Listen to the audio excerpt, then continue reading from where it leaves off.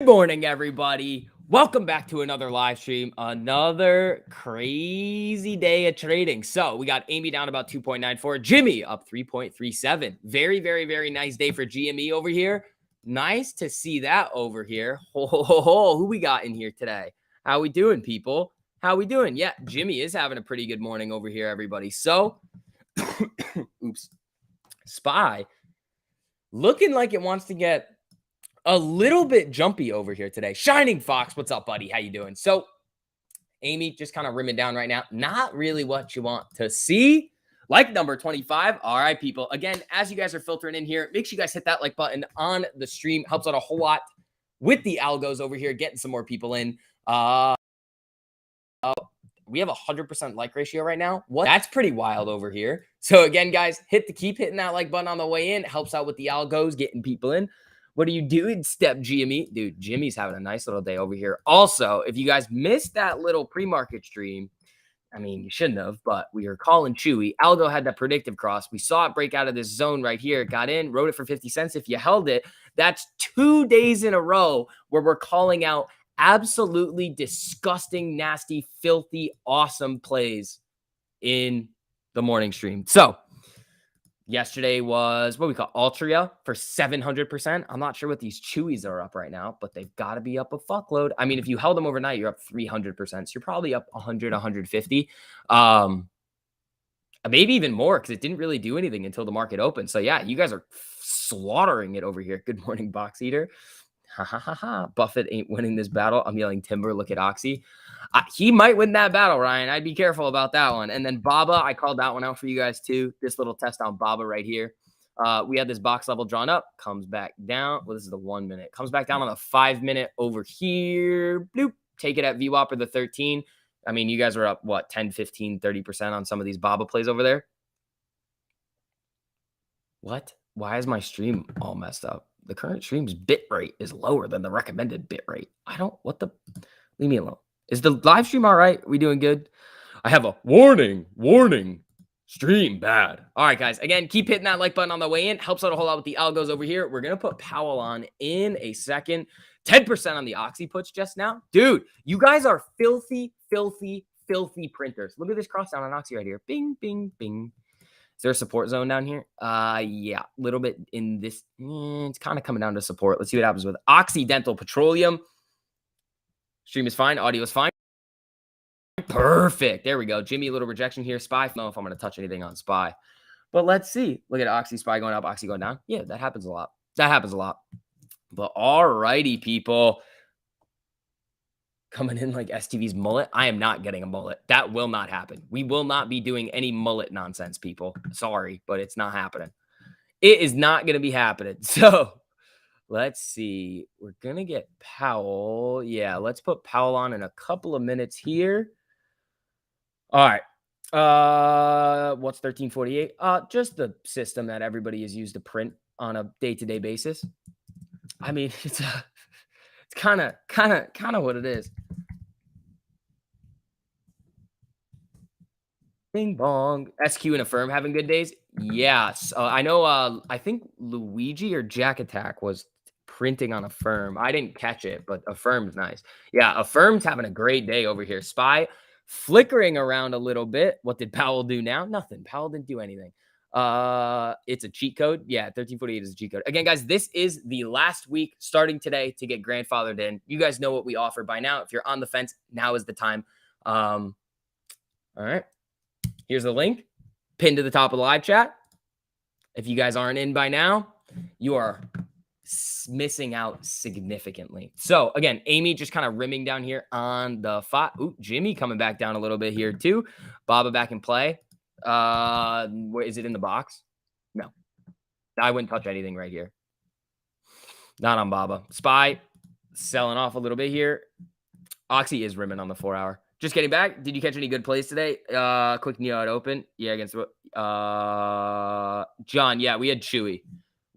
Oh, fuck. I thought you had the Chewy, John. Chewy was nasty. Chewy was really nasty. This one was good. I rode this right around here, right around 30, and then I sold it up here.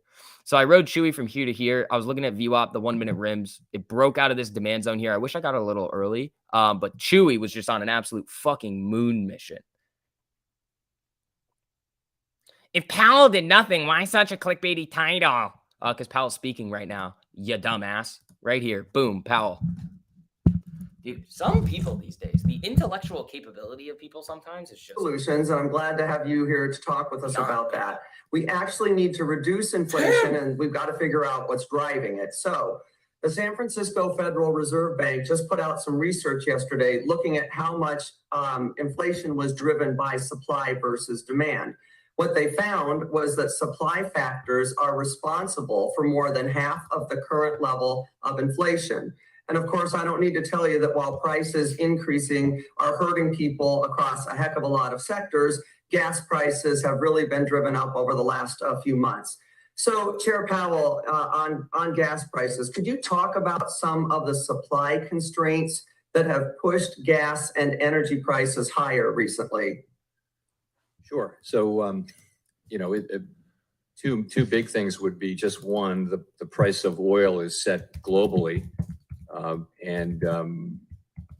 That's what, so we just take that price. And the second piece of it is the spread that refiners earn. So if refinery is at capacity and spreads are high, then you have a high spread there. And we know that the price of oil went up quite a bit, started going up early in the year, and it's now come down a little bit in the last week or so. But those are the two things that have contributed to the spike in gas prices that we saw. We did see gas prices moving up, but they really moved up quite sharply beginning in the early parts of this year as the war came into focus. Talked about a couple of pieces where folks are making more money, and you talked about the refining process and that crack spread, and I think they're around $60 right now. So basically what's happening is they're making more money because supply is down. So would you agree that increasing the supply of gas could meaningfully lower prices? I'd say it's hard to argue with that. Sure. Okay. Well, the U.S. hasn't built a major refinery since 1977. So, of course, as we know, this isn't a recent issue. It's a long-term lack of investment. And so with so many parts of our economy, and you actually touched on that earlier. Now, here's the question I'd like to ask you. Will raising interest rates help increase supply here with fuel? And are there other economic tools to do that? No, we can't have any effect on the price of oil or certainly the supply of energy. And, the tools are in the hands, they're not in our hands. Okay, thank you for pointing that out. So I know that the Fed absolutely wants to play a role in bringing inflation down, but I want to make sure that we are looking at those solutions and trying to understand what better tools we have. Are there better options out there that you could suggest right here? Honestly, we're an agency with a narrow but important mandate and a set of tools, and our focus is on using our tools. We think there's a job to do on demand, and I don't see us giving advice to Congress or other agencies on how they might use their tools. Okay, well, I appreciate that, and hopefully at some other time we can talk a little bit further about that. I want to move on to housing here as well. In the 2010s, we saw less homes built than each of the previous 4 decades, and we're more than 5 million homes short of where we should be. Boy, do I see that all over Iowa, in small towns in particular as well. I've talked to businesses that want to expand, but they can't do enough houses there. And so housing is one of the most sensitive areas relative to interest rates. So I want to ask the same thing here. Will raising interest rates help supply there? And are there other tools that we should be looking at to do that? So I would agree with you. There's a problem with longer term housing supply and the difficulty of creating adequate housing. What our tools can do is they can, in the near term and medium term, they can restore a better balance between demand and supply in the housing market. You've had extraordinarily high housing price increases really across the country over the last couple of years. And that's because of a lot of demand and very low rates. And you're seeing the housing sector slow down to some extent because of higher mortgage rates now. And so do you have anything that we should be on our radar or that we could be looking to do to assist with this? I do think that these are issues for Congress around housing supply. If you talk to builders, and we do talk to builders, we had a group in last week, they will talk about the longer term issues, lack of supply of lots, lack of workers, lack of appropriate zoning and things like that. I mean, these are national issues. Thank you. Thank you so much. The gentleman from Indiana, Mr. Hollingsworth, is now recognized for 5 minutes. Morning, it's a pleasure to speak with you again. Before we get started on my questions, I just wanted to comment on Representative Axney's testimony or conversation or questions. I love the fact that she's beginning to recognize how heavy the regulatory burden has been in the refining space that has led to an underinvestment, and the Biden war on energy, especially on American produced energy, continues to bear the fruit that they expected. And that is a deep concern for Americans that are paying more at the pump. We collectively find ourselves in the present situation because we fail to anticipate the future, even if that future is inherently uncertain and probabilistic. You said a few moments ago, we have a job to do on demand. I like that. And in the recent past and present, the policy signals, I feel like, have been unambiguous for the Fed. Inflation's at a 40-year high. The labor market is robust. Unemployment bouncing along multi-decade lows. Economic growth has been very high. But I worry that lucidity is a luxury that is fleeting. I believe the future will be more ambiguous as we head into a time where economic growth seems to be approximately zero and labor market weakness is beginning to emerge. I think those policy signals will be less clear going forward. Economic growth in Q1 was negative, albeit for reasons I think you called technical in nature, but still negative nonetheless. Q2 economic growth is currently projected to be approximately zero, according to the GDP Now tracker and many economists. Weakness in the labor market, while nascent, is beginning to emerge. Still yet, inflation as a lagging indicator remains, as you put earlier this week, very, very high. I've certainly praised the Fed's tardy yet sudden total focus on price stability, which will come, as you said, at the cost of aggregate demand reduction. Technical reasons or not, America will feel aggregate demand reduction where GDP growth is already zero as a recession. So I'm curious to hear your thought process in an environment where inflation is steadying or coming down, but still yet at multiples of your target, and unemployment is escalating quickly and economic growth is negative. Tell me a little bit about how you'll think about that environment and approach that from a policy and rate setting perspective. I guess I'd start by saying that that's not the environment we see or expect. We actually do think that growth this year, in the second half of this year, should still be fairly down from the very high reopening levels of last year. But the first quarter was somewhat anomalous. Private spending was actually at a very healthy. Tell me about how you'll think about that environment.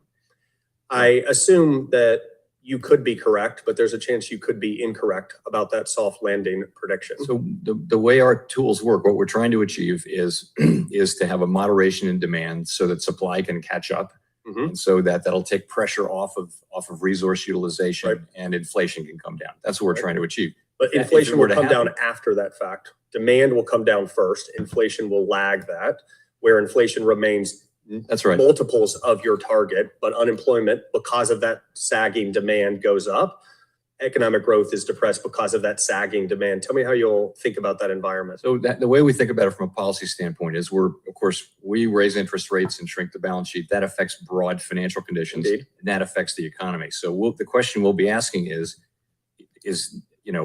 our policy rate, that's the thing we control, is it at the right level so that it's affecting financial conditions in the economy in the way that we need and intend? And I want to know how you will intend to affect them where unemployment is going up and economic growth is negative, but inflation remains high.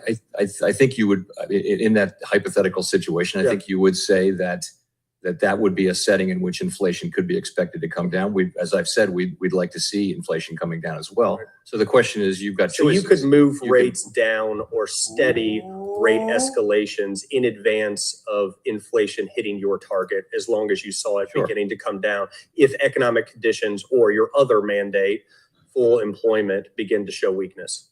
As one of my colleagues used to say, at every meeting, it's the same question: do you raise, leave them the same, or bring them down rates? Right. So I think, I think we'd have to see what's happening. We'll turn to make good judgments in real time. Right. But the main thing is we really have to get inflation down to 2%. So we're going to want to see evidence that it really is coming down before we declare any kind of victory. And so I think we'd be reluctant to cut. Well, this will have real cost to Americans, so I want to make sure that we're forward thinking about what is going on in the real economy, not just watching a lagging indicator that is inflation. And with that, I'll yield back.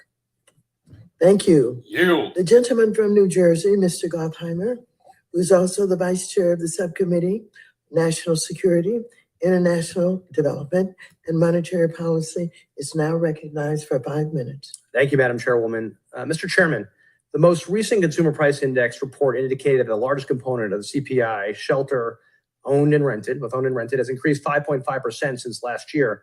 Estimates I've seen show apartment rental costs up 15% or more over the last year. Do you believe the CPI measure of shelter costs understates the actual increase in housing costs?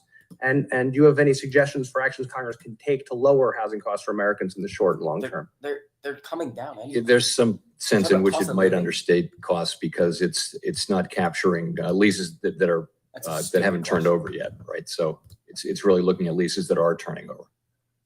So probably it's a higher rate. Right.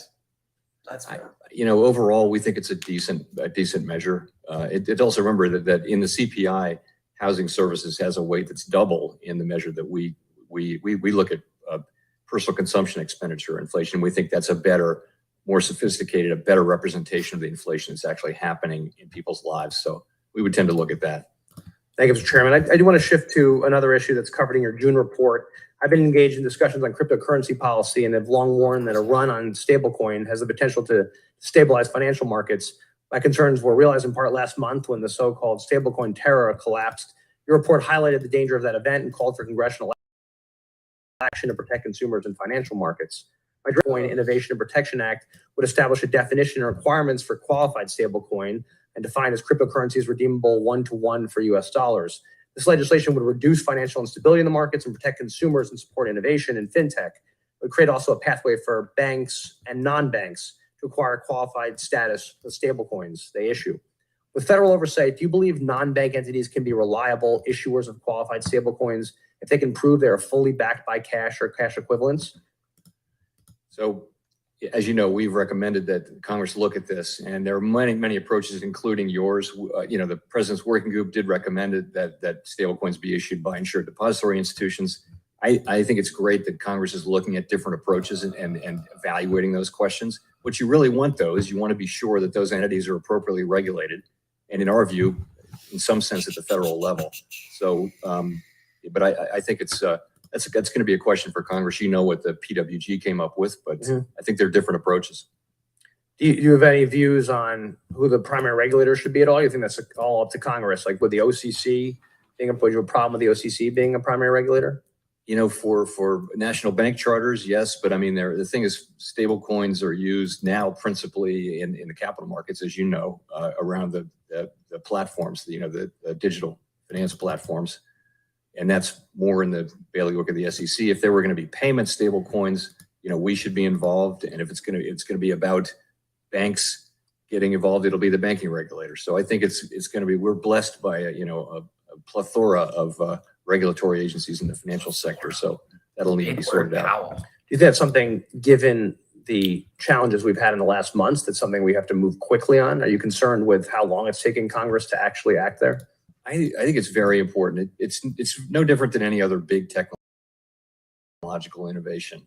Airplanes, for example, is a point at which a new regulatory framework is needed to protect the public and create, preserve innovation and competition, foster, support all that. But that time is coming for digital finance, and I think I'm encouraged that there are now a bunch of bills and proposals, and that Congress is working on this. I think it's important that it get done, quickly, because as we've seen, these companies can grow really quickly, and we've also seen that they can have reverses as well.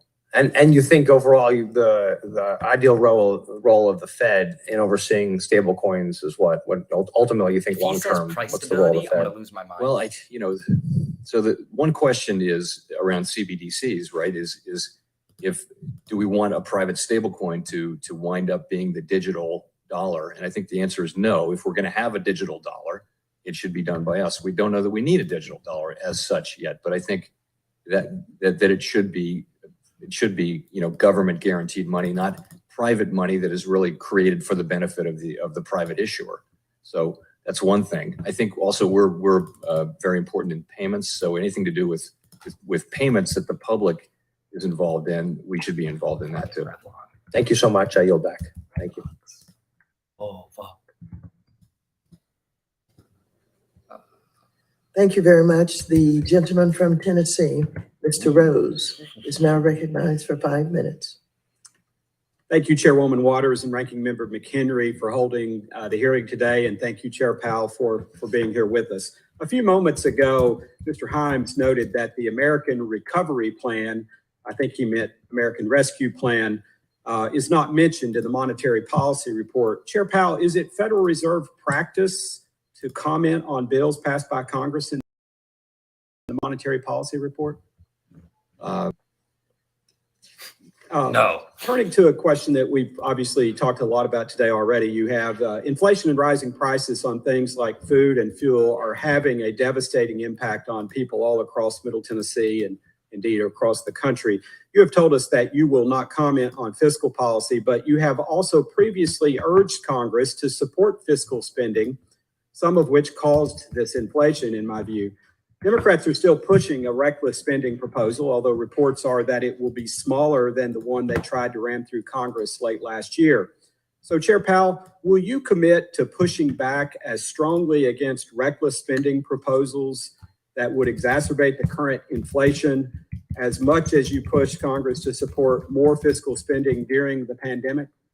I didn't support any particular bill, but I did say that there was more to be done. And I, by the way, I completely ended that practice at the end of 2020. 20 or 21? Anyway, 2020. I completely stopped talking about that publicly at all. And the reason I did it before was, first of all, I was being encouraged by leadership on both sides of the hill in both parties. They were asking me for ideas. Don't you think we need to do something more? Can you help us? That kind of thing. But that's all done. That's over with. And the Fed should not play or seek to play a role in fiscal policy. We have our own mandate. We sure need to stick to that now. In light of that statement, would you agree with this statement that the analysis that the Fed had through much of last year and that the administration to some extent continues to advance, with respect to inflation and the policy prescriptions has proven to be far more transitory than the inflation itself? I understand your question. We did think that these were going to be passing forces. We thought that these shocks that were hitting, supply side shocks, we thought they would be like oil shocks have been, where they come and go, and other supply side shocks, commodity shocks of various kinds. As the course of 2021 went on, it became increasingly clear, particularly in the fall, that wasn't going to be the case. We weren't going to see that kind of progress, and we pivoted. 7 months ago now, we pivoted to address this with our policy tools.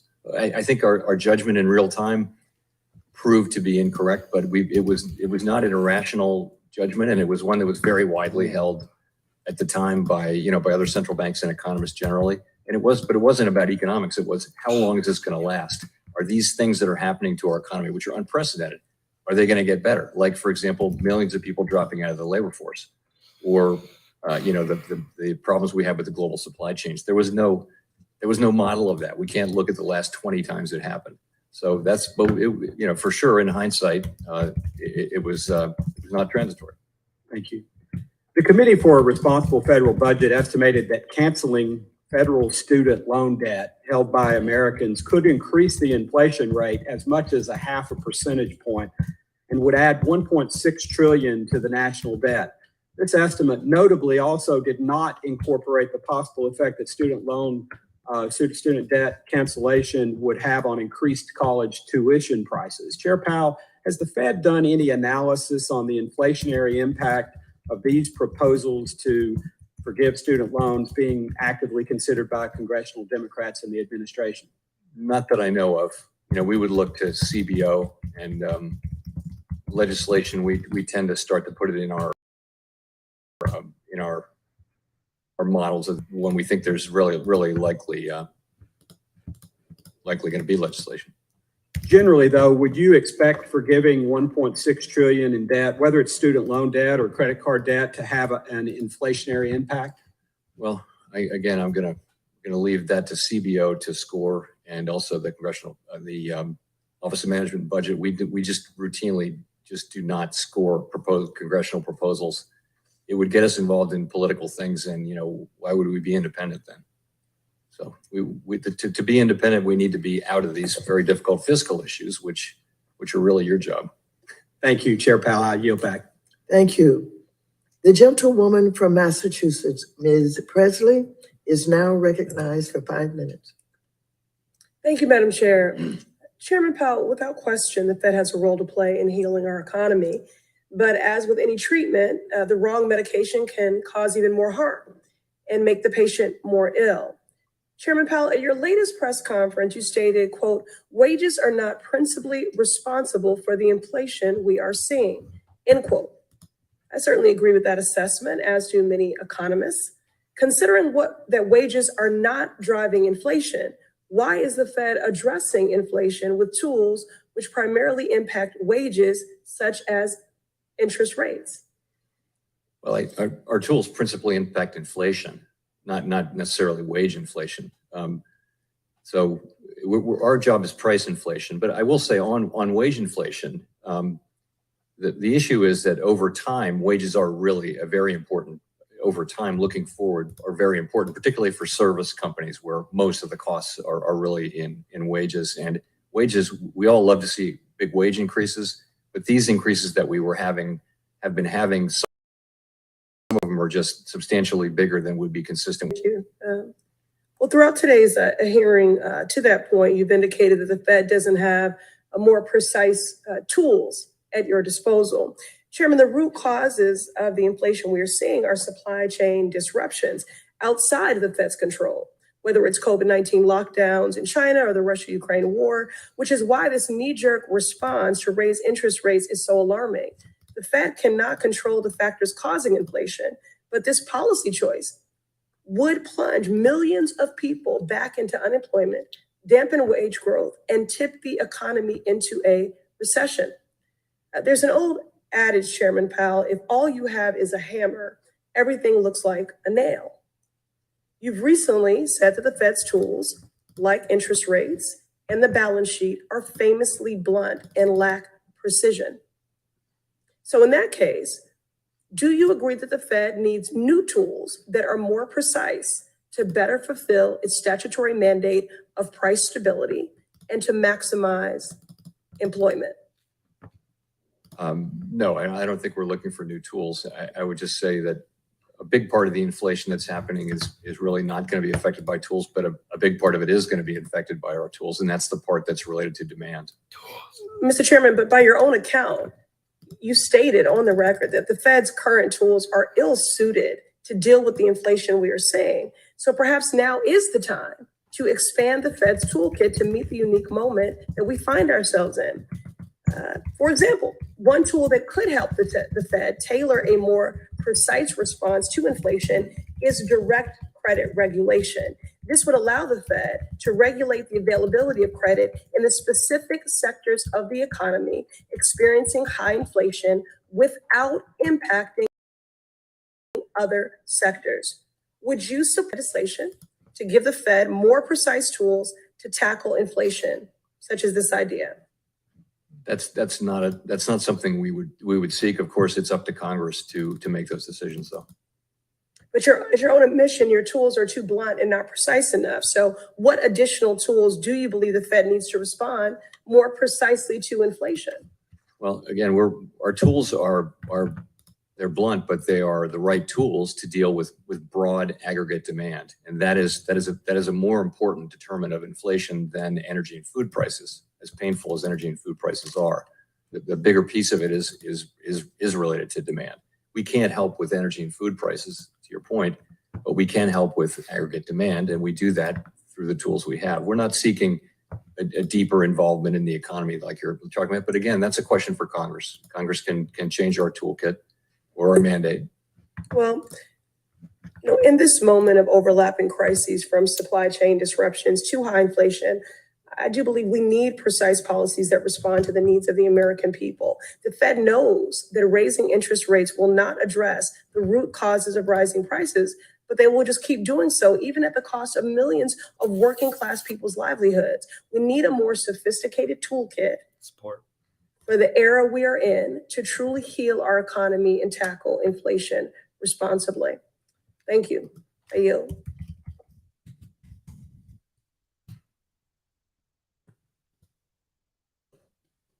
Thank you. The gentleman from Wisconsin, Mr. Stile, is now recognized for 5 minutes. Thank you, Madam Chairwoman. Thank you for being here, Chair Powell. Appreciate it. Just a point of clarification. You noted that you ended your public statements in support of fiscal stimulus by the end of 2020. Is that correct? Yes. And so Democrats under one-party control passed $1.9 trillion of additional fiscal stimulus after it had already stopped making public statements in support of additional fiscal stimulus. I have the timeline correct? Yeah, I mean, again, I'm not asking you to opine. I just want to make sure I had the timeline correct. I took no position publicly or privately, and neither should the Fed chair do so. Understood, but your public statements in support of additional fiscal stimulus ended in 2020. Yeah, the Democrats under one-party control passed $1.9 trillion of fiscal stimulus after that period of time. I just want to make sure of the timeline. I understand. Let me cognizant of the time we have, and you've noted that you think the Fed should not play a role in fiscal policy. I have grave concerns of the fiscal policy that we've seen playing out in Washington. Not asking you to opine on that.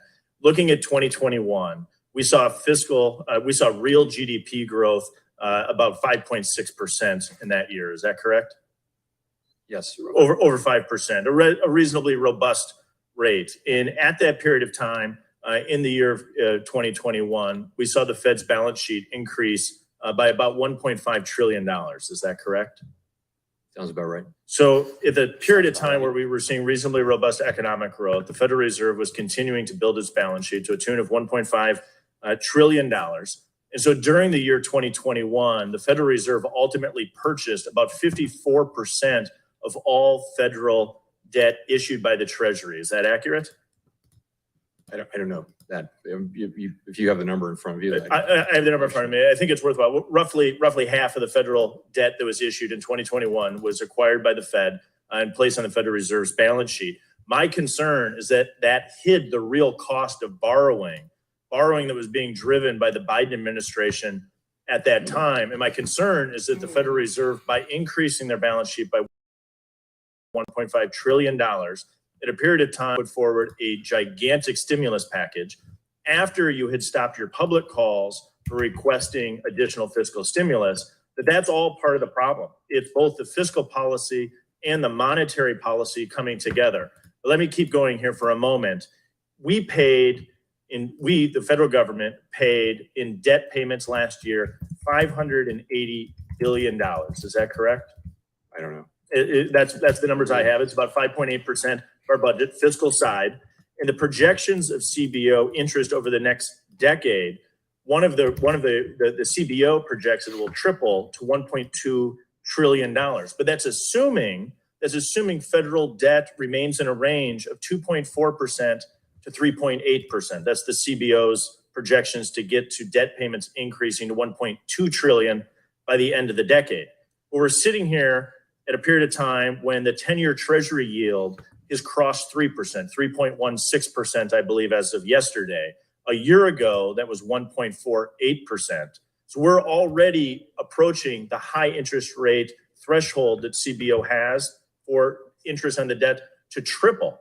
Do you project that interest payments on the debt, the interest payment number that's impacted by the interest rate set by the Fed, will remain in a range of 2.4 to 3.8%, or do you believe that it will dramatically be above that?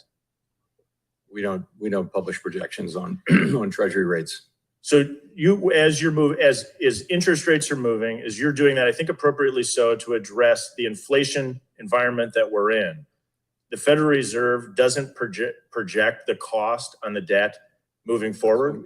Internally, we don't publish, that's what I said, but internally, we of course do have we have a path for the 10-year, for example, and for many, many years, it's always showed rates returning to rates where we are or even higher. Well, That's what goes into our models because we assume over time, for example, we're reversing, we're going to be shrinking our balance sheet by in the range of $1 trillion a year in coming years. So that'll put more supply out. That should put some upward pressure on rates. So we do. It's not our business to project this publicly, but that our assumptions are that rates will return to levels that are somewhat higher. Well, let me for the record state that I'm very concerned that we're going to see interest rates remain high. The Committee for a Responsible Federal Budget notes that a 50 basis points is $143 billion a year in debt. I'm concerned that we're on a path that's very unstable. Appreciate you being here, Madam Chairwoman. I'll yield back. Thank you. The gentlewoman from New York, Ms. Ocasio-Cortez, is now recognized for 5 minutes. Thank you so much, Madam Chair. And thank you, Chairman, for coming in to speak with us today. Chair Powell, in the summer of 2019, which admittedly was a different world, during a Financial Services Committee hearing, you relayed to me that, quote, I would look at today's unemployment as well within the range of plausible estimates of what the natural rate of unemployment is. Do you recall what the unemployment rate was around that time in 2019? I want to say 3.5%. Yes, it was 3.5%. And what is the current unemployment rate today? 3.6%. 3.6. You also said, quote, when unemployment went way up, you didn't see inflation go way down. So you don't see inflation reacting to unemployment the way it does because inflation seems very anchored. Again, that was at that time. Chair Powell, would you say that some, briefly, yes or no, but would you say that some of the contributing factors to today's inflation include ongoing supply chain, including volatility of commodity prices as a result of the ongoing conflict in Ukraine, and companies also raising prices because they can? Well, I would say on supply side issues, for sure, those are playing an important role. And am I correct that American workers' wage gains have actually trailed inflation?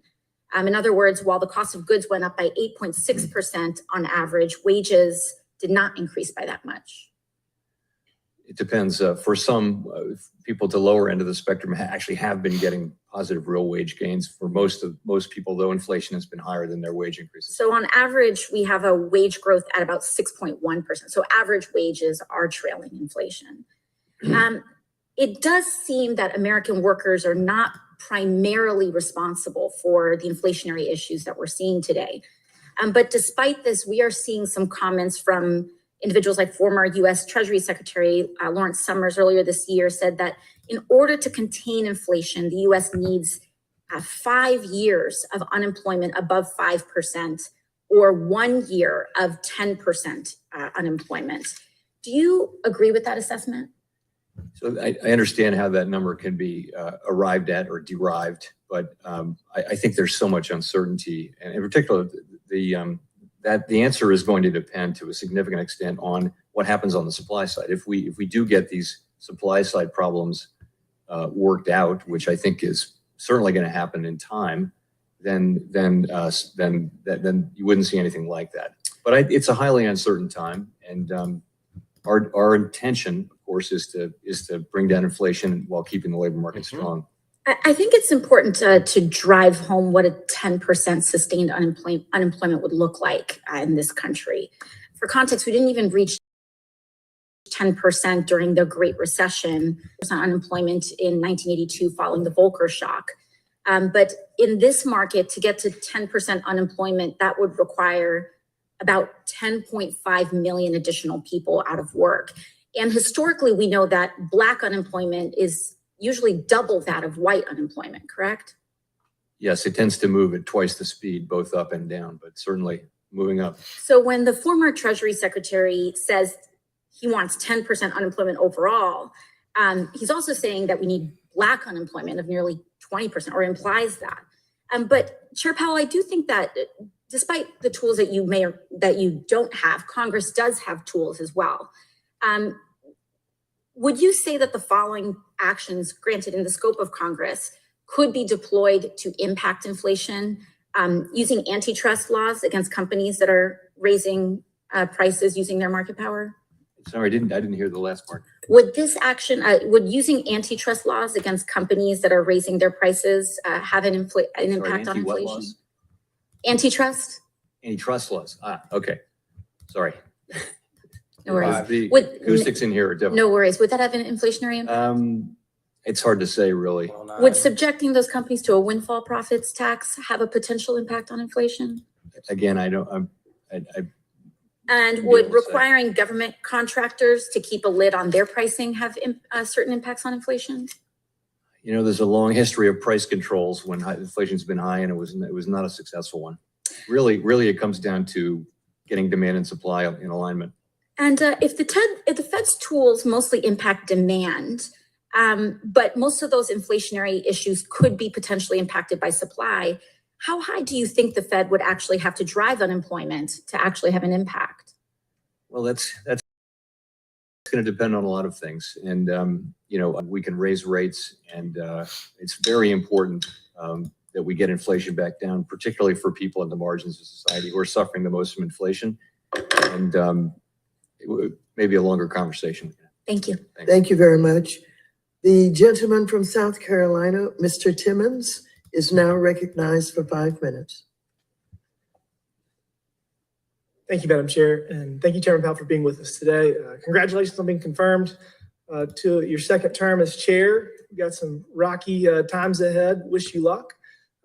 Last time you were here, we discussed how rising interest rates really inflates debt servicing costs for the federal government. And I know what you're going to say. That's a concern for fiscal policymakers, the Congress, to take into account, not the Fed. And that is mostly true. But I still think it's worth everyone being fully aware of just how costly servicing our debt will be now that interest rates are returning to historically normal levels. According to the CBO, interest payments on the debt are the fastest growing part of the federal budget. CBO projects that servicing our debt will cost taxpayers $8.1 trillion of the 10-year budget window, $8.1 trillion. And their inflation assumptions are projected interest rates are fairly lower than current levels and quite a bit lower than where rates are likely headed to get inflation under control. And I thank you for your efforts to get inflation under control, but for every half percentage point rate hike, that is an estimated $133 billion of annual increases. I'm going to say that again, $133 billion in annual increase in debt servicing costs. That is just a staggering amount of money. So we, Congress, must get our fiscal house in order. We have to. There is no other option. The dollar's position in the world as the global reserve currency is solid, and there are no immediate signs of that changing. But if we continue, that will not always be a given. So my question is, are you worried that if our current fiscal path continues, which I should note with each rate hike, it looks worse and worse, that the dollar's position in the world could be challenged in the long term? Is that a concern? Certainly in the long term. The dollar is the reserve currency, and I don't see it as particularly under threat at the moment, given the advantages that we have, which are many. But you're right, the U.S. federal budget is on an unsustainable path, and we will have to deal with it. The sooner the better. And unsustainable just means that the debt is growing faster than the economy, which by definition over time can't be sustained. Thank you.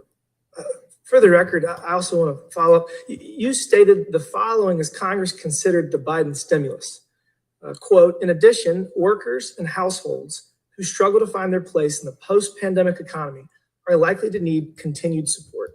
The same is true for many small businesses that are likely to prosper again once the pandemic is behind us. That was from your speech on February 10th of 2021. I just wanted to add that in for the record.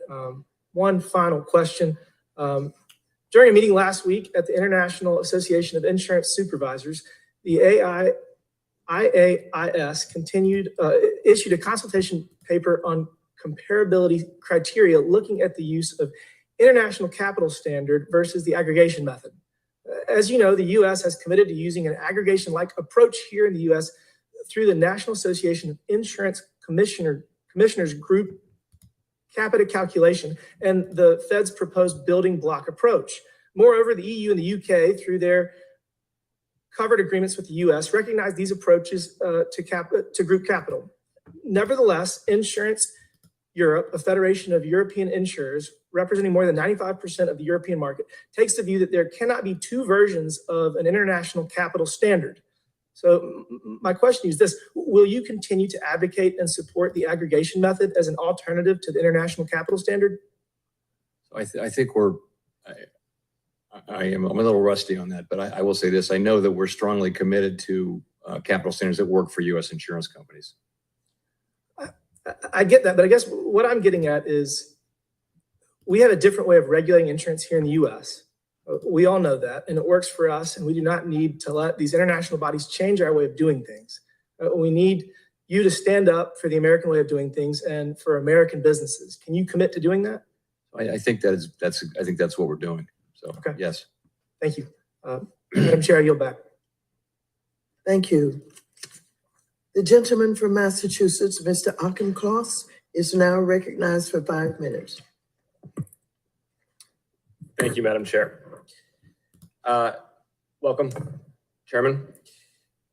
I want to start by asking you about inflation expectations, which, as you obviously well know, can be very difficult to dislodge once they are anchored in the mindset of consumers, and what the Fed can do both to address inflation, but also to convince Americans that inflation is going to be lowering in the medium term and thereby prevent inflation expectations from getting anchored. Well, so if you look at inflation expectations, and of course we measure professional forecasters, households, market-based break-evens and things like that, a broad range of things, you do see that people expect inflation to be high in the very near term, but they expect it to come down fairly quickly and get back to. So generally, as a general matter, the evidence is clear that people do expect inflation to come back down to with our price stability mandate. But this is the first, we haven't had a test like this. I would say we haven't had an extended period of high inflation for a long time. And so it's not a comfortable place to be.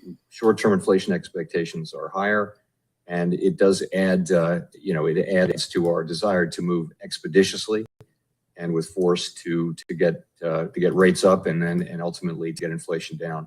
So building on that, 1 degree removed, the only thing more painful than expected high inflation is unexpected high inflation.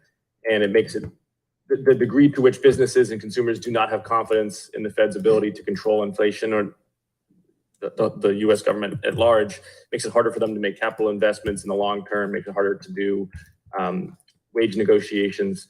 Is there a measure of the degree of confidence that both business and consumers have in the ability of inflation to remain low that you are tracking, so that we can try to measure the degree of confidence people have in not having to see unexpected inflation in the future? So first, I agree. But ultimately, this is the point is that if the public retains confidence that inflation will come down, that their expectations remain anchored, then it will come down. That is we think that's how self-fulfilling, right? So by many measures, we track them all. I mean, we put them all in one big measure called the Index of Common Inflation Expectations. We do that, and we publish that various times. And it strikes me though basically that message that essentially, yes, inflation expectations are anchored. But as I said, that's good, but it's not enough. We need to get inflation down, because inevitably over time, these expectations are going to be under pressure. Are you able to track though the pressure? It seems like you also want to track volatility within that index of inflation expectations to see how much unexpected inflation. Yes, we look at the distribution of and there's some small signs, concerning signs, and we just can't allow that. We really have to. Ultimately, our whole framework is about keeping inflation expectations well and truly anchored, so that inflation will return to that anchor. And your credibility in that is autocatalytic in inflation expectations. So I think it's critical that the businesses and consumers have that confidence. Absolutely. How can you explain how quantitative tightening, I guess we would call it now, is going to play into that? Unrolling quantitative easing of the last 10 years? Sure. So it's quantitative easing in reverse. So what quantitative easing does is it reduces the supply of risk-free longer-term assets, and that tends to drive rates down as people want those. And when we loosen our balance sheet, when we shrink our balance sheet, what happens is the public will be holding more of that paper and we won't be holding it, and that should have some upward pressure over time. Markets are forward looking, so they're already pricing this in. And you don't project any changes in how you're going to do QT?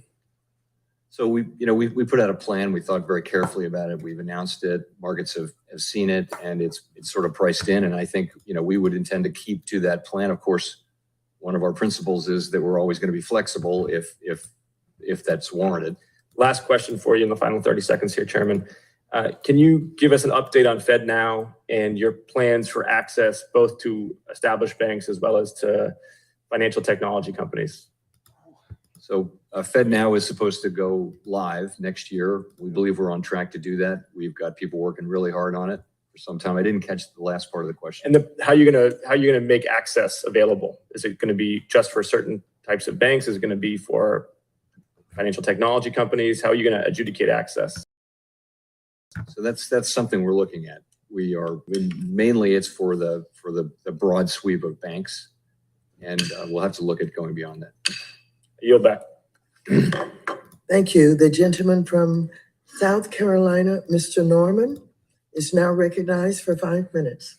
Thank you, Chairwoman Waters. Chairman, welcome. Glad to have you here. Would you agree that housing is a leading economic indicator on the health of the economy or on the direction the economy is going? It's certainly an important indicator. Because it affects so many different facets of the economy. Because it affects so many facets of the economy. Is that right? I'm sorry, I'm having a hard time hearing. Because it affects so many facets of the economy. In other words, when you housing, whether it's commercial or residential, you buy a lot of products that are across the spectrum. It's an important, very important sector of the economy for the reasons you point out. And one of the reasons that most economists are predicting a severe recession is housing as a leading economic indicator. I've done that. That's what I've made my living. Do you realize it's very simple to solve to get the housing at a point that it was under the previous administration? I'm from South Carolina. People are moving there. You realize in the last probably 4 months, it's been a severe cutback, despite the fact that people are coming in and need it. And it's because of this administration's war on energy and natural gas. The Fed can't regulate that. Putin can't regulate that. It's a direct result of policies of this administration. And one of the reasons that it's basically going to come to a standstill, the war on energy, you can't afford gas for your, it's a war on the workforce that this administration has done. When you pay people not to work, it's kind of a disincentive to go to work. Supply chain that has been mentioned, when the call I got 4 days ago, a leading producer of chicken cannot get corn to feed the poults, the young chickens, is kind of a problem. Interest rates, which is at your disposal, is severely going to affect the housing industry.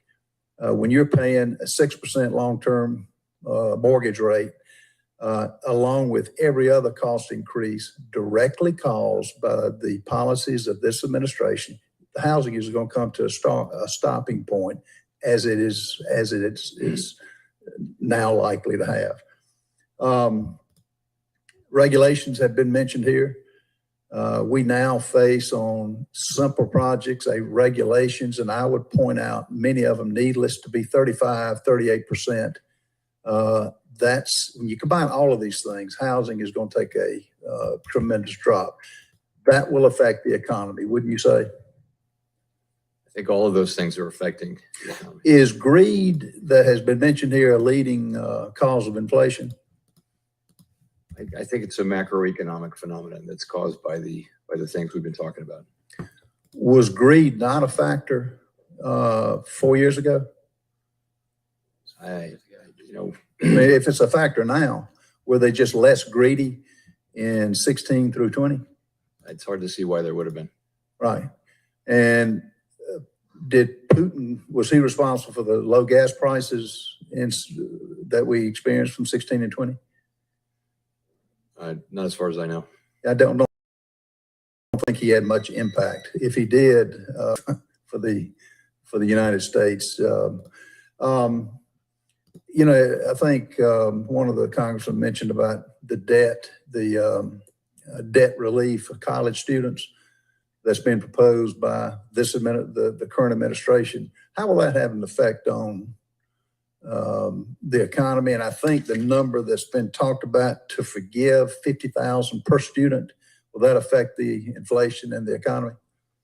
You know, as I mentioned, we don't score these bills from an inflation standpoint. It wouldn't be positive though, would it? Sorry? I doubt it would be positive, would it? Well, I don't know. I mean, that's for elected folks. All right, and on the central bank digital currency, would you have to have approval from Congress before the Federal Reserve got involved? I can't imagine that we would move forward without authorizing legislation. You'd have to have the approval of Congress. Yes. Well, thank you for what you're doing. You're using the tools that you have at your disposal. Most of this can be eliminated if we had a policy now that was pro-business, pro-growth. And but thank you for what you're doing, and congratulations on being reappointed as chairman. Thank you. The gentleman from California, Mr. Vargas, is now recognized for 5 minutes. Thank you I'm over here, Mr. Chairman. Thank you very much, Madam Chair and ranking member. Mr. Chairman, thank you very much for being here, and congratulations, I think. I'm not sure.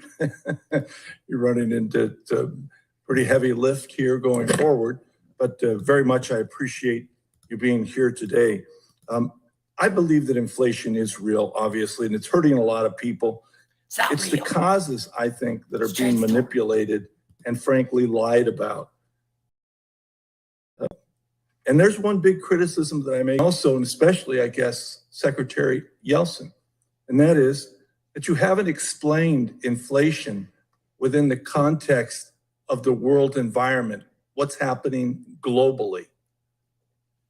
My good friends on the other side of the aisle love to blame inflation singularly on President Biden and his policies. I didn't get a chance to ask Secretary Yellen any questions when she was here last time, kind of low on the totem pole here.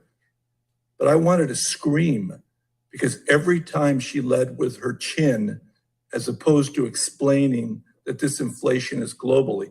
But now that I have you here, I get to ask you some questions. To the source. What is the inflation rate in the European Union?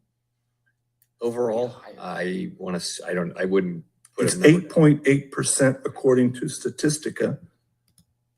Did they receive any money from the American Rescue Plan? Not to my knowledge. What is the inflation rate in Estonia?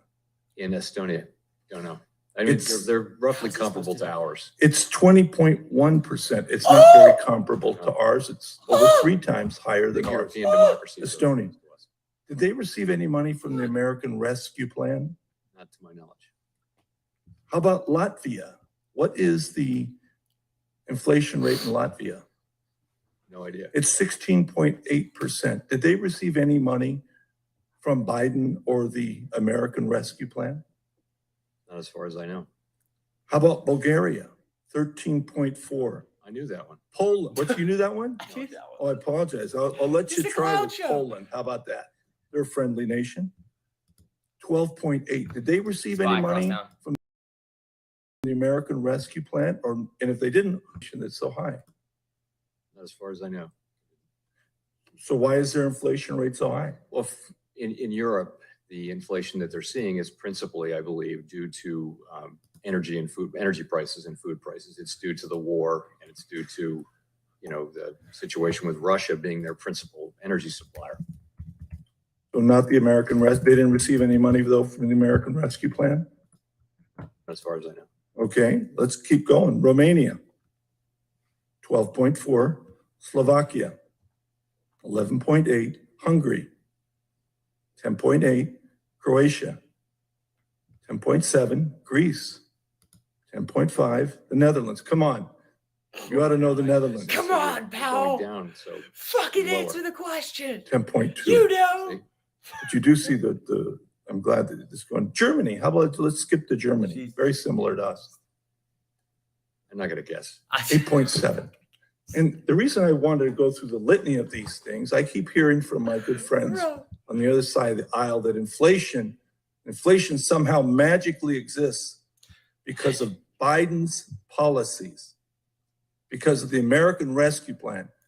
Well, if that's true, then there shouldn't be this other inflation in other countries. It's a global phenomenon. As Clinton You used could to have just say, said that. it's the economy, stupid. Here it's the pandemic, obviously, and things that happen. We have a situation around the whole world, yet you don't explain it globally. I shouldn't yell at you because I really like you a lot, and I really do think you're doing a good job, trying very hard. But I did want to yell at Yeltsin because she didn't explain anything globally. Don't you think you have a responsibility to the American people? I know in my district, most people believe that's happening here because of the rhetoric that they hear on the other side. And you guys, I think, have the opportunity and the responsibility to give them the full picture, not this limited picture. And I hope you do so. Again, with that, I'll yield back. Thank you very much, Madam Chair. The gentleman yields back. The gentleman from Oklahoma, Mr. Lucas, is now recognized for 5 minutes. Thank you, Madam Chair. And actually, I think my timing for my question is perfect. Chairman Powell, I'd like to discuss with you today an issue that is of significant concern to me and many of my colleagues. The SEC's regulatory agenda has more than 50 significant proposals that are currently underway or approaching a final vote. These rules cut across every asset class under the SEC, the Securities and Exchange Commission's jurisdiction. The sheer complexity and volume of these overlapping rulemakings could negatively impact markets and the public that depends on them. SEC Commissioner Hester Peirce, warned that the speed and character of these rulemakings could create dangerous conditions in our capital markets. Now, this is against the backdrop of the U.S. economy facing significant challenges. We've discussed that all morning. Inflation at more than a 40-year high with substantial increases in the cost of food, housing, and gas prices, record prices. Also, supply chain backlogs and labor shortages continue to weigh on the economy with consumer and business confidence plummeting. And of course, we're still studying the impact of the global pandemic and the consequences of the ongoing Russian invasion of the Ukraine. In Oklahoma, small businesses, farmers, ranchers are navigating through surging energy prices and volatile agricultural markets for inputs like grain and fertilizer. Poor crop conditions and high commodity prices are expected to worsen the situations throughout the summer and into the rest of the year. In uncertain times like this, market participants need to seek to protect their retirement savings, to hedge risk, and to goods. A top priority should be supporting liquid markets to protect the U.S. economy from the face of these substantial headwinds. I know you don't comment on other entities within the federal government. I know these regulations that are going to have such a tremendous impact are not coming from your area, but unfortunately, I'm concerned that the magnitude and the significance of rule-making proposals coming out of the SEC in such a short amount of time runs counter to the goal. We know that regulatory uncertainty creates adverse market environment for economic growth and market stability. So, Chairman Powell, I'll not ask you to comment on the SEC, but could you speak to the importance of market liquidity during periods of economic uncertainty?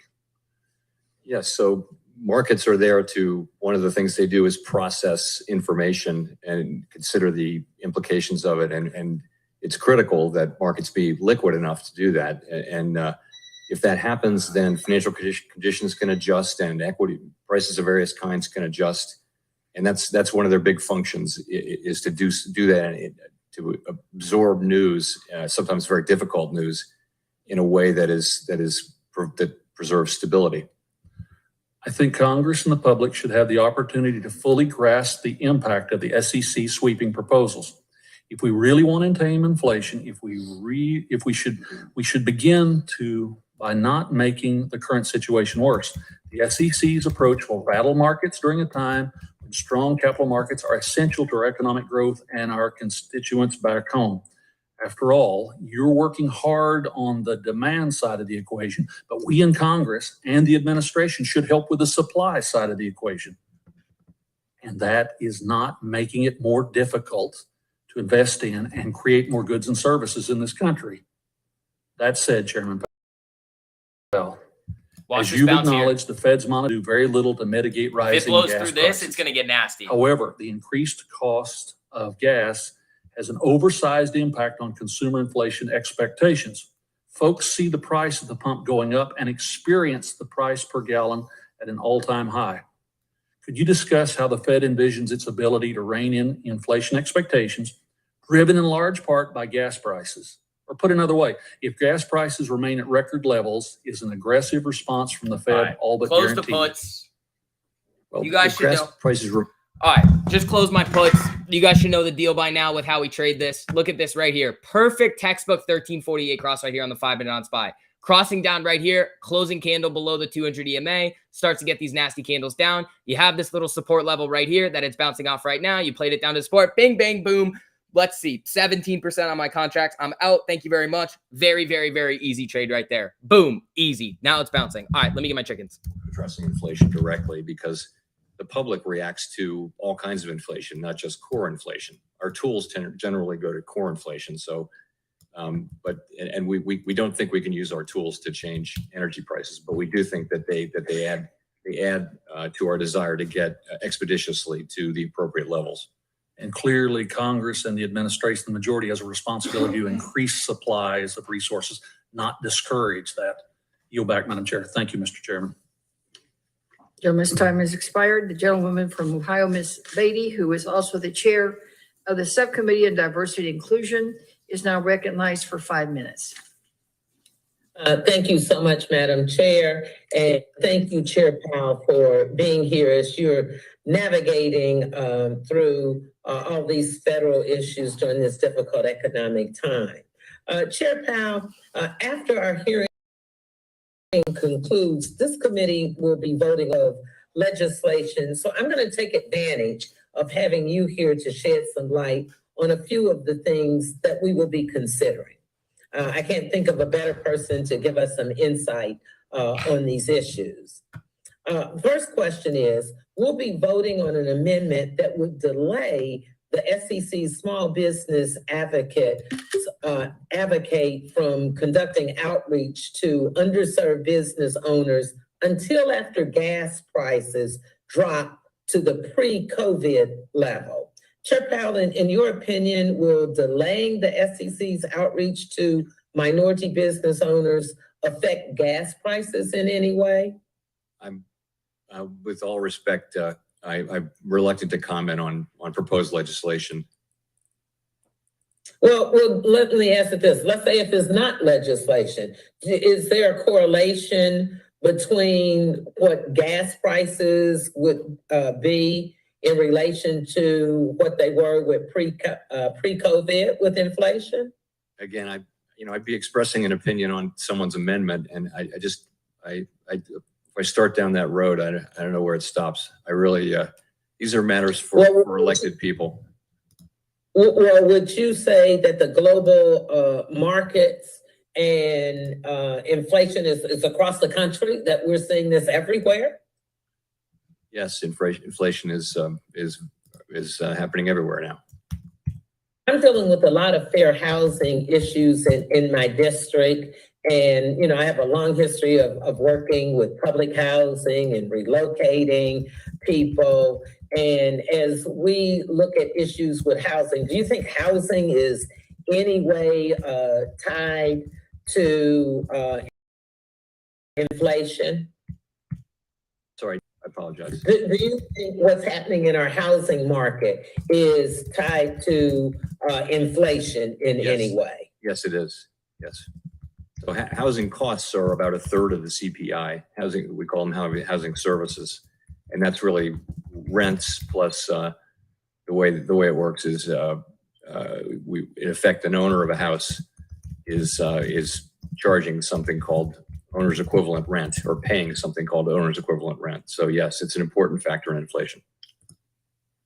Okay, so can you tell us, in your opinion, in light of Congressman Vargas's question, as he was giving us an idea of, as some of our colleagues are trying to tie things to the American Rescue Plan, they're trying to tie it to us taking care of the least of us, that if it is tied to inflation, why in other areas or countries that, and they don't have the American Rescue Plan? And how do you answer more about Mr. Vargas's question? I mean, I know he gave you a litany. I'm not trying to put you on the spot with quizzing you on what their inflation rate is in comparison to ours, but I think you got where he was going with this. Is there anything else you'd like to elaborate on in relationship to where he was going? Sure. So I'll just say these things there are differences between, even though we have a very similar inflation rate with a lot of the large European democracies now pretty close. There are differences between countries, and the difference with the U.S.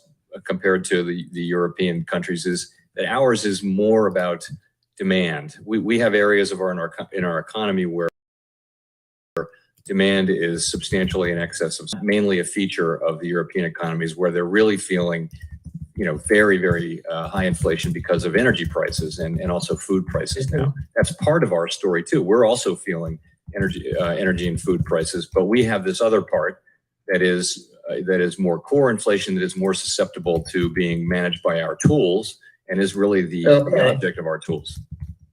My time is already up, but in light of your response to my first question, I just need to say for the record, I can't conceive of a single connection between gas prices set by global markets and giving advice to small businesses.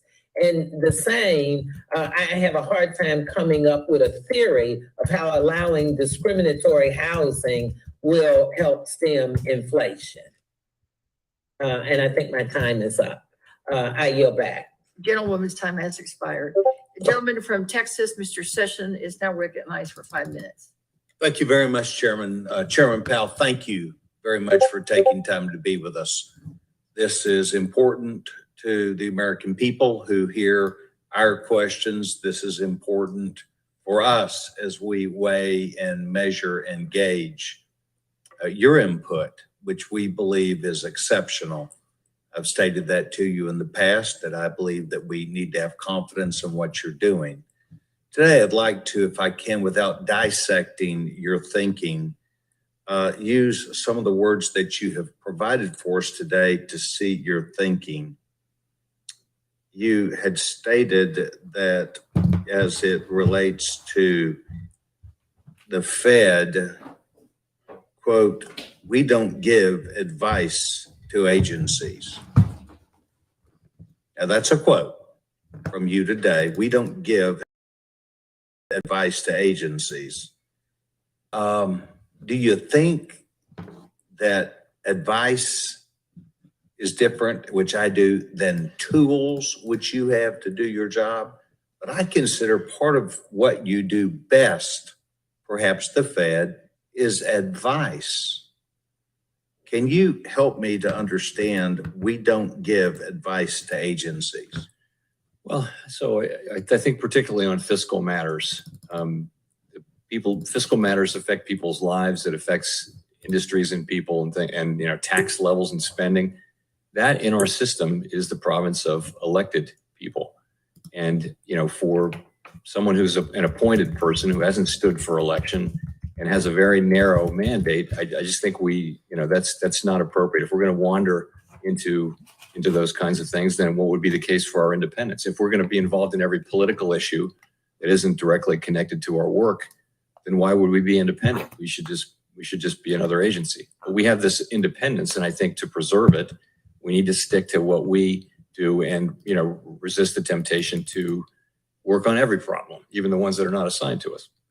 Well, let me say thank you for the answer. You do know, however, as we were talking about student loans, it's a rather large amount, about $1.2 trillion that is out there. You stated that you believe that would likely be dealt with in legislation.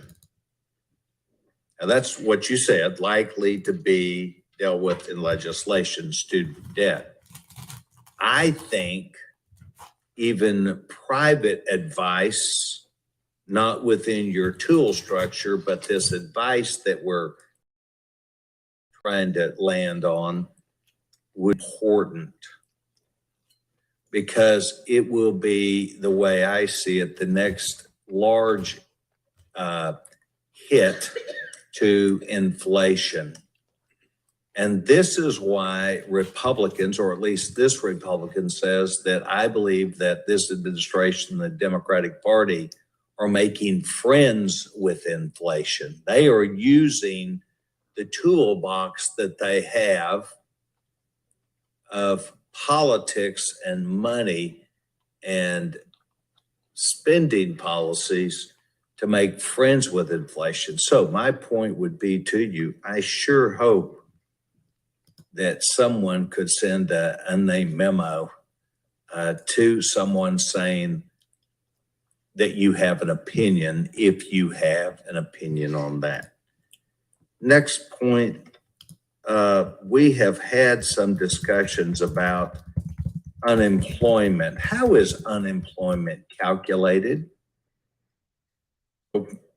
You have to be actively looking for work within the last month to be counted and not have a job to be unemployed. If you're not looking, then you're out of the labor force, and that's so you're not participating in the labor force. So those are the factors. So what we want to do, some members of this committee have wanted to look back and to say, well, perhaps under President Trump, it was 3.5%. Now we're 3.6%. So not a big difference. And yet the huge number of jobs that are available is really the factor. When there are not jobs, that is a problem. But to simply say, well, Trump was 3.5, now we're 3.6, everything is fair, it's all done.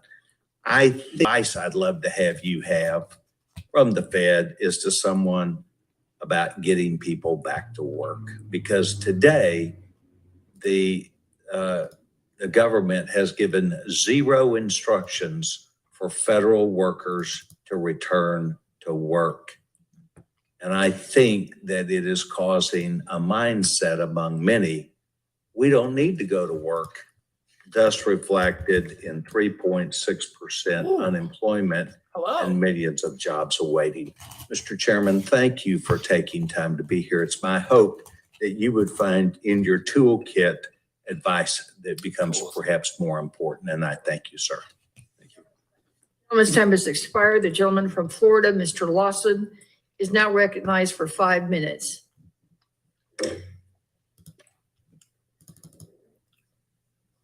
Madam Chair, can you hear me? Yes, sir. We're loud and clear. We can see you. Okay, thank you. Okay, I want to thank Mr. Powell and welcome him back to the committee. I know it's a great deal that was going on. And Mr. Powell, I think earlier there might have been something that came from one another of my colleagues, and it was a rise in interest rate to combat inflation does come with a rise in unemployment rate and bounce off support equivalent to an economic recession. Look at that. Perfect. Right, unemployment rates have dropped to pre-pandemic levels of 3%. And in QI 2022, the national Black unemployment rate remains still at 6.5%.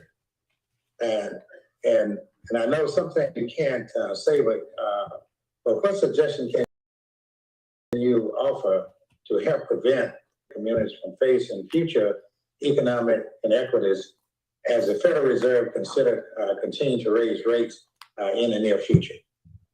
Maybe I'll do it again. If I heard your question correctly, it was whether we're considering additional future interest rate increases, sir? That's correct. Yes. So I think just last week, my colleagues and I wrote down our forecast for this year, and we anticipate ongoing rate increases over the course of this year. Yes, additional rate increases. But do you believe that the Fed's current inflation projection of 2022 and 23 remains a good benchmark to consider, even with these vulnerability potentials growing in the upcoming months? I think these are the projections that the latest projections that individual FOMC participants were submitted last Wednesday. So I think they're still fresh, and there's a range of expectations of people in the committee, but I think they're a reasonable set of projections. Yes. Okay. And Mr. Powell, several of my colleagues on the other side of the aisle in debating about the Biden policy and so forth, which I know you can comment on. But there is a concern where we were kind of caught off guard with the war in Ukraine, and then at the same time, our vulnerability of all of the things that we depend on for other countries. In your deliberation, when you all are working with the situation that has arrived, that came from the Russia-Ukraine war and other real estate and other stress in China spilling over into the United States, does the Feds give a recommendation back to the administration on how we should proceed in the future? Because everything, we've done a lot of things with other countries and depend on a lot of countries for resources and so forth. And it looks like we're becoming very, very vulnerable. Or it doesn't look like it. We're becoming very vulnerable to this dependability. Do you all make a recommendation back to the administration on how we should proceed in the future? No, sir, we do not. Okay, and so early on you said that as Crown led up, that policy position should be considered by the legislature or the administration. Am I correct? I'm sorry, I lost track of what you said there. I apologize. I think to some other colleague of mine, you stated that those policies should be left up to the Congress or to the administration. You all don't really deal with that aspect of it. Am I correct? Well, I'm sorry, which aspect of it? About what recommendation could be made for all of the things that we have offshore that we depend on from other countries. Yeah. And I might not be really clear, but for example, like the gas situation with Russia, and wheat and stuff with Ukraine and stuff of this nature. No, we're not in those discussions. Those are really discussions that happen inside the administration, the Treasury Department and the White House and the other agencies. Okay. With that, Madam Chair, I yield back. Gentleman yields back. The gentleman from Missouri, Mr. Lippenheimer, is now recognized for 5 minutes. Thank you, Madam Chair, and welcome, Jerome Powell. Long morning for you here and afternoon. Question for you with regards to a quote that on March 17th, the CFPB put out in a blog on rising interest rates, in which they said, and I quote, "The CFPB is the arm of the Federal Reserve System that is fully focused on consumers, ensuring that markets are fair, transparent, and competitive," end quote. Do you believe the CFPB is an arm of the Federal Reserve? And do you have any control over their actions? Well, they're an independent agency. We have no control whatsoever of their actions. They are actually, though, legally a bureau, or the law makes them a bureau, and our profits that we make off of our balance sheet, we give all of them to the Treasury Department, except the part that we give to pay for the CFPB. So does that make them an arm? For all practical purposes, they're fully independent in all of their policies. They're not an arm of the Federal Reserve then? I wouldn't consider that an arm. They have a relationship, but they're not an arm. Technically, they're a bureau, but they're not under you, so they're not. I don't know how they could be. No, we have no supervision. Okay. We collaborate with them, we coordinate with them, we talk to them. Well, this is overreach by the director. I just want to make sure that everybody's on the same page. This is a bunch of nonsense, so it needs to be put in its place. Chairman, you've got the hands full right now. This is Wall Street Journal from Tuesday. We had economists say recession is likely. Down here, we said stocks are not bottoming very soon. So we've got some concerns. I know yesterday you were in the Senate, and there was a lengthy discussion on inflation, which there has been here this morning as well. And in my mind, there's 4 root causes of inflation. And we've had economists in your chair a few weeks ago, and I had one in my small business committee a couple weeks before that. And I asked the same question of them. I said, it looks to me like there's 4 causes of inflation: monetary supply, rules and regulations, energy, and supply chain / job problems that we have with workers in the economy today. And they both agreed problems that are underpinning inflation. I asked them to give me a percentage on each one of them. They said roughly 40% for money supply, 20. So I guess my concern is that, if you look at those 4 causes, you're trying to help fight inflation. It's one of your mandates. And you really, under money supply, is the only thing you have any ability to do something with. And even then, it's probably only half of it, because Congress has control over how many dollars are put into the system with additional bills, like the $1 trillion stimulus package from last year, taxes and things like that. So it looks like you have a minimal amount of impact out of those 4 things. So it looks to me quite oftentimes, whenever you're trying to control the inflationary stuff with the interest rate, it's kind of over here trying to do a little something, when over here there's all sorts of stuff going on.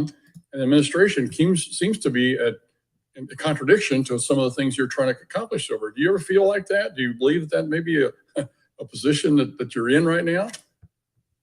We're very focused on the part of the job that we can do and using our tools to do it. Well, I understand that, Mr. Chairman, but I would seem they would think that you're all these other factors fall outside your purview here, and for you to try and manipulate it, and everybody rely on you to solve the inflation problem by tinkering with the interest rate over here. It looks like that's a little overhyping the situation. But one of the things that is very concerning is the regulatory cost.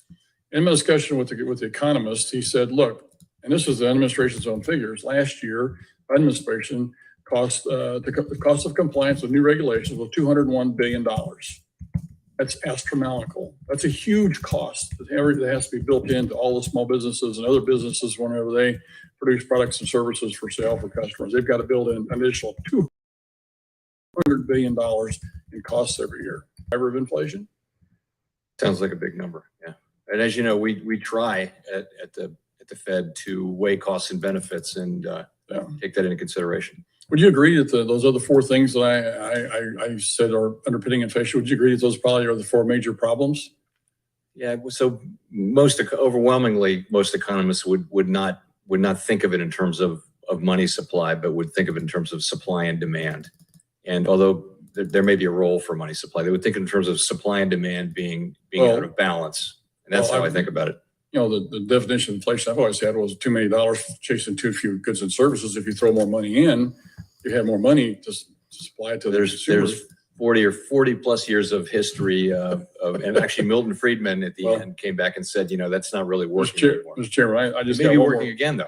One more quick comment for you with regards to this. It looks to me like whenever you're modeling, when you're trying to model and you use these 4 different things, I hope that your models are including these things in your modeling. I appreciate just 13 seconds to be able to finish my question. Thank you, Madam Chair. Absolutely. Thank you.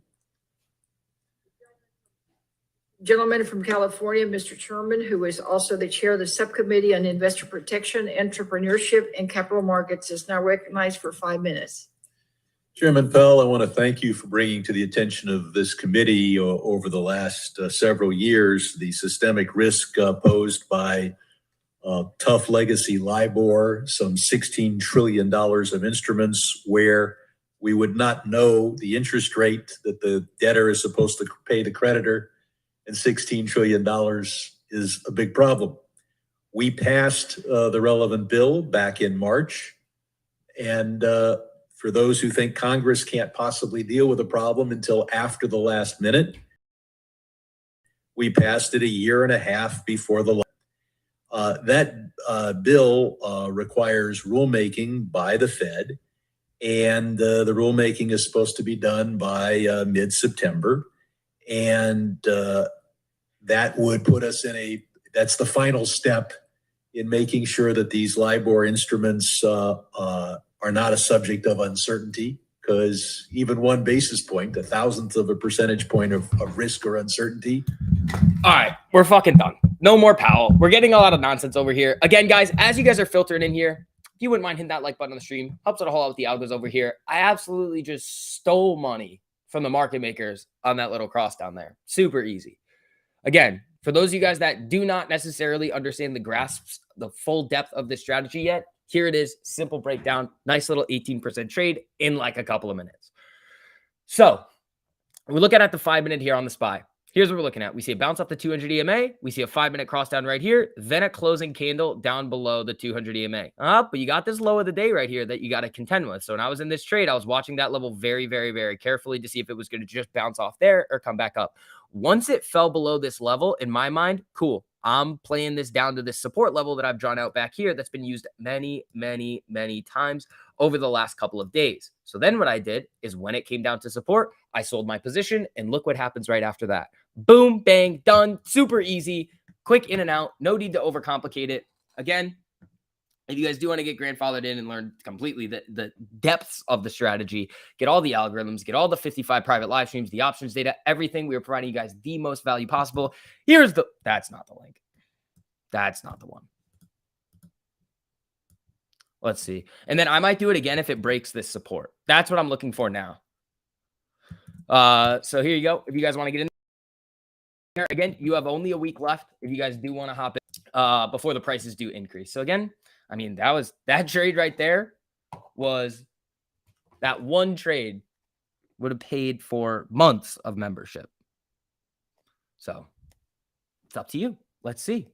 Tilray still going. Yeah, Tilray was ripping. Also, Craig, thank you so much for that super buddy. I appreciate that. KMX, CarMax, they only have July options. So you're playing them super far out, not super far out in terms of time, but it's not close. And they're a little expensive. I'd be a little careful with that. Tilray is just rimming up here, looking pretty interesting. Woo! You made $300 on your 6K account today, LFG. Boom! There we go. See, guys? Look at all the people in here making money. We're making money. All right, look what Aldo just posted in market chat. Oh, what did he put in there? Hold on, let's see. All right, team. Amy, not having the best day over here. But again, it's fine because we made money. What did Algo send? Algo. Whoa. Whoa.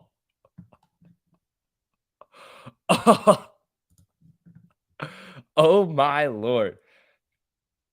Jesus. My stream lately is as choppy as the market. That's annoying. All right, SPY's coming down to support here.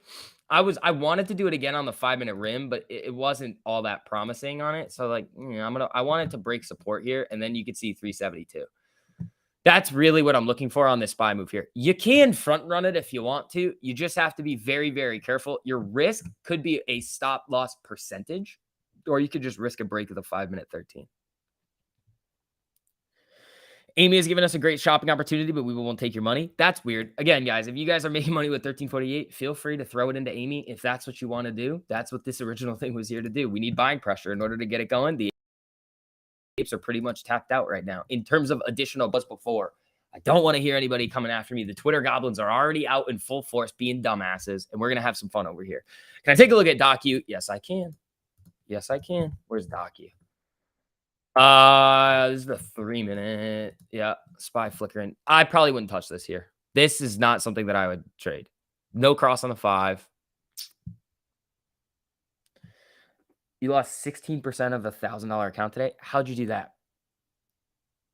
If you're trading with 10% of your portfolio and you're getting enough time on your contracts, or you're waiting for a really good opportunity to strike, you would have had to have been down 160% on one of your trades, or 2 trades down 80%, or 3 trades down, or 4 trades down 40%.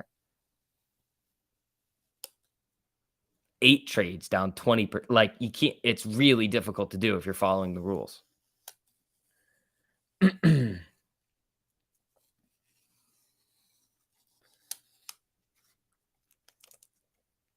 That means you would have had to got stopped out 8 times at 20%. That's at that point, if you get 2 or 3 trades wrong, stop.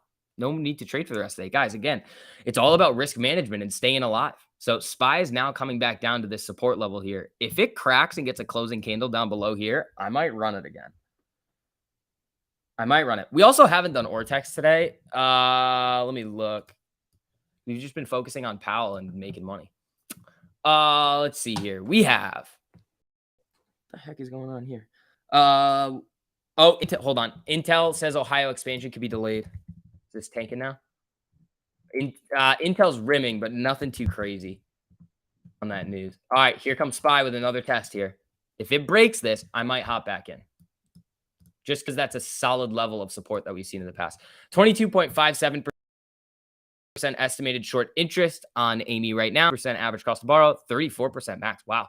That's stepping up a little bit. Shares on loan, 192 million. And then GME over here. Yeah, it looks like SPY bounced off that support again. So you might need 3 or 4 tests for that to fully break because there's going to be a lot of buyers hanging out at that level. 22.89% estimated short interest, 41.88% average cost to borrow, 49% cost to borrow max. Again, guys, usually the sweet spot for trades is between 9:45 and 11:30. But if I see something this good, I mean, I'm going to take it. Like, why wouldn't I? It's right there directly in front of you. So let's see. You wait for 1 or 2 closing candles below support. I want to see one, at least one, and then see how it reacts there. Like so this one right here, I waited for it a little bit to retest and then come back down. So this thing is coming down a little bit here too.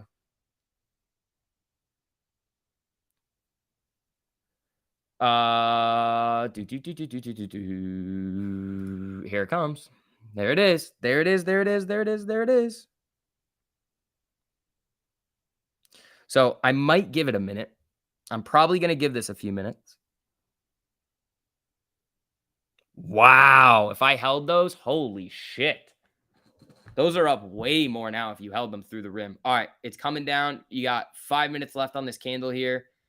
Where's the 1 minute? Here's what I would ideally want to see. Ideally, I would want to see the 1 minute 13 come down below this level of support here. That is now probably going to be treated as a level of resistance, and then rim, and then we enter and play it down. That's really what I want. I don't know if we're going to get that, though. It could just come right back down. Now it's testing it on the 1 minute here. Let's see. All right, people. Wow. All right, we got some slackers in here. Again, guys, hit that like button on the stream if you guys have not already. Helps out a whole lot with the algos. And again, thank you, guys. I appreciate it. All right, see? Popping right back up. Got to give it a few minutes. Got to give it a few minutes. No closing candle yet. Testing support. It's bouncing up a little bit. Nothing too. You're really good at second guessing your puts and dumping them at 3% seconds before they hit 10%. So here's what you need to do, Chris. This is what you need to focus on. You need to have a specific plan going into the trade. My plan on this trade was puts down to support. That's all it was. Now you have this level that it sputtered at a little bit. I think I sold a few of the contracts here just because it was sputtering at this level. It like stalled out for a second and I was like, ooh, it might use this as support and then bounce back up. And then it just continued to go down. So I took a little profit, I think in this range right here, and then sold the other one as it came down. But my plan was initially watch this level right here in order to determine if you need to get the fuck out really quick. The second one was just play it to support. That's all it is. Hey, man, how you doing? Jonathan, pretty good, man. Pretty good, people. Yeah, again, guys, and make sure you guys are getting grandfathered in, man. I mean, that was a quick trade right there. 18% in less than 5 minutes. That's all you need. One trade like that, 1.8% of your portfolio a day, you're killing it. All right, it's hunting a new low here. Did you just call me a slacker? I did. You guys are slacking. How do you know what put contracts to buy?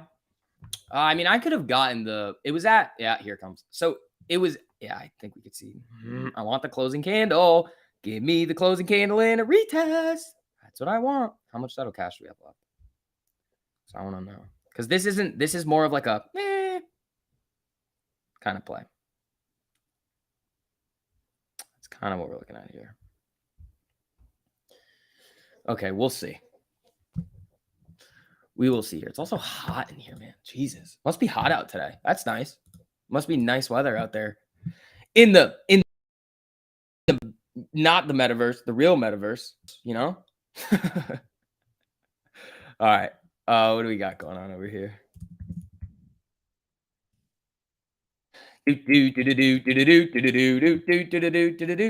Best part of my day was watching AOC on mute. That's interesting there. All right, so we got 1 minute to go on this closing candle on the 5 minute. See what it does.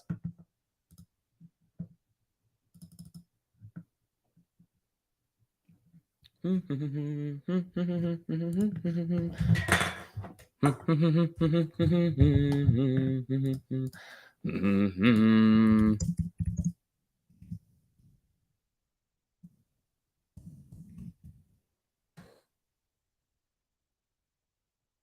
candle down below support. Let's see if it knifes. All right, what else we got? We got any more levels down here? We got this 372. This could get gnarly. I mean, here we go. New candle. New candle.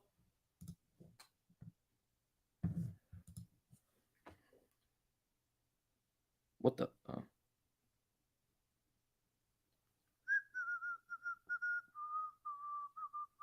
Isn't that just a BS wick? This? No? This right here? Or this one? This one might be a BS wick, but it did sputter there.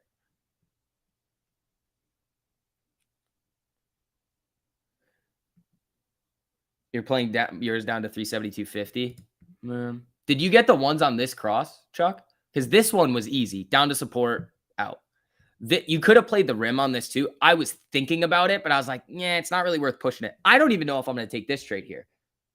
Oh, saw a different candle. I was funny. Yeah. This one looks like it could be really good, but we'll see.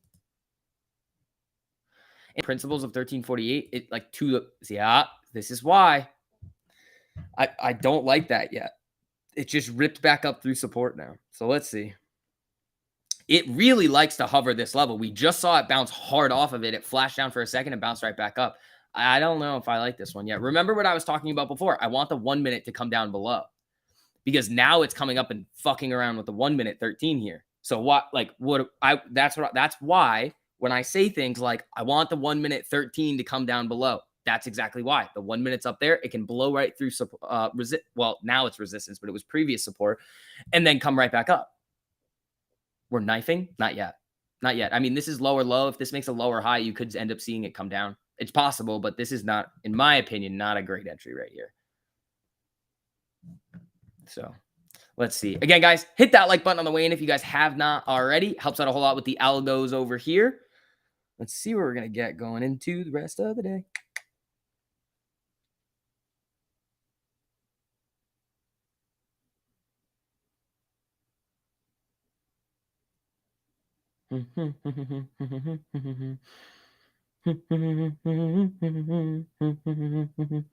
Do do do do do do do do do do do.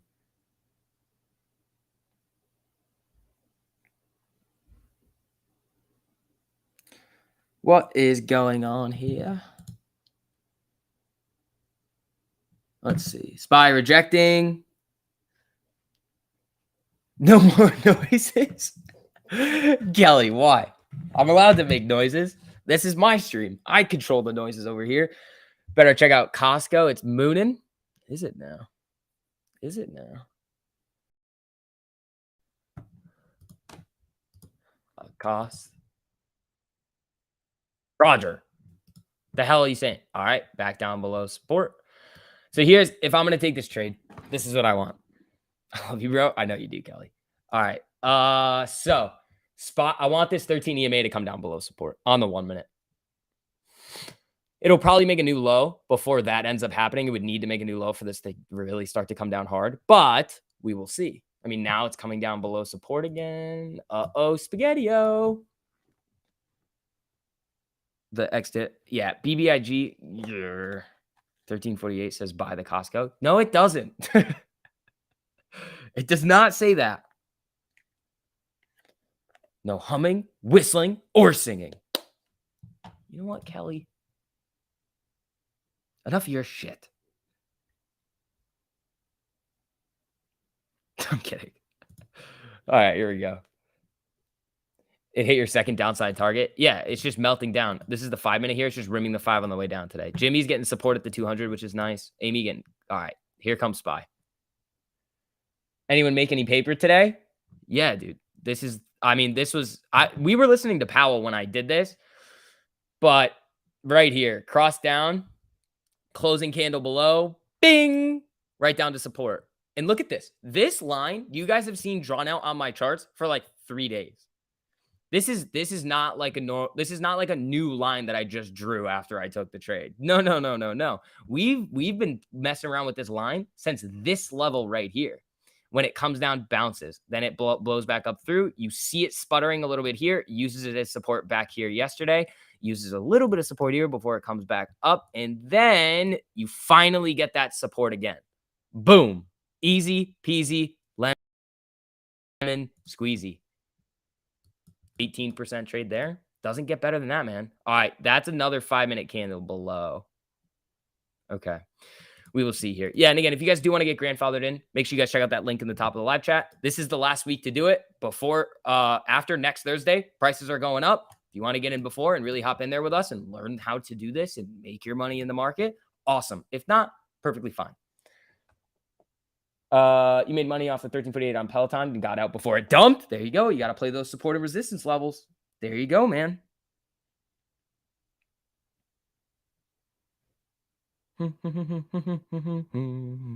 Do.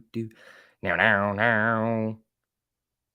Powell, endpoint for balance sheet would be roughly 2.5 to 3 trillion, smaller than it is now. Yeah, all right, there's that new low on the SPY coming down. Where's the 1 minute 13? Here it comes. $1,000 profit. See, this is the thing. Everybody's going to come in here and hate on us for 1348. But when John comes in here, he's like, yeah, I made $1,000 today. It's like, yeah, all those haters, fuck off. That's what I have to say about that. When do I move to my new apartment? 2 weeks, 2-3 weeks. Here comes SPY on the way down here. So now I want this 13 EMA rim. Now that's what I'm looking for. I'm looking for a rim. I don't think it's going to just completely sell off. I think it's got another retest in it, and then it's really going to go. We'll see, though. We will see. Do you hammer off? Nah, I don't, actually, which is weird. I usually am just a mute when there's no camera. I just don't say anything. I could not be more irritated with this ongoing price action manipulation. Chris, you'd be a lot less irritated if you just made money on SPY puts. SPY 372 or 372.50 is what we're looking at. But I want this 1 minute rim. You're up 18% right now on SPY. Totally bought the dip on your limit buy. Oh, on this one? Did you get the cross and then ride it up and then ride it back down? If you wanted to use 5% of your account per trade instead of 10%, would that mess up the math behind the strategy? No. It wouldn't mess up the math at all. All you have to do is just, that's going to be a lot safer for you, which is good. That is a good thing.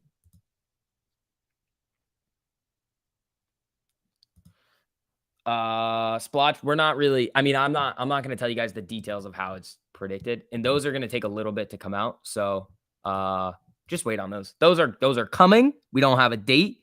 We want to make sure that when stuff like that gets rolled out to you guys, they are perfect. So it's going to take a little bit of time to roll out, but I can't tell you exactly how they predict. That's not me. And then just giving away the sauce. All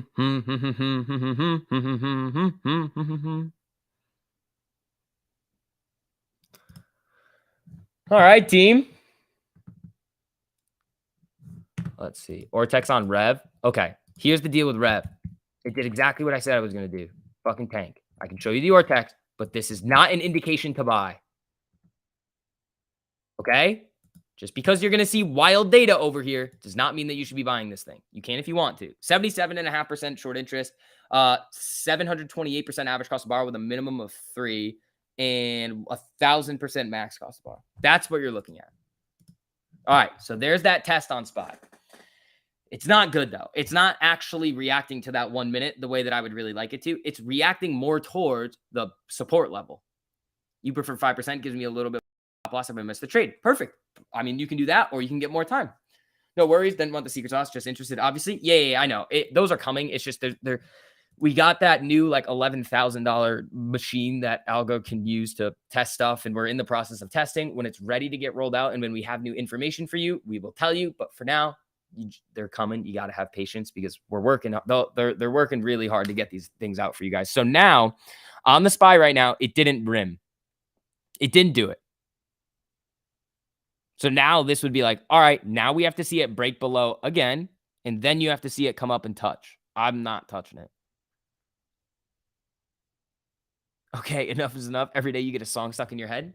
Sorry, pal. Sorry, pal.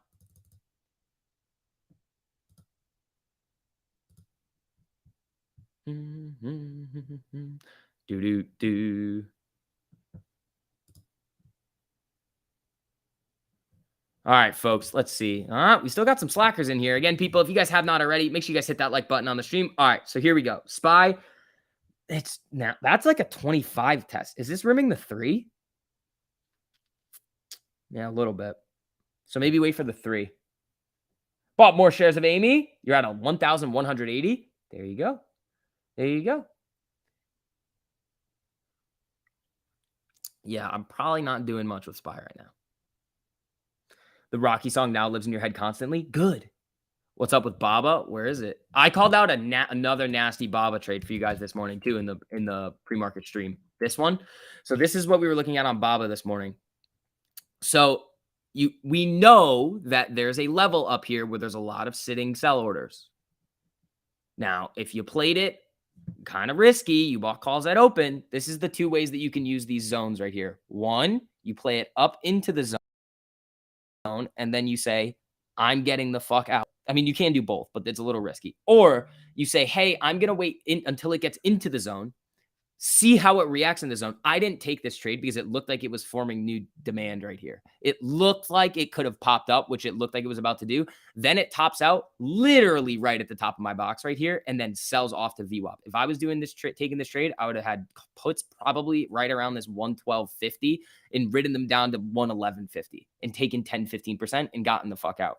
A lot of you guys were holding it down into here. Awesome. Some of you guys were up 30+% on those trades. Good for you. But as it was coming in here, and that was kind of when we were getting on the live stream with Gabe, what did we say? It's done. For me, it's done. Then you get another opportunity where the sellers come back in and slap it as it's trying to get into the box. So it got eaten out of the box. Sorry, I had to do it again. So right now, or not right now, but before, you had another level right here where it gets blocked out here. So then you could have taken this again down here. So these are just playing resistance levels. Then you confirm with the cross down. Again, the only one that I probably would have looked at is this one, playing it on the rejection of the resistance. But again, we call these things out every single day. We had the Baba play this. So we had 2 really solid trades this morning. I think the Baba trade ran 30%. What was it? Chewy over here was an algo predictive. So algo let us know that there was a cross incoming. So he threw this one out there for us. That was like a little bit of a freebie from algo. So Chewy got a predictive. People were buying calls at open. I mean, you also have this zone here where it gets bought up, and then Chewy runs from, let's see, 33.50 to 35.76. A lot of people were in Chewy.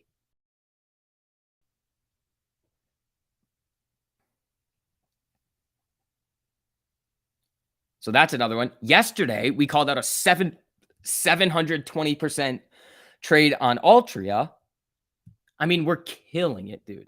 Does 1350 include all 3 YouTube channel subscriptions? Are you separate there? What trading you do? Okay, so the YouTube subscription, if the YouTube, you can subscribe to our channels if you want to, but it's separate. It's just you come in. We have this own separate thing with 1348, the Discord, the alerts, the live streams and everything like that, but it's all 3 of us. Our YouTube channels are separate.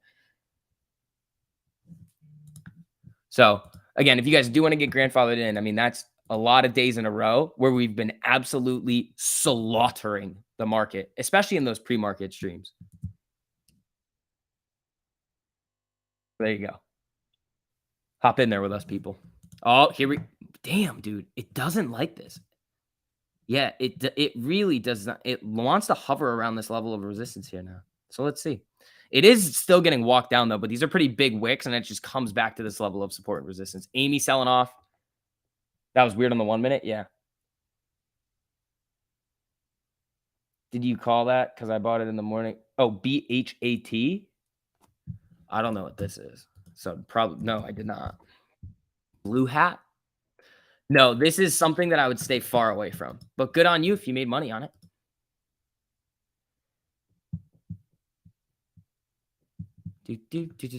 Why do we keep having to pay daily dues as Discord members? Guys, you don't have to send in supers if you don't want to. You don't have to do that. Do you have to have a cash account of over 25,000? No. No. In cash accounts, you're not restricted by pattern day trading rules.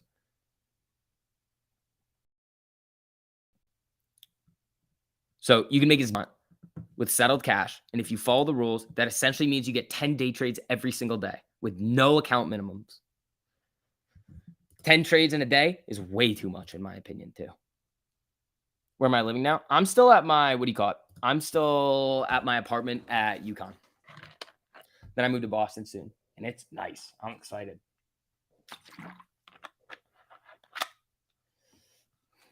What's my opinion on AMC? It's going to go when it goes. And until then, with the market fucking around like this, you're going to see a lot of volatility. It's sell off, it rip. But until you see the actual buyers come back in, it's probably going to fuck around at these levels. Can it squeeze? Yeah, absolutely. I'm still holding it. I'm not selling it. I talk about it all the time. I'm not going anywhere. Remember, I tell you guys every single day, I don't know why you guys need me to come in and be like, I'm still holding. Well, it doesn't really matter. If you guys have done the research, which you all should have, and listened, I mean, you can make your own decisions, but like, I'm not going anywhere. I put an amount of money into it that I'm fully willing to let flicker around and go wild. Remember, my average is 25.71 right now. So you get 10 day trades even without having a 25K portfolio? Yeah. 10 day trades a day. Every single day, you get 10 day trades. If you have a cash account, there's no... See, this is the thing. Everybody that's in margin accounts right now that's trying to limit themselves and be like, but you need 25K. No, you don't. That's not how the rules work, silly. The bad news is they had announced that they were going to do an offering and now bad... Oh, interesting.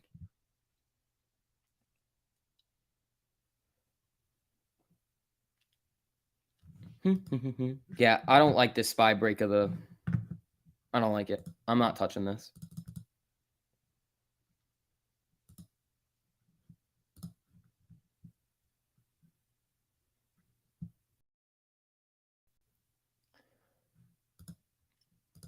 All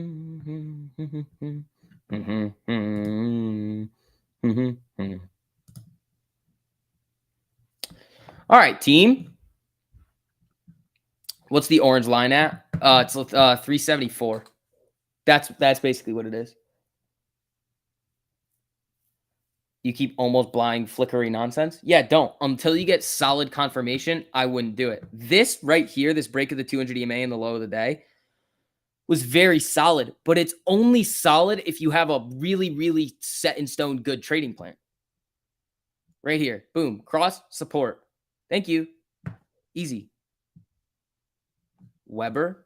Wasn't there some buyout stuff on that thing or somebody messing around with the float? It's up 14% today. Flatlining. I wouldn't touch this. This is where buyers and sellers are willing to transact right now. If the sellers come in with some big sell orders, it's coming down. But if the buyers come in with some big buy orders, it's going to come up. It's just consolidating at this level after this big pop. So you can probably see it a little bit better on like a 30-minute chart. So look at this. See how it rips and then flatlines? So this is a level of supply and demand right here. So you got to see who's going to win. Are the buyers going to win or are the sellers going to win? Fucking mouse battery. All right, let's leave this on Amy for a bit and let's answer some of your questions. If you joined the Discord team, I said there's ankle picks. There's no ankle picks. But you will have if you buy into the strategy and really, really take it seriously, you will have a good chance to make some money. Mikey, thanks for the super, my man. Yeah, shout out to all you guys that are sending in the supers. You guys know you don't have to do that, but thank you guys. I really appreciate it. Morning Step Bro made 14K on a Weber swing today. Mikey, making money is the name of the game over here. Good shit, buddy.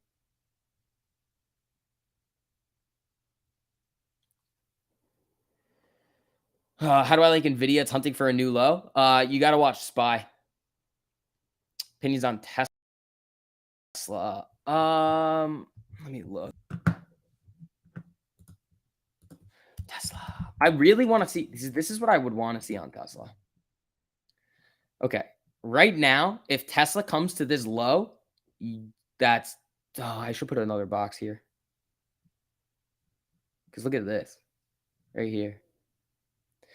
All right, I'll draw another box on Tesla. Or first, I'll extend. Oh, I have it. There's one down here, and then there's going to be one up here. So there's going to be 2 box levels. Hold on. Let me extendo this a little bit.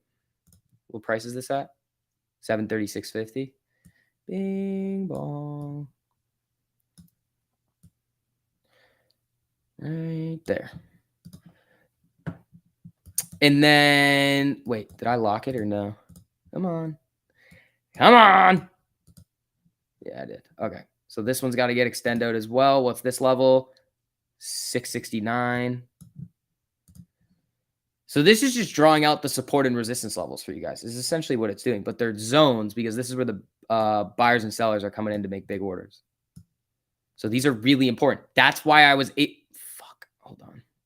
This moved the entire thing. Right there. That's why I was able to get in quick in and out of that trade in nothing with nice profit because I know the levels. And we tell you guys these on every single live stream.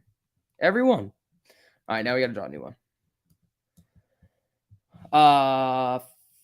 30 minute. Right here. I don't know. Well, Jimmy's starting to sell off now. Here comes SPY. Is Amy going for SSR? No, you need a bigger drop on AMC right now to get to SSR. Like a lot bigger.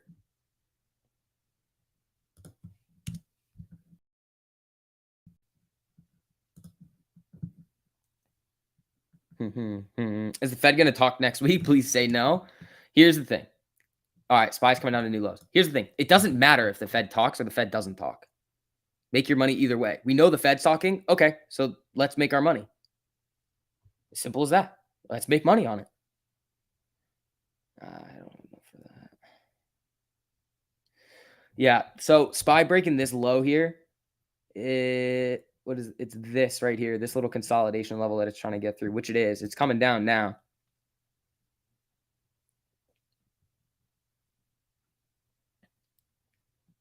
Yeah, also guys, you definitely should go watch the video from last night. That one took me some research and analytical capabilities.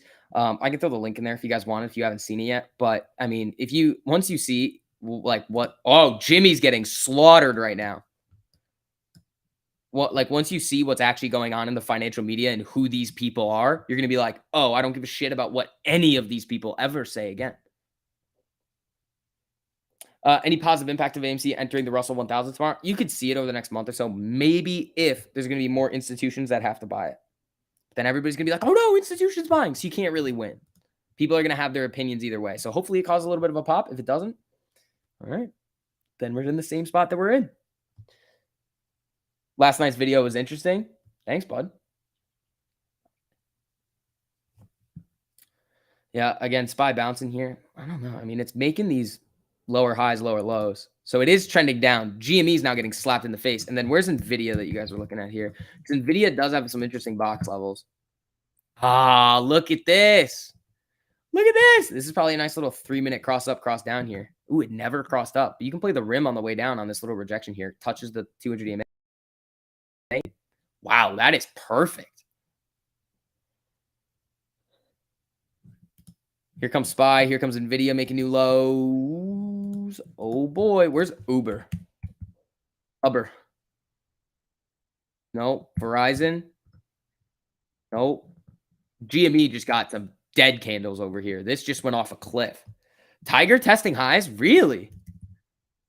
Really? Huh? Wow. Yeah, little double top already. Could go triple top, but it's also got a double bottom here. So let's see. SPY. Yeah, see, this is a little bit of a weird one. This level has been respected a lot recently.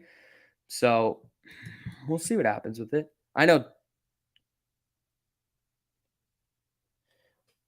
I thought you said AMC to the moon yesterday in your video. Yeah, no, you didn't watch. Robert, you obviously don't pay attention to much around here, pal. You just like to make assumptions.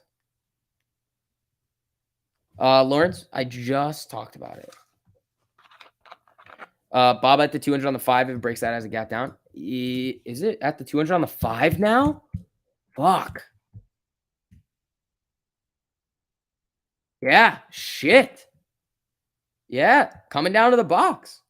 I mean, Baba going into tomorrow, coming out of the box. You could see it fill this gap down here and come down into this box tomorrow. SPY new low, pop back up. I'm just saying, from a man in the advertisement business, ankle picks would get more members. We want our members to be making money, not staring at my ankles, pal.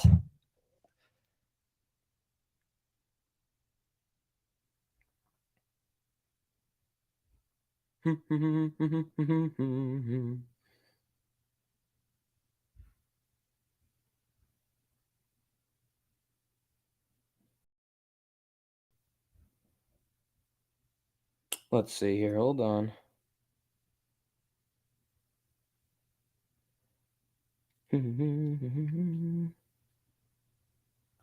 What's up, Vix? Not much. Todd, how you doing, pal?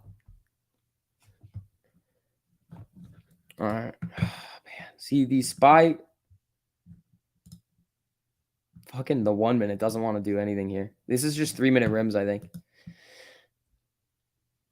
Yeah, guys, again, if you guys haven't already, if you wouldn't mind hitting that like button on the stream, we've been printing all day long. That Baba play. What else was it? Chewy. Altria yesterday. Those SPY puts right here. Come on. Come on, man. Like, really? It's too easy. Like, this whole strategy is a fucking cheat code. It's awesome. Bill Gates shorting the world? Yeah. Pretty much. Whenever SPY does something, I jump into IWM instead. Yeah, you can trade IWM. 25% UVXY calls. There you go, buddy. There you go. Big red volume bar, 1 minute on SPY. Where? Yeah, here, when it came down. Another test of the resistance here. This is just scalp city over here. Like literal scalp city.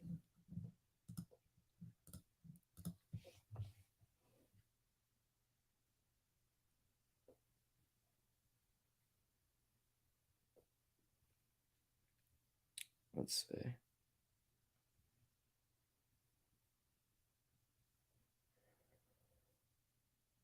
That's okay. I'm shorting Buffett on UVXY. All right, Ryan. Fucking going crazy over here, I see. All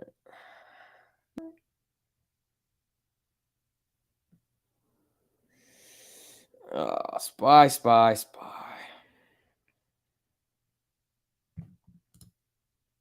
I don't like that. That sucks. Now it's going to use the 13 on the 1 as support. Fuck off. Run, SPY, run. I don't know. Here it comes. It's peaking. She's peaking. If it breaks this level right here, you can see it bounce back up and run. AMC rejected on the 13 on the 5-minute chart all day. Yeah, it's almost like the rims and the strategy that we're teaching you guys are really good at determining where price is going to go. It's almost like it fucking works. Lucid to the downside. I wanted Lucid puts near the high today. Where'd it go? Fuck. There was no zone up here. I couldn't find a zone. Like, I was looking at this on the 30-minute, the 1 hour. I couldn't really find a zone up. Maybe I'm just a dumbass. That's the daily. That's why. Yeah, there's no like clear-cut zone up here. There's one like up here that you maybe could have touched, but it's not like a clear-cut, yes, this is a zone where it's going to get knocked. How about a longer-term play like Fort? I mean, if you're planning on holding it for the long term, run it. I also might... Okay, so again with the long-term stuff, I might pull 10,000 out of my long-term and then use it for like the YouTube long-term. That might be how we do it. Because I need to recap it anyway. So I might as well just move it and then just use it. Then we can do our like little... Then we got to decide what the deposit's going to be. It's either going to be $500 or $1,000 a month. Depositing into the account, and then we're gonna buy stocks. DraftKings, Tesla. Yeah.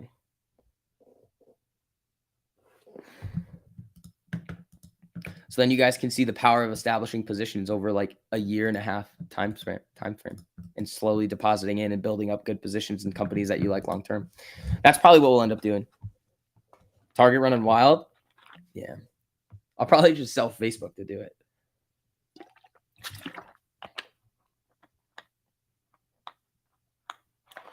Yeah, you guys are really looking at Target here. So the only thing that I see with Target that could be a little bit wonky for wow, this looks nice. So this is the little demand zone here that it would just, right as it broke out of this, little retest back down here, and then boom. You're right at resistance, though. You're like right at previous resistance. So I'd be careful with that. You already know the power of long positions. It's minus 70%. If you go heavy risk on, yeah, that's a possibility. Power of dollar cost averaging, yeah. Yeah, that's probably what we'll do. So after I move, I'll try to pull that money out. I mean, I have to do it anyway. That's the thing. Like, it's something that I have to do anyway. I need to sell things and then rebuy other things because the stuff that I have is already up a lot. And I'm like, well, how much more could it go? Probably not that much. I'd rather buy something with that money that can double, triple, 5x in 10 years. Something like that. Oh, like a monthly option on Ford? That's not like longer time. That's just swing trading, really.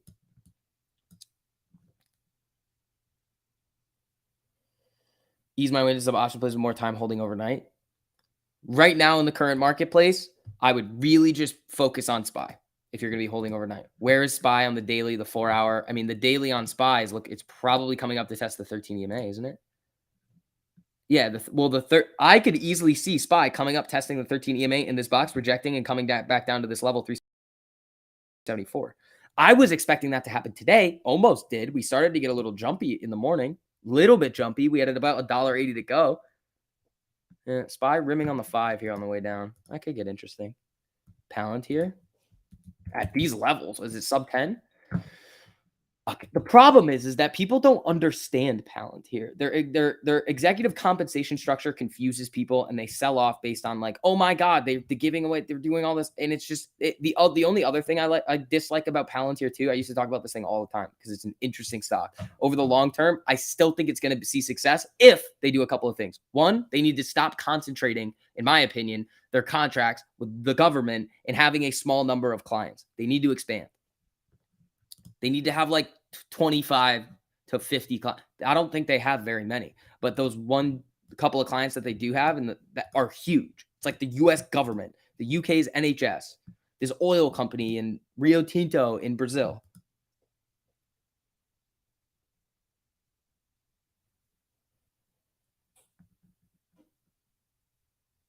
Did I see Walter Bloomberg tweet about Netflix? No, what happened with Netflix? Yeah, and then we're going to start making some interesting videos for you guys too to make sure you guys are actually learning stuff about the market. Like, yeah, we do it in the live streams. I try to sprinkle stuff in the AMC videos, but we're going to make sure that you guys become killers in the market to just know what's going on so that when you watch the video, you learn something. And then if you have to have a conversation with somebody, you'll be like, wow, I didn't know that. Now when I have conversations with people, I sound really smart.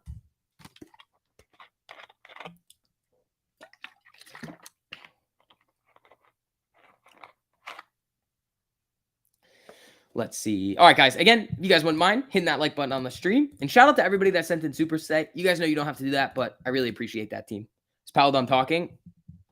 And two. Let me look. Yeah, Powell's done.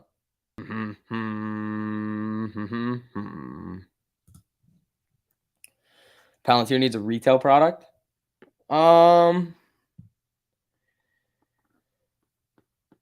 Yeah, but what would that be though?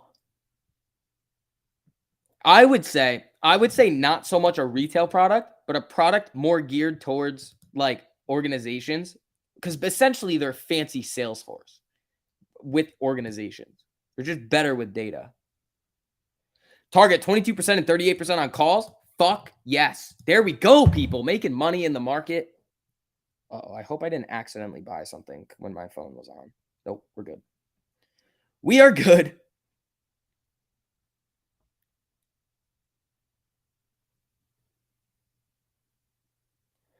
Do.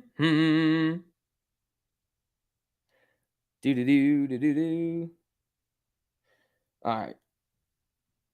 That's so many lines, Chuck. That's about where my line is too. You DM me the tweet. All right, let me look. Yeah. All right. SPY. You gonna make a new low today or what? It's about to cross up on the 5-minute MACD. I probably wouldn't touch this here. Again, people, let's see. You guys are slacking. You guys are slacking again. Kind of moving slow today. Yeah, I had one on Chewy, stopped out a little bit on Baba, slaughtered it on SPY. Easy peasy lemon squeezy. Slow meltdown. I want to see it. I want to see it make a high below the support line.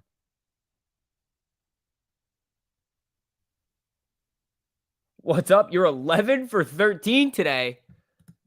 Dude, you guys that aren't in there yet, you're missing out, man. I mean, we call stuff left and right in the pre-market stream, the 10 a.m. stream, the afternoon stream. You're up 1,000 on Tesla puts. Mr. Ben Levine. I love it, dude. Good job. They can find anything about anything at any point in time to connect information to help drive decision making. Yeah, I know. That's how they do things. It's just they need to. I don't know if like retail would be able to use that. Tomorrow, show us you on a non-white t-shirt. No. Let's get AMC back above VWAP. That's a big move. So I don't know if that's going to happen. But SPY's bouncing off the support level here. I almost would take calls here. Because this is a fake out, is what it looks like right now. Here's what they did. Do you guys want to know how this isn't necessarily... So right now, if SPY bounces here, do you want to know how like fucking crazy the market is and why you have to trade so carefully and like really, really listen to the things that we're saying? There's a level of support right here. Retail in general is going to short below support and try and chase it down.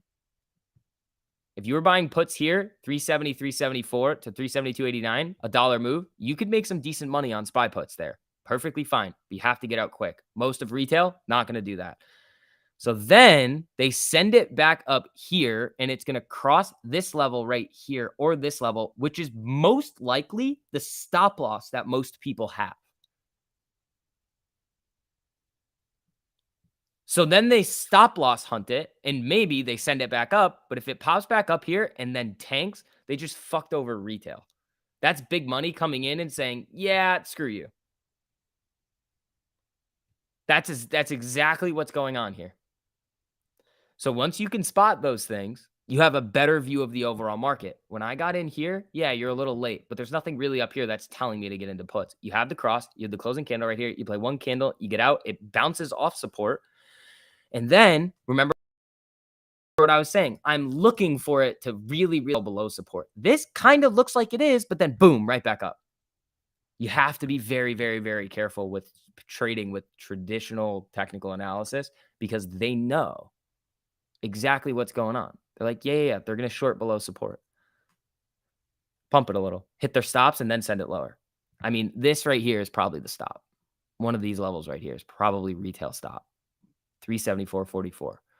So if it runs up there, let's see what happens. Check DM. Yeah, I gotcha. What am I looking at here? Oh, it kind of flashed through a little bit on that trend line. Oh, but if it makes a triple bottom, that would be big. Where is that? Is that 372.50? Yeah, but if it breaks out of this little channel here, it's probably selling harder than that. What's your expiration date when you enter a play like the SPY put? Okay, so this SPY put that I had a lot of confidence in it, in this move coming down in this level here and playing it down to support because I know my levels really well, that I played tomorrow's expiration. If I'm a little bit less confident or I think I need a little bit more time for the trade to play out or I want to take a quick gain, I don't really see the direction very well, I'll get more time on it.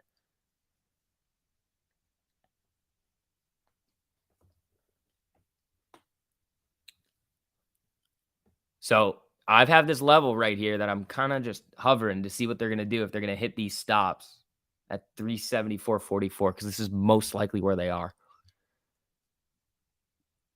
You think market makers are data mining investor stop losses? They're not data mining it. They can just see where they are.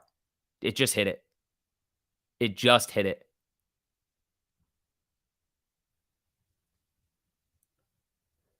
$370-365 is the bottom of the channel. Oh, so it barely flashed below, but they just hit the stops. Is what it looked like they did. Watch them shoot it lower now. Watch, this would be hilarious. Unless they shoot it up again and then tank it, but that would be funny. Not funny, but this is what you need to look out for in the market. The market maker comes over and just hits you with it. It's not even the market maker, it's institutional buyers and sellers. Yeah, they don't have to data mine it, they just have the data. Unless you're making fun of me for saying that, because maybe that is data mining. I don't know. Oxy. I'll tell you right now. Because I don't want to move this level. Just because it would be annoying for me. This is on the 4 hour. Oh, it's rimming on the. Oh, no, it wasn't rimming on the 4 hour. Where's the 5 minute?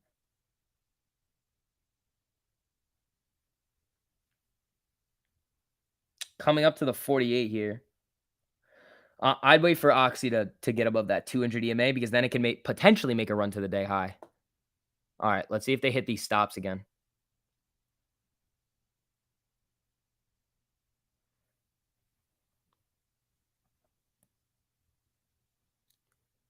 Not yet. Not yet, but they're about to do it, I think. Binance signed Cristiano Ronaldo to pump their platform. Good for them. Good for them. I mean, this could be a little bear flag here. Just coming down and slowly chopping its way up before it just goes, eh.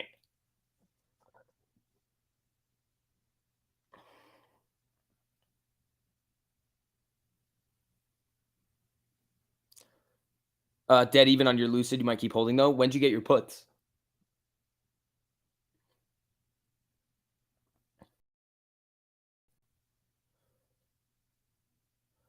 Yeah, Ryan, you're fighting Buffett. Don't fight Buffett. Buffett will come in there and slap the ass on you. What is the high of this candle? I really want to see it. Oh, it came so close to that. Look at this. 374.41 before they're sending it a little lower. That must have been where some of the stops were. 374.40 probably.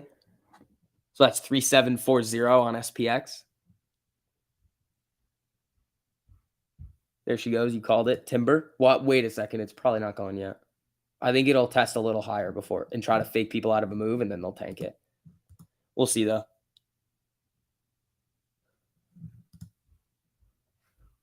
Unless they just do it now. But the MACD is not really telling you much. The 3 minute might. No, not yet. Yeah, it's right there, dude. They put it right back to where the retail stop would be. Hey, guys, learn the levels. Learn the levels. We're teaching you.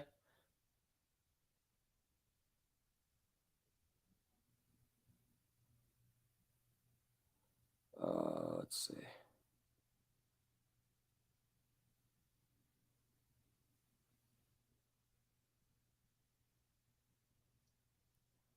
Hold on.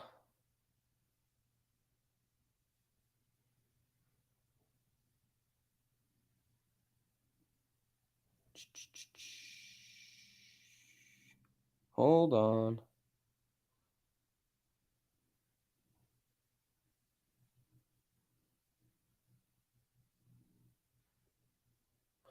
Perfect.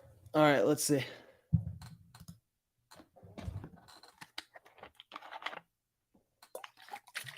Do I have any videos on the level I'm talking about? Kelly, no, I don't have any videos on it. I'll try and make some for you guys. One, here's what you can do. Everybody that's in our group right now gets access to these charts right here. You got this level right here. I personally drew out the other level. You have to kind of go through these sometimes and see which levels are going to be the ones you really want to. This is Apple, sorry. On SPY, let me see if there's one there. There probably is. Boop. Right there. 374. Right there. There's our level. So you guys get access to these charts where they're drawn out completely for you. You guys get access to all of this. So again, we are providing there's that stop hunt right there. They got him. Ladies and gentlemen, we got him. There it is. There it is. Watch this. If they send it lower right here, one, I'm going to feel like a fucking wizard. Two, it could just be bouncing off support. So this is what you're looking for here. So you have to kind of have to like figure out what's going on in the market, what the context is. Right now, you're seeing sell-off. You're seeing it at a level of support. You saw it drop below this level of support where people were definitely trying to chase this lower. The institutions bought it up a little bit. Now it kind of came through this little stop level. And now let's see if they're going to send it lower. If they do that, That's going to be hilarious, and I'm going to feel like a major wizard. But it's not really that big of a deal. You're just looking at the levels on the shorter time frames. How you figure out that stop level seems like more advanced stuff. Now, Kelly, so essentially what you're doing is it's not that complicated. It's just like a typical thing that day traders do. They'll put their stop like right above that previous high. I don't know if it's right there. Like that's not how I do things. I don't come in and be like, all right, stop above the high. I mean, if you're actually doing a stop above the previous high, it'd be way the fuck up here, but I wouldn't do that. But it could have been at the level that we were talking about right here. This little fly up here. I mean, it's this one. I don't know. It could be higher. It could be lower. I mean, maybe there were some more stops back up, but they can see it. All right. Again, guys, make sure you guys hit that like button on the stream too on your way in. Helps out a whole lot with the algos over here. Let's see. Oxy got slapped at the 48. Fuck you, Buffett. Yeah, that's what I was saying before. When you were asking me about Oxy, I was like, oh my God, Amy's down bad today.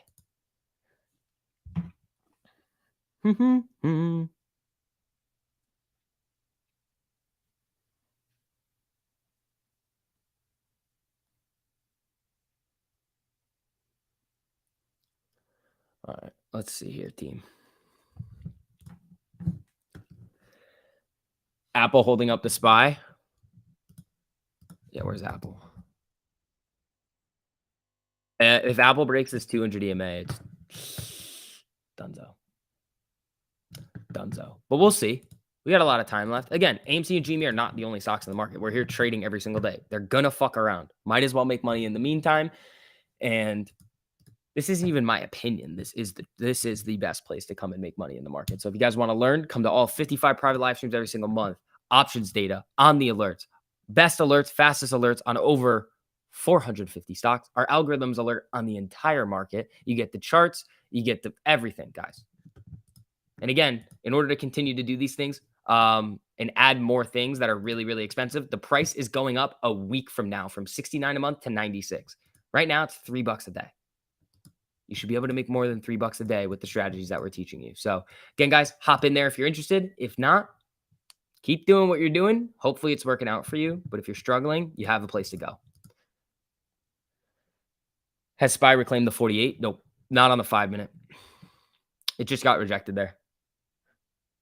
Did you go to school for this? And if you did, was it hard? Technically, I mean, I was a finance major, but it doesn't make, like, they don't, like, zero of the things are, what do you call it? Like, zero of the things that I learned in finance classes are really useful for this. Bonds, sort of. Other than that, not really. Learned Ben Affleck's speech in Boiler Room. Is that the one where he like throws his Ferrari key on the table? Like an asshole. He's just like, fuck you. All right. SPY's bouncing off support here. Just kind of flatlining though.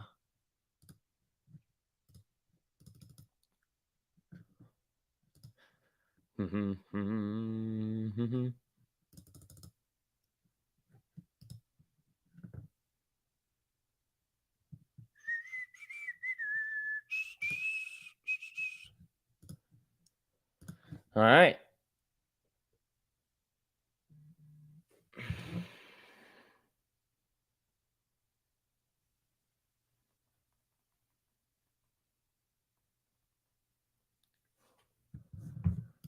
Let's see.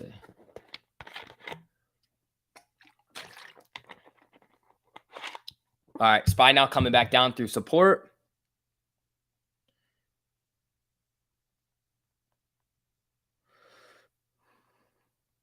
Hold on.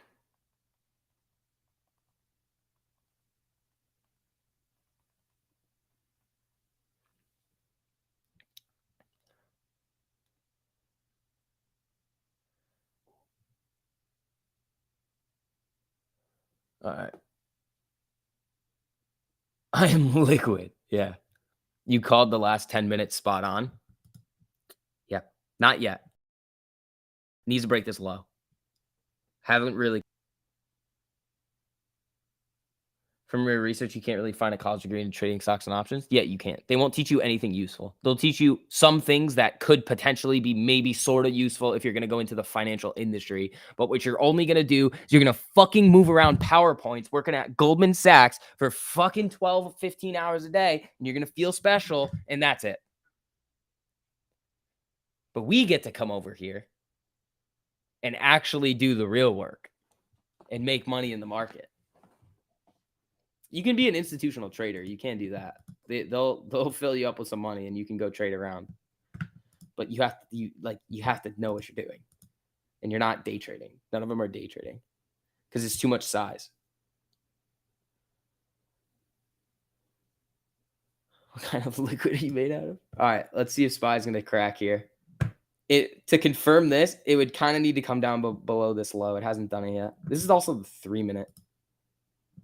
Oh, it really wants to do it, man. It really wants to do it. It looks like they stop loss hunted, but let's see. I don't need to work at Goldman. SCB makes me feel special. Yeah, fuck Goldman. Goldman, Morgan Stanley, JP Morgan. If you're a 23, 24-year-old working at one of those places, you're a PowerPoint pusher. That's what I call you. You like messing around in Excel, creating models that are really just a guess that somebody else is going to have to correct because you really don't know what the fuck you're doing.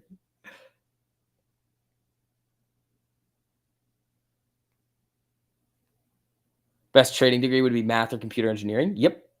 SPY candle hasn't broken the high, the recent high that it popped up to. So I don't know what they're going to do with it here. It's just hanging off support here.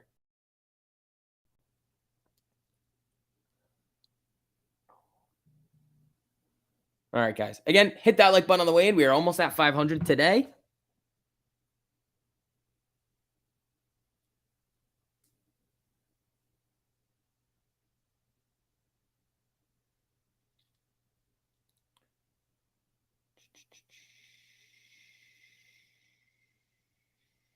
Let's see.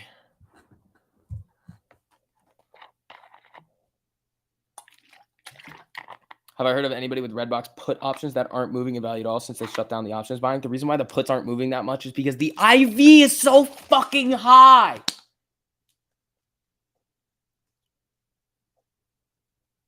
That's why. Not yelling at you, Eric. I'm just saying.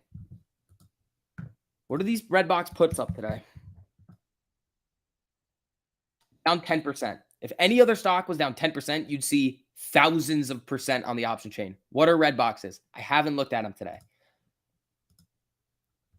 70%, 100%, 42%, 40%, 40%. Fucking nonsense.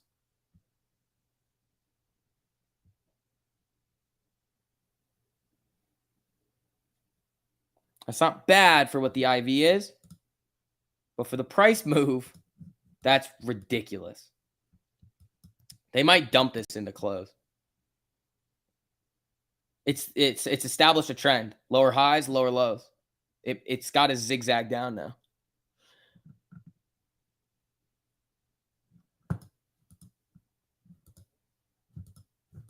That's what it looks like it wants to do. Who knows, though? I'm probably not taking any more trades today. What happened to AMC? It just sold off.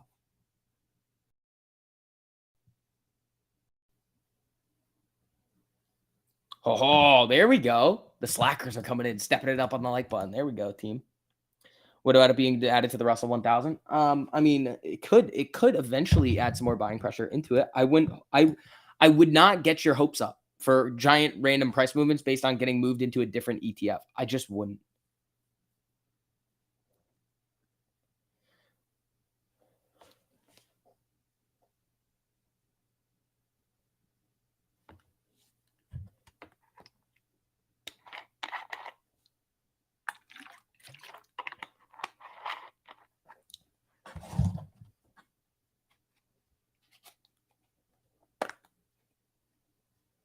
Let's see. Clayton, don't you have Chef Trend? You're in the Discord. You don't have TradingView? You should. Everybody that's in there should have TradingView. These charts are magic. See, Chef Trend right here. Signal and sell.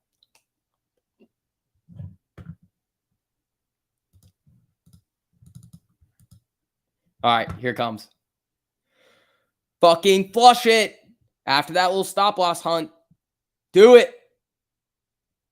Do it. Do it. Fucking, they're not doing it yet.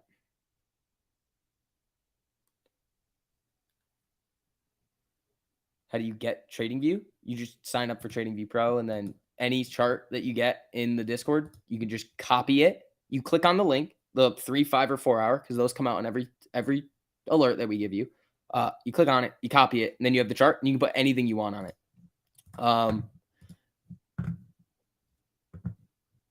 You should hype TradingView more. It's really a game changer. Yeah, it is. Again, people, make sure you guys get grandfathered in over here. I mean, you guys see the amount of success that people are having with this. I posted on my Twitter today. Let me see. So hold on. This is the hold on. This trade right here was one I took earlier. If you guys want to go take a look at this. This was the put play for anybody coming in earlier. This is exactly what it was right there. Bing bong. And the link to the Discord is the first link I sent. The link to the tweet is in the second link that I sent. But I was in that trade for literally this candle, and that was it. 18%. Thank you.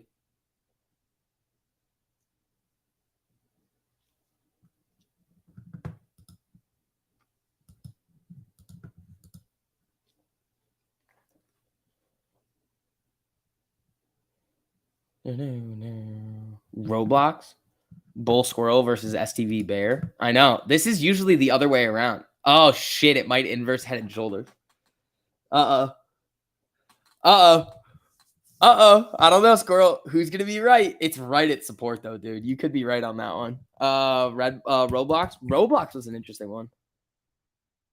Roblox was looking really good earlier, and then it tried to rim, didn't make a new high, and then dead. Remember when Avo Squirrel was a perma bear? I do. If it breaks above this 25 MA, it could start going.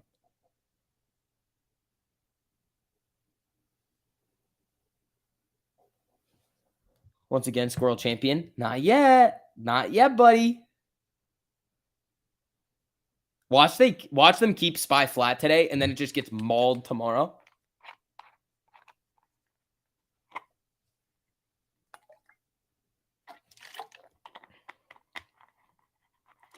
$13.48 works. 50% on Affirm calls on the $13.48 alert this morning. Jack attack.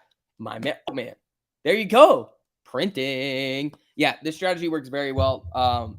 The people that are saying like that are out there that are like, fuck you guys, they're not in it. Anybody that is in there with us that is like, oh shit, yeah, this works. This is great. The amount of learning, the live streams, everything, people, is unparalleled to anything else that you're ever gonna get. The amount of things that like we're going over are 10 times more useful than anything that I learned in my college finance degree. Because they're actionable. It's all actionable. You just don't like the topside wicks? I think they're stop loss hunts, Squirrel. That's what I see them being right now. I see them being a little stop loss hunt because this is a pretty key level of support that we've had.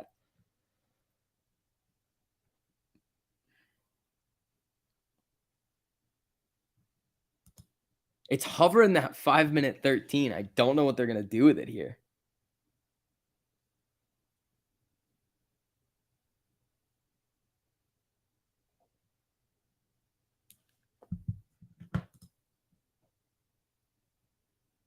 To be fair, the bottom side wicks were about equal. Yeah. Just follow the rules. Be quick to minimize loss. Great program. Yep. Make sure you guys get grandfathered in.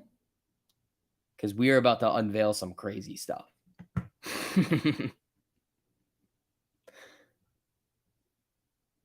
AMC giving everyone a nice chance to average down. I mean, it's been at this level a couple times in the past. You look at this on like the 30-minute. Look at this. It just runs up, comes down, runs up, comes down to this level right here. You can see it get bought up right here at 1150. Or 11. 11 and 1150 are going to be some key levels. Squirrel! Squirrel! What do you got down for me, pal? Can you explain the Russell? It's just getting added into a new ETF. Everybody is trying to hype. I mean, I don't think we're going to see giant price movements based on it. it's just what people are saying is that like institutions who are using the Russell 1000 to build their portfolios, which a lot of them would do, might have to then go out and buy it.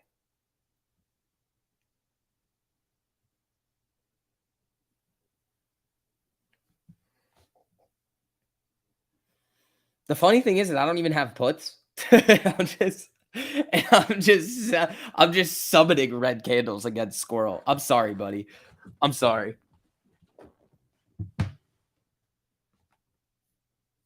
Been nibbling shares this morning. Good for you. If you're putting in an amount of money that you're willing to let flicker around, awesome. Jimmy getting manhandled right now. But Jimmy still looking pretty good on this 4-hour time frame here. Look.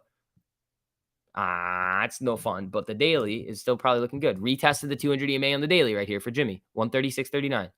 Cool. It's got another $1 to fall. Yeah, they want to break the channel. I'm trying to change my bear ways. Closing candle below support. Squirrel. If it breaks this level right here, it's donezo. You have puts? Okay, well, careful. I don't have puts. I don't like this right here. It's a little bit wonky. It could just inverse head and shoulders on you and then go. We do not have 200 million shares on loan yet. It's 192. 192 milli.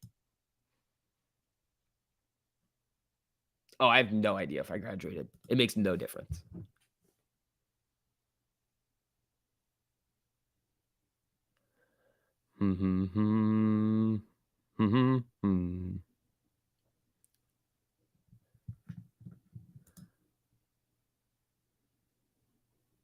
Don't spy.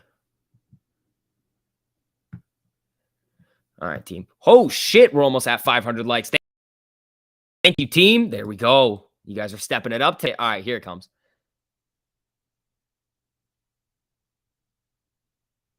SPY just hovering 374. Not anymore.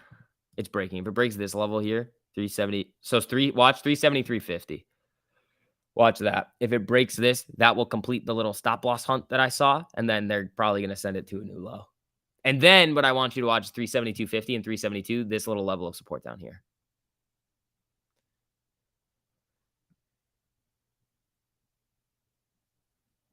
And he yelled at you and removed the scammer gif. That's because he probably didn't understand the joke. The only thing that we're scamming over here is the market makers.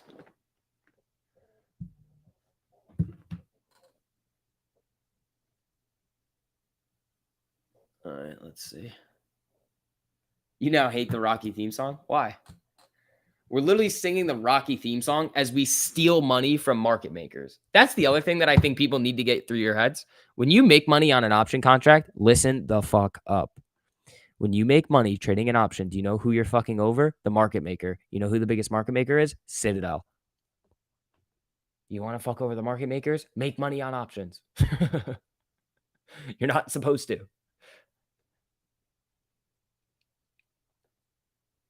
Oh, the epilepsy. Oh boy, that's not good. Yeah, I saw that. All right, here it comes. 373.43. Oh, we called it. Watch the bottom too. We'll see. We'll see what happens here. 3 free Tesla puts. Damn, I've never heard of free Tesla puts, but that's kind of wild. Dump it. As you can see, we like to call things to the fucking T over here because it's just kind of how things go. Breaking the channel. Fib fan level was 373. Oh, yeah. If it breaks, still has the potential to come right back to support. Like, be careful. Where's the 1 minute? 1 minute cross. You just joined and was charged 138. Young Flames, you signed up twice. You probably signed up twice. So you got to cancel one of them. So maybe remove both and then come back in because that sounds like you somehow made 2 accounts. You signed up to Patreon twice somehow. But if you do have questions, once you link Discord to Patreon, go in the questions section and then talk to Diana or Andy or any of them, and they'll come help you out. Is AMC over? That's a really silly question. That's a silly question. Here's the thing. How can you expect a stock that has lots of short interest in it to not respect simple metrics of supply and demand? The logic, overall market mechanics in this marketplace would state that AMC would come down.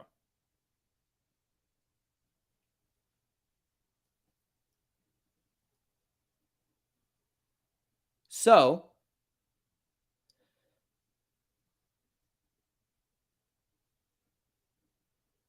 when you look at what the market's doing and the heavy amount of shorting, you should not be surprised when the stock goes down.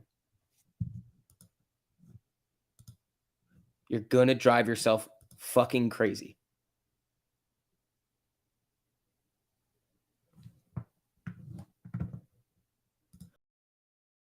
Well, let me shoot this link over to TMI.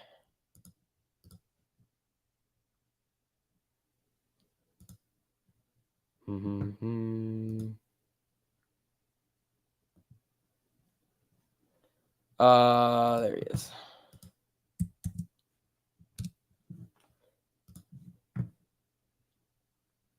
So puts make the price go up? Yeah, no, that's not how the market works. What happened with Powell today? More BS? Not really. I mean, he was just speaking. You're seeing a little sell-off on Powell. The market's pretty flat. I would expect a pretty big move tomorrow.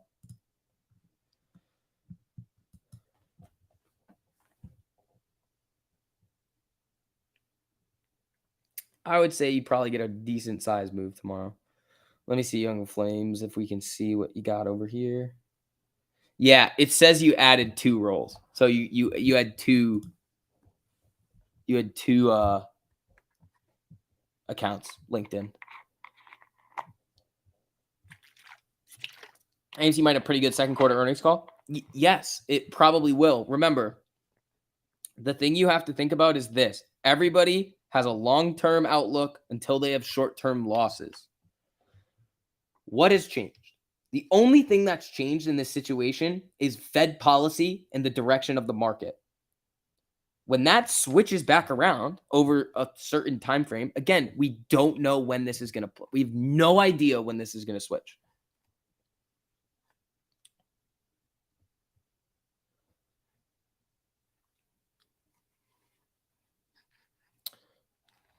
My SPY puts have been minus 5% to 10% for a while, but finally flat. Should you sell? That's up to you, buddy. You expect that big move to be the upside or downside? Honestly, I think we have to test 380 first before this box here. So I think it could go. It's a coin flip. We're right smack dab in the middle right now. We're a little bit closer in terms of going to 370 on the downside because we're at right around 374. We're just hovering here. You could easily see it pop to 380. I don't know if we're going to gap that high, but I think we could see it touched tomorrow. I thought it was going to do it today off of Powell.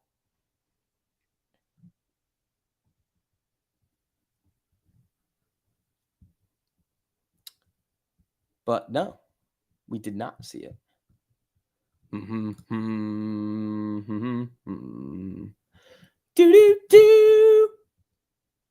SSR is nonsense.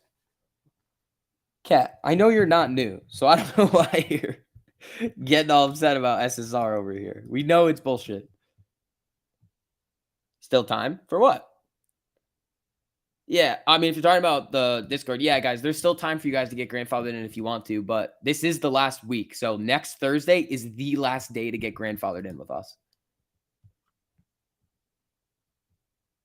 AMC buyers are not. We need them. We need buyers. Here's what I want you guys to think about. Everybody likes to harp on OBV a lot. At the current situation that we're in right now, it's kind of irrelevant because it gives you an indication of like holding, sort of, in a little buying.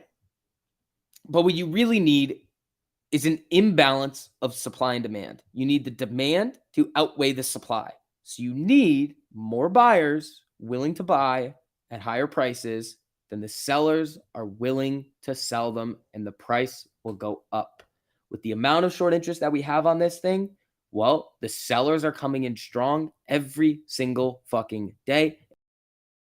And as we see, the buyers are not able to act the moves that we are seeing. That's just how it works. So we need buyers. How are these EMAs so well respected as resistance support on so many short time frames? Do the algos also love these indicators? Yes, we're trading like institutions. How can the demand outweigh the supply if they cheat every day? Shorting isn't cheating. Naked shorting is cheating. We don't know if that's happening every single day. It could be with market maker short exams. But you can also then say if they were cheating, they would have never let the price get above 1450, and then we run to 72. We go from run to 225. Like, again, these things can happen. But we also have to understand is that there's going to be long, drawn out periods of fucking pain and then short bursts of this is awesome. That's kind of how it works with like squeeze. I don't know why everybody's upset. I'm making money with 1348 and I'm able to use it to buy Amy cheap. Yeah, exactly. Exactly, man. I mean, it works very well. You guys saw the trade that I took today right here. Boom. There's these everywhere, every single day. You just have to know where to look. And the tools that we provide allow you to find them a lot easier. So if they short borrowed shares, then we buy shares on margin. No, then you get liquidated and then you're fucked. And then all of your 1348 gains go away, which is bad. We don't want that.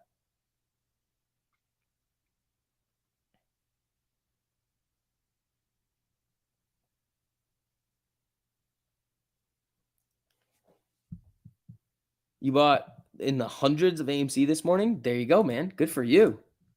Good for you. Woo! That is sweet. All righty, team. So let's...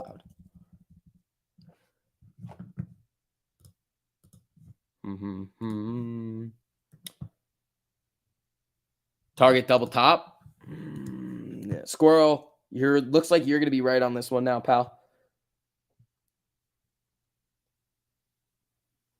AMC is not a short time frame play now. In my opinion, it never was. If you listen to anything that I've said over the last year, it's been this is going to take a while to play out.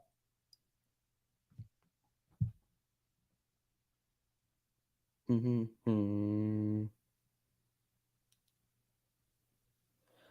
may need to utilize a one-on-one training in about a week. The strategy seems simpler, just a disconnect on there. Maybe it'll click before then. Collective risk. Are you coming to all the live streams? Have you watched all the videos? Have you put the time in to kind of go over your previous trades to see where it went wrong? Again, you got to put in a lot of effort into this in the beginning to make sure that you have the core foundation ready to go. You can't just go in and expect, no, cool, cross money. Not really how it works. You still need to put in the time and effort to make sure you know what you're doing.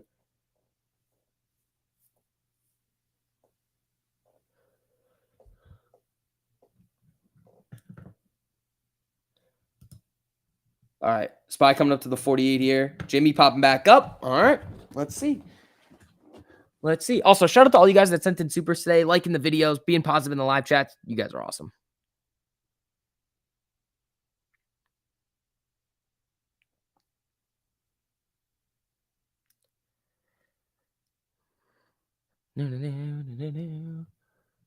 Glenn says there are no more green days. Oh, boy. Check DM and how it responded to that bottom of the channel. Oh, did it? Yep. Oh, so high or low on that one. Yep, I see that. There you go. Mikey, sorry, you can't have a one-on-one. You're strange. All right, let's see.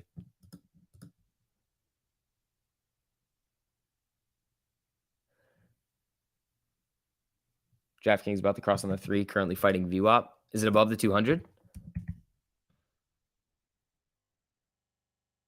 Wants to fight on the 5, cross on the 5 too. Bro, please, no. 1348, there's a learning curve, but worth it. Yep. Yeah, I mean, DraftKings has 3 different levels of resistance up here. I probably wouldn't touch it. Probably wouldn't touch it.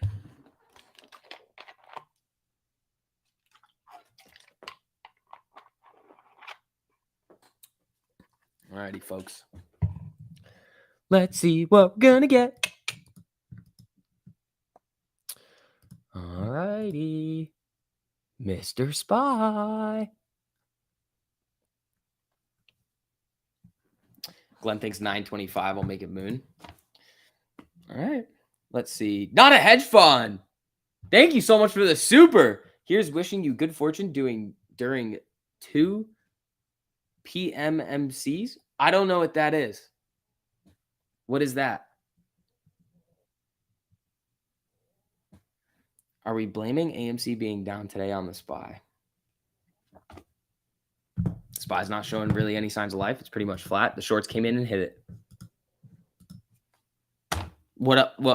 How is it going to help you to just be like manipulation?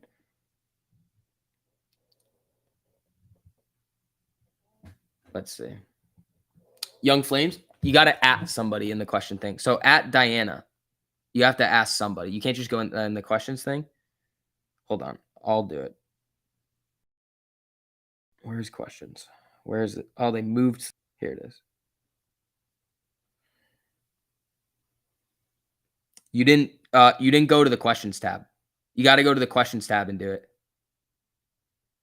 It's at the top. It's at the top in the free lobby. So go in the questions tab and at Diana, or most likely Diana's gonna be able to help. Oh, the mask gang is coming in. Here we go.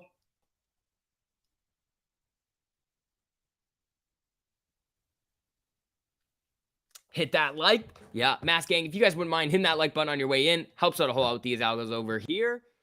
Oh, hold on. Oh, that was quick. What's up, buddy? How you doing? I beat most of these motherfuckers over They here. did. You got most of them today. Okay, I see Tiss McGee was here and Twisty was here. All right, outside of that, Joe. How you doing? Oh, pretty good, man. Pretty good. Had a nice Dude. little Chewy play. Little Baba stop out that if I held would have been sweet, but I saw Baba moving today. I'm like, I know he's in it. I know he's in it. I told everybody about because look at this. I had everybody watching this today, and I was talking about. I was like, I'm not getting it yet. It looks like it kind of formed new demand up here. Might want to come and break through this. And then everybody saw it get to the top of the box, and they were just like, I'm buying puts. And then everybody down in here was like, I'm up 30%. I was like, hey, when the fuck did you do this? But that was a good one. This SPY play right here was nasty. I literally was just sitting here during sick. Dude, I posted that one on Twitter. I was like, this is just textbook. It's like, play it down to support. Boom, done. Oh, the SPY? Yeah. Dude, the SPY was freaking Christmas today. Yeah. It was Christmas. And it was like, it was in the middle of the talk. So I was streaming the talk and I was just like, I put up on the screen, I was just like, look for SPY, new day lows. And then I was like, okay, guys, you guys want to stop streaming right now and start trading? Because I was like, the SPY did nothing. Yeah. And then I was just like, and I was just like, okay, yep, let's go in on some puts. And then just lovely. Dude, I was like, all right. I was like sitting here and I was like, this looks great. So I got it before the day low because I didn't really want to chase it to the low. And I was like, I feel like they're gonna try to pump it if it hits the low. So it sputtered a little bit at the low, I think, or it was one of these nonsense candles over here. So I took a little bit of profit off the table and then I let the last few ride to support. And then just out 18%. I was That's like, thanks, man. That is it. Gangster plays today. Yeah. I called Siva. Listen, any stock that you guys want to play that has less than 100 million in market share, I don't know, man. Yeah, dude, let's just buy calls on Rev. Everybody's peer pressuring us every single day. Then what happens? I'm gonna short Rev one day. Listen here, everyone who's playing Rev right now, okay? I'm gonna short Rev. I don't know when. I don't know why. I don't know how. Actually, I know why. But the time will come. If I get the littlest inkling that they're actually going to go bankrupt, I'm going to give you guys a quick heads up, like 15 seconds, saying I'm going short. I'm just going to let you guys know ahead of time. If that stock's going to zero guaranteed, be careful. Dude, they will probably they'll refile, maybe go OTC for a little bit, but they're going to get fucked. Peace, love. Oh no, this boring dude is back. Hey, peace, love. You know what? Wait. TMI or me? Peace, love. Aren't you in the Discord? I don't know. I don't know. Is he? He could be. I don't know. Don't short Rev. It's going to 10. Don't short Rev. That's interesting. Yesterday, they were telling me, did you guys lose confidence in your play? Huh? So wait, hold on. So if it goes to 10, then can I short it? Sure. Wait, what's it at now? 7? It was just at 10. It's at 9.89. What's it at now? These people. Dude, I saw a lot of people like adding me yesterday on Twitter. It's like, it's Rev, the short interest. And it took everything in my being and to just be like, not go on Twitter and just be like, please stop. Don't do this. Please don't do this to yourself. Yep. And mind you, it was down today from the pre-market highs like 30%. If you got in on shorts this morning with Rev, fuck. Yeah. Oh man, 928 to 717. Yep. Ooh. And look, BOXD, that's the next one. Oh, is this the one that everybody's pumping up now? It was yesterday. Everybody was yelling about this thing. Look at that cross down. Look at that cross down. I wonder what the IV is like on the options chain. Oh, 286%. And it's not even like there's no calls in the money. 0. There's none. It has to go to 250. This is nuts. You guys need to smarten up. This is nuts. Just play both sides. Just play the upside and play the downside. There's nothing wrong with playing the upside. Oh, just yeah. play the upside properly. Upside's fine. You just got to have a strategy going in. It's like what we were talking about with this little SPY trade. I was like, my whole thesis was just play the support. Oh, yeah. SPY if you have Rev or Box D, have a plan. Don't just go in there and be like, hey, I'm going to hold it as long as I can and then see what happens because you're going to get dumped on. Exactly. I love it. I love it. I love it. Amy's struggling today. Amy's on the struggle train. Amy's on the short bus today for sure. Yeah. Not having too much fun. I would watch it 11:50 and then maybe 11. You know what I'm watching? Sub 10. I'll tell you exactly what I'm watching. You think it's sub 10? We flashed there once. Yeah, I'm SPY. watching, I think SPY has to do a 380 test before it makes a new low, so we could see a little bit of a bounce before it tanks. Okay, so take this in. Go to SPY on the daily. Go to AMC on the daily. Yeah. Oh, I missed your call. Yeah, so I'll do some more calls tomorrow. I'll do some more calls tomorrow for sure. So if you draw a level of resistance from the 970 to where we are currently right now, you don't have to do that right now. But if you zone out a little bit from 970 to where we are right now, there's a level of support that touches 3-4 different touch points. Yeah, I see it. If we break down below that, we go back towards 970, potentially stopping at 10 flat, but then 974 will be the next low.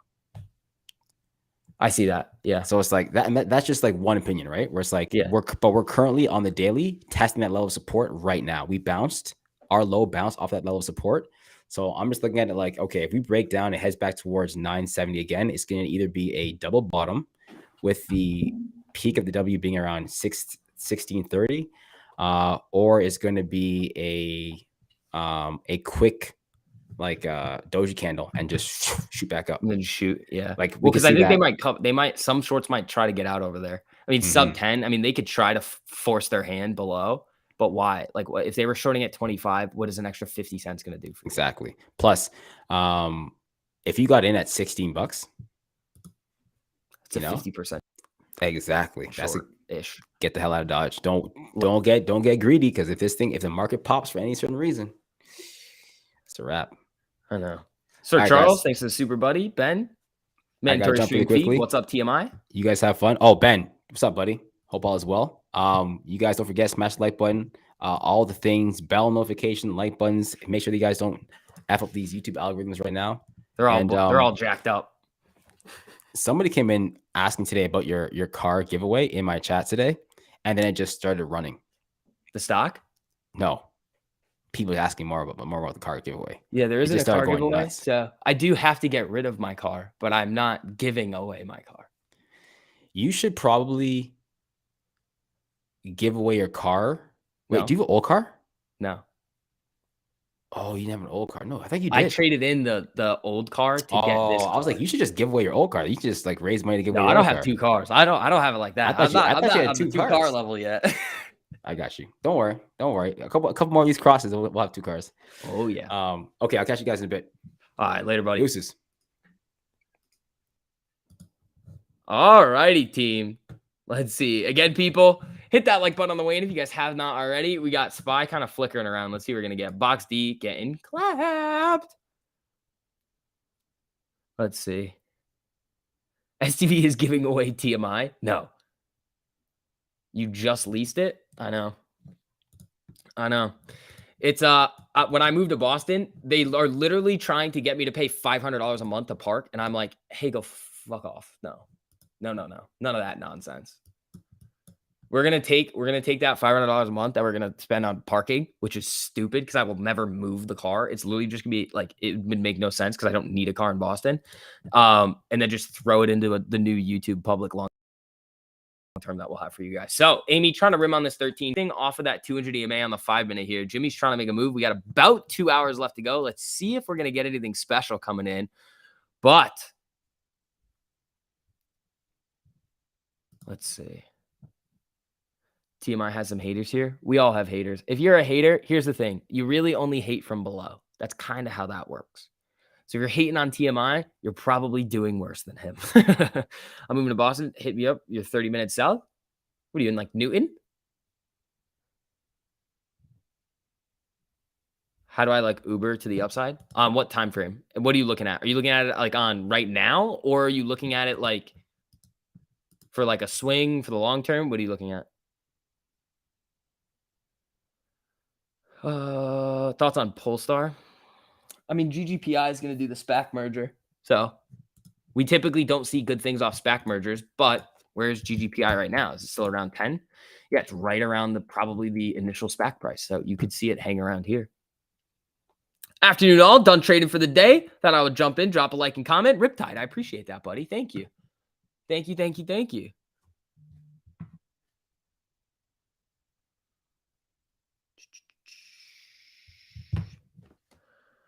I'm from the Cape, though, so I can show you some cool places. Dude, I was looking for a friend in the Cape because I do want to go to the Cape. Suck Tyler. We could set that up, buddy. That would be pretty cool. As long as you're fine with dealing with my shithead friends, we can do it. What do you think will happen when AMC moves to the Russell? Probably nothing initially. Because their whole goal is to have nothing happen. Like, they don't want, like, oh, it's moving to a new ETF, and then, boom. That's not really what they want. You should give away an NFT of your car at least. No, I don't even know how to do that. You guys want NFTs right now? You see what's going on at the NFT shit in New York? I heard it's a massive shit show. It's just bunch of NFT nerds. Sorry, that was mean. When's the next earnings for AMC? I think August. I think it's August.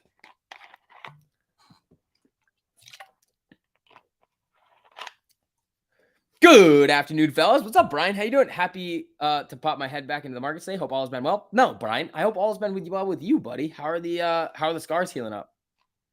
Remember me when Rev closes green? No.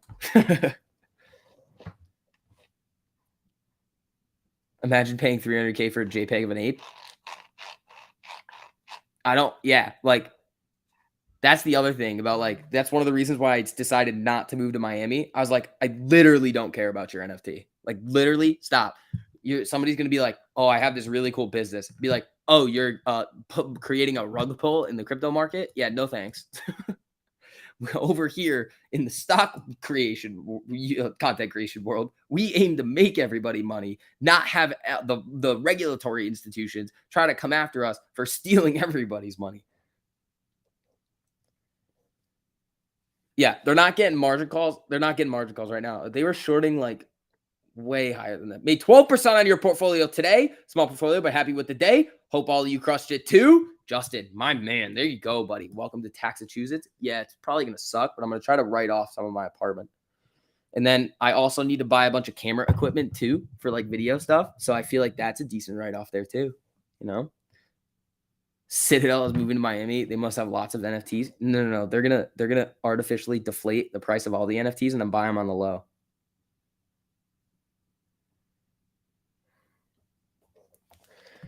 Staples came out yesterday. All good over here. Fly over Citadel on Monday. Send you the candid window photo from the plane. Oh, I gotta take a look at that. All right, things are rejecting a little bit here. Amy again rimming down.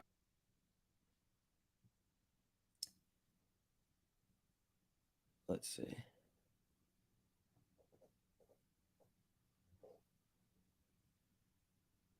You should sell your right to buy out your lease. Might make some money. Doubt it. I could try. I got to go to the dealership and be like, how much are you going to charge me to give this back to you so you can sell it and make money? Because I'm not going to play games with them. And be like, but I do have to get rid of it soon. How's my finger doing? It's got a nasty scar. I have a little nasty scar on my finger from the Tito's bottle. Then I have a Tito's bottle under my desk right now.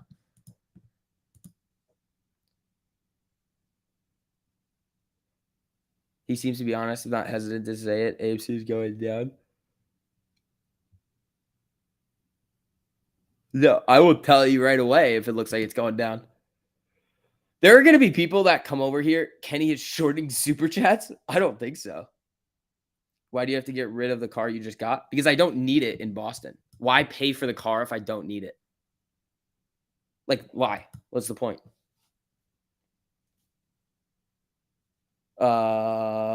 Dude, I tell you guys every day in the videos, it needs to do this in order for it to go. Until then, it's going to screw around. It's the same thing. When you start to see signs of bullish action, I'll be the first one to tell you. We're not seeing it right now.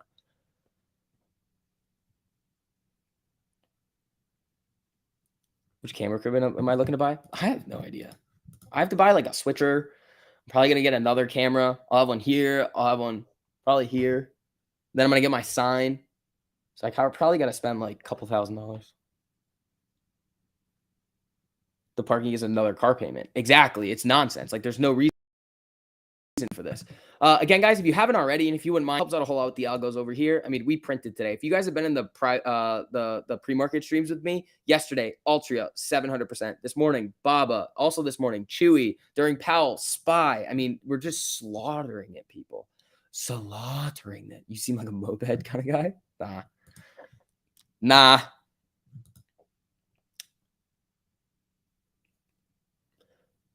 Is this still stop loss hunting? No. Well, maybe if this is the high. Because then I was thinking about where the stop losses would be. And it could be up here. And then they're playing it. So they could be playing the stop up here. 375. So that's like $1. 375 what though? 375.50. So they're risking 150 points for what? Yeah, this is not a good risk reward. It could be. I just don't see it.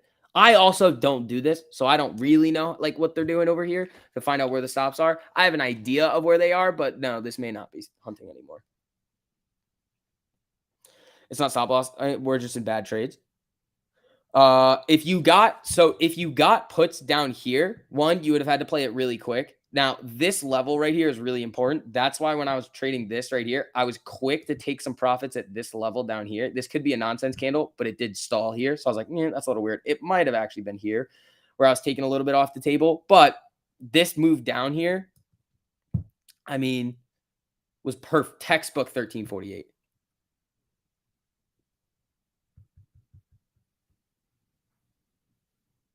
But I think your lease has to be coming to the end. Yeah, my lease has got a lot of time on it.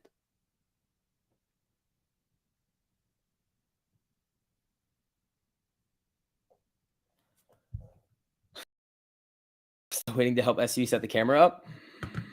It just the actual view of it, the quality right now sucks because I have to change a bunch of camera settings, which I don't know how to do.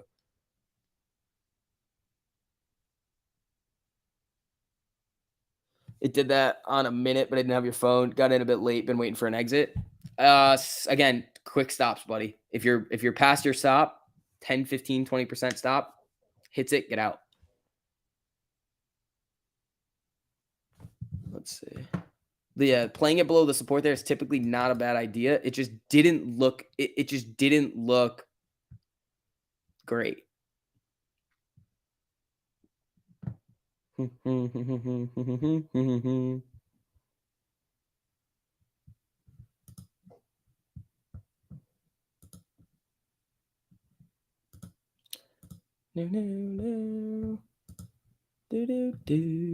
All right, let's see. Weber for an upside breakout. Honestly, if I'm being completely honest with you, I'd probably short it. Went from 6 to 1070. I'd probably short this thing. I don't short stocks just because of the risk on it. I wouldn't buy puts on it because the IV is too high. It's not that high, but it's pretty high. But this is probably going to end up coming down. Amy's coming down now too. New lows, 1156. Watch it at 1150. 1150 on Amy's going to be a key level here. So you have 11 and 1150. If it falls through both of those, it's going to suck a little bit. Here comes the SSR. Now you need another, what, 20 cents? 30 cents? Something like that. Bob, because the thing is on Weber, look at this. Look at this on the 4-hour. You are way late.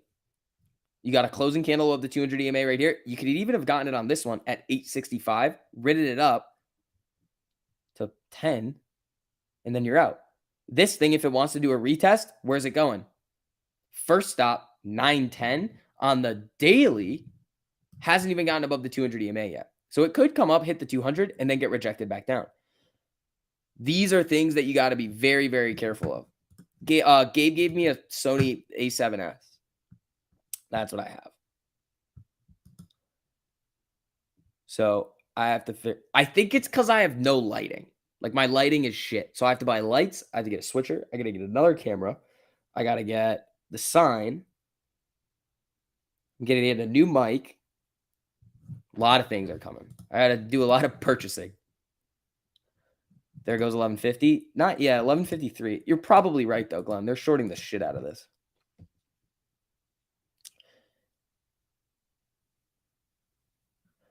All righty, team. Let's see. Yeah, Weber. I mean, I just wouldn't touch it.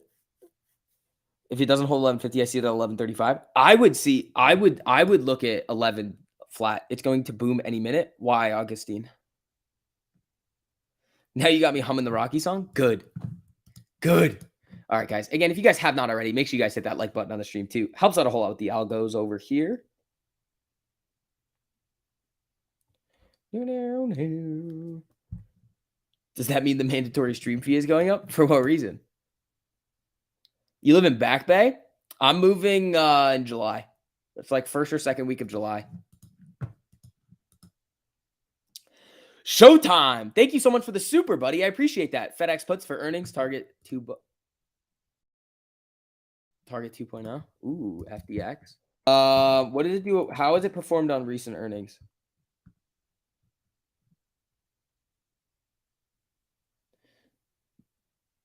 $221 to 2. That's a clap. Oh, that's a big boy gap up there. Where is this in relation? Oh, this thing could move. Well, how's the premium on it? Oh, it's so expensive on FedEx. Jesus. This is pricing in a...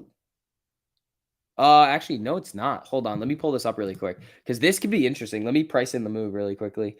226. How do they not have a 226 strike? So that would be 225, 750, 755.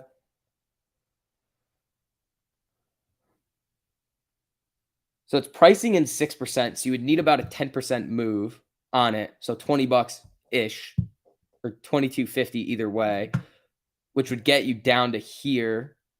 So you would have to spend like $300 ish for a decent straddle. They're pricing in a little bit more on the put side though. Not for me.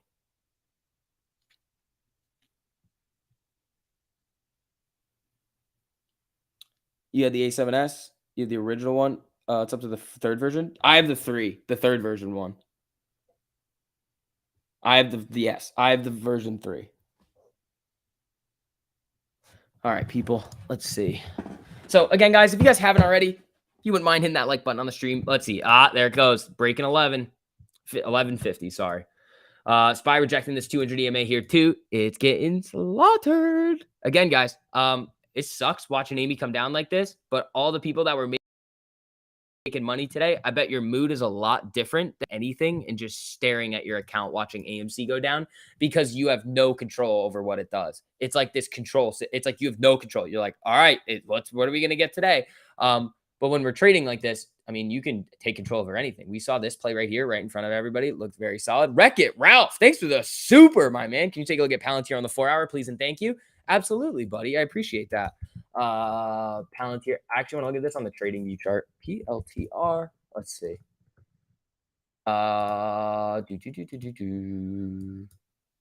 So it's got a cross. It's right at resistance. You need it above this 200 EMA with some momentum. The next resistance level, 1098.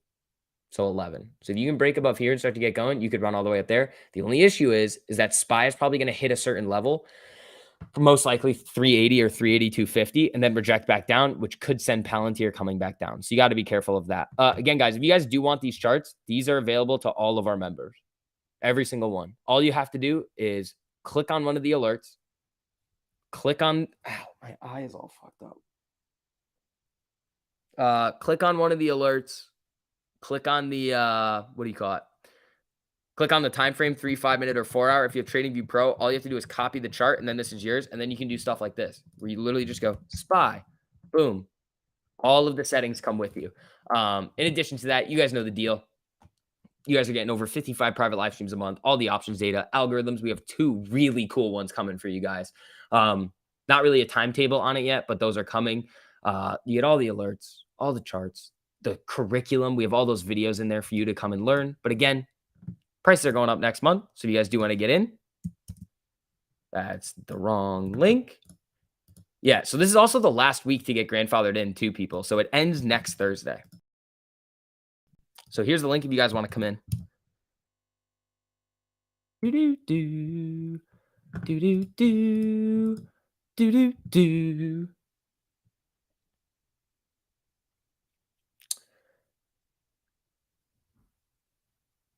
So many ads for 1348? Yeah, because it works and everybody's killing it with it. If you had something where everybody was making a bunch of money and you were helping people, you would want more people to be making money too. Do I make money on it? Yeah. Does everybody else get the better end of the deal by making way more money? Yeah. Do-do-do. Paid subscriber, it's not worth it? Highly doubt that, Tony. Doubt it. Let's see. Tesla look like it's setting lower lows. How about humming danger zone instead? No. It definitely is worth it. Nobody is going to come and give you over 55 private live streams and all the things that we're offering you guys. We are the best place to come and learn how to trade. Again, I told you guys, the haters were going to come in here later. The only people that are hating are the people not in it.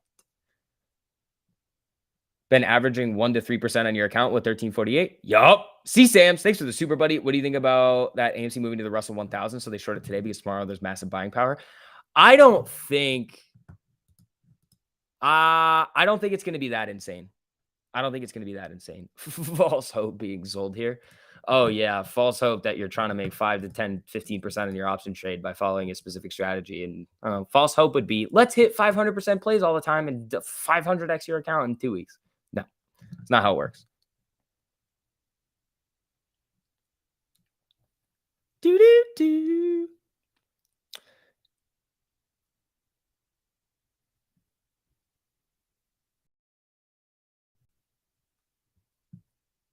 Let's see.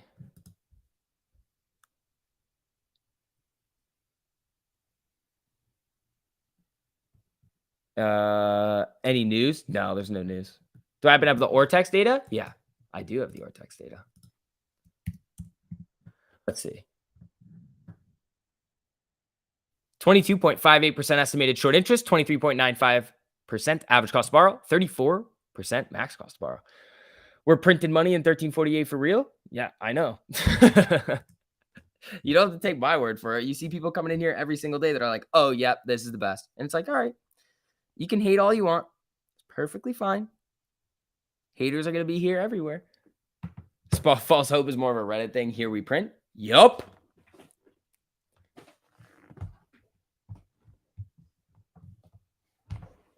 Papa Frank's 11 for 13 today. There you go, buddy. There you go.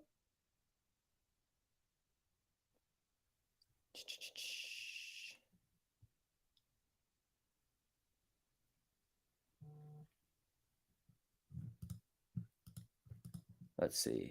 Amy, 1155. Do. Did it get Wally today? No, I got Chewy though. Chewy was solid. Chewy was a predictive cross.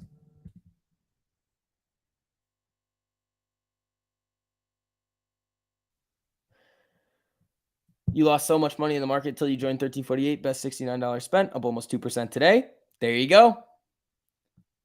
There you go, man.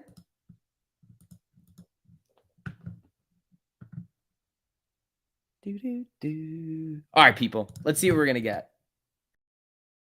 SPY bouncing up off the.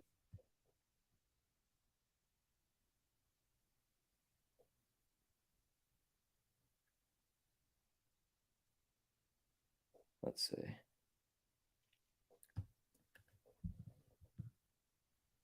SPY hunting for the cross up. Yeah, it's got to get above VWAP too. Then you're going to have a little resistance right here.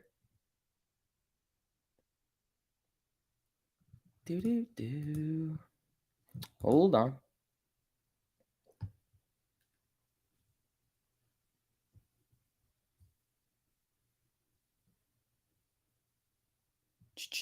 All right. Let's see. Let's check Jimmy's Ortex. We haven't done any Jimmy Ortex in a while.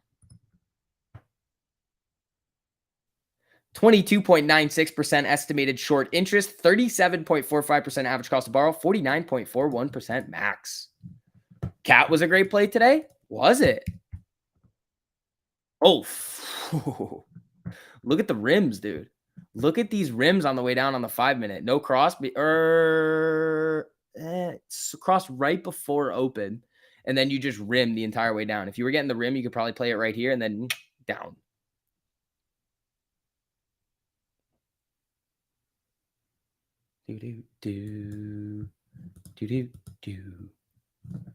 Hold on. All right, let's see.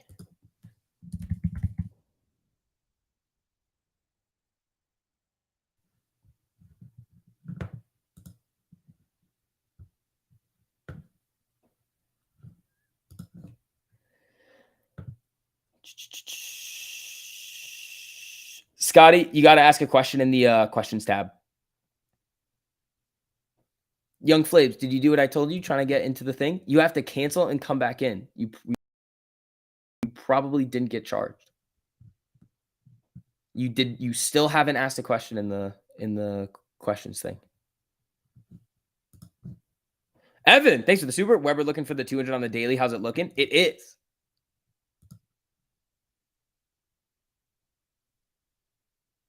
Bink. Amy down 8% on no volume. 26 million, yeah. And there's no questions tab? Yeah, there is. It's in the free section in the left. 11:10. What's at 11:10?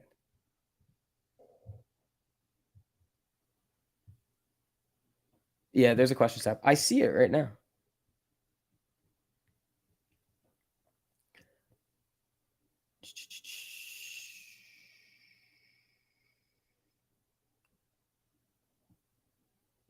Let's see.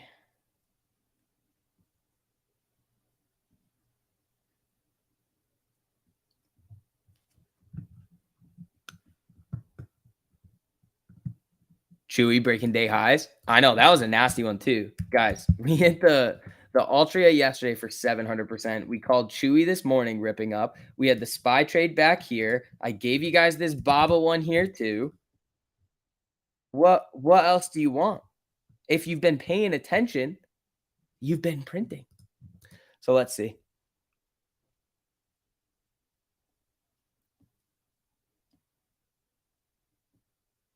What's the Amy Ortex looking like? We just did it. But let's see. 22.58% estimated short interest, 23.95% average cost to borrow, 34% max. You know what I want? Mikey, you're not getting one on the. Sorry, pal. You're not getting it. I have to show my ankles. Not happening. Not going to happen.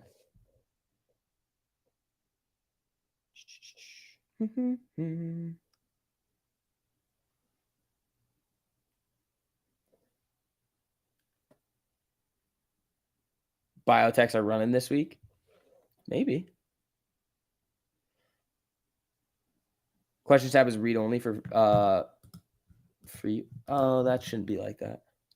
But he's not. He's in it. He's gotten the role added, so he's gotta go into the questions tab. Weber topped. Where is it? We're getting sparked now. Oh, there it goes. Is this hunting on the day? All right, so there's that test on the daily. There's that test on the daily on Weber. Oh, I like it. SQ pushing back up. Hold on. When I say I like it on Weber, that means I would probably take it the other way to the downside. That's what I mean. SPY coming back up above VWAP. Square coming back up a little here too.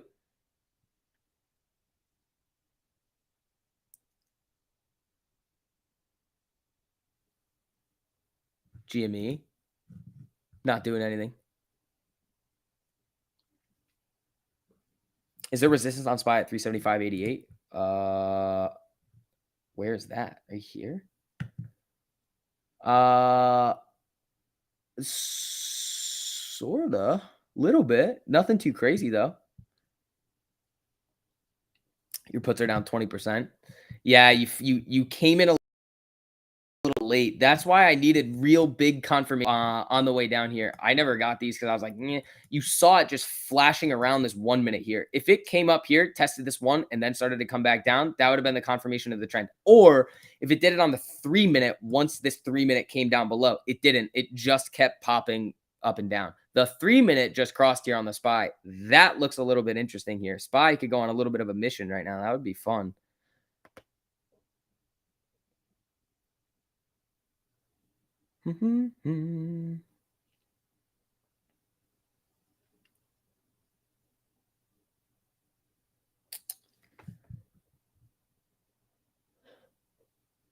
All right. SPY, what are you going to do? It's probably going to come up to here.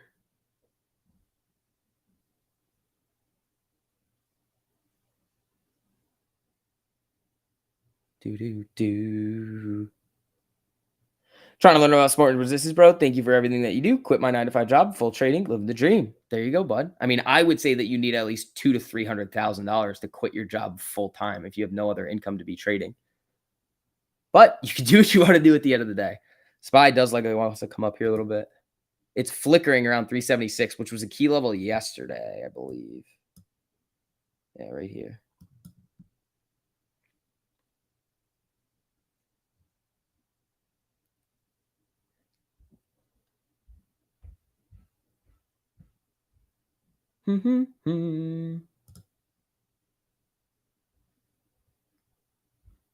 Let's see.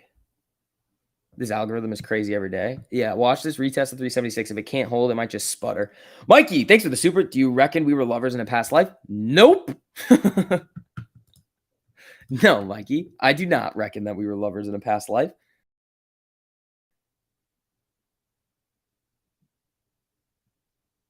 SPY's going on a little mission here. Hello. Evan, thanks for the super. Can I explain shaft trend versus MACD? MACD is moving average, convergence, divergence. Shaft trend is just a different way to measure momentum. It's going to be a little bit more smoothed out and broad. Didn't see the tab. Just joined. It was you have to email them. Hope they respond. Yeah, they will. They'll get that figured out for you, young flames. Patreon's not gonna screw you over. You just be like, hey, I signed up twice, and they'll be like, okay, I'll cancel one of them. Then you'll be good to go.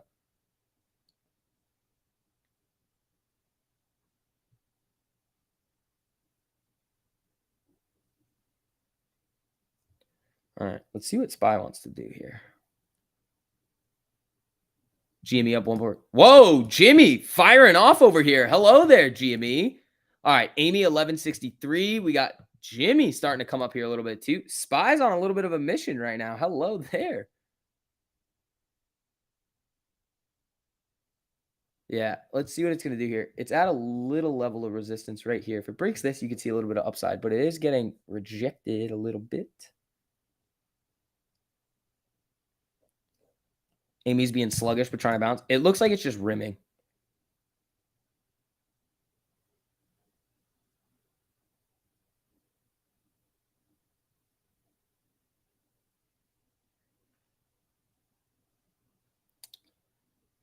Woo. That was close. That was close. Chewy new day highs. Yeah, dude. That Chewy cross that we all called out this morning, the predictive that we had, then it crossed, was nasty. Oh, that was during the pre-market live. We saw this. It was breaking out of this box level right here and then just boom off to the races. It's 40 cents. That's pretty big. Oh, Ukraine accepted into the EU? I don't see any. Sincerely commends EU leaders. Oh, wow. Interesting. SPY 5-minute cross up. Ooh, it crossed on the 5. Yeah. Watch this potential retest of VWAP, but SPY could get a little fun into close.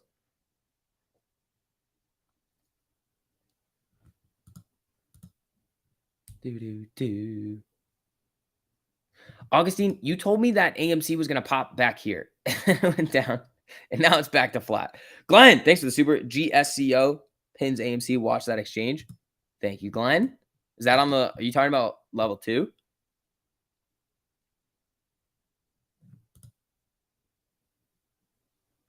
Let's see. Yeah, thank you guys for all the supers. I appreciate that. Weber new highs. That thing's probably coming down soon. Be careful.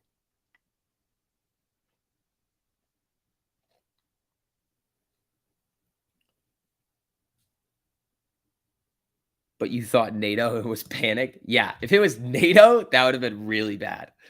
That would have been, time for boom boops, which would have been really no fun.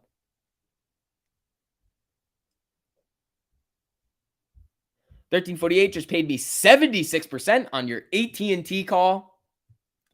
Yep, people can come in here hating all they want, but at the end of the day, those of you guys who have bought into the strategy and have actually taken the time to learn it are having a lot of success. So you can come in here and hate all you want, but the people that have taken the time to do it are taking control and doing very, very well with it. So you can hate all you want. It's not going to change anything that we're doing. So let's see. SPY looks like it wants to test 376 again over here. Tiger new high of the day. Again, dude. Tiger's just ripping. Tiger's just rimming on the way up here. Jesus. Have I done Ortex recently? Yeah, I did it like a couple minutes ago.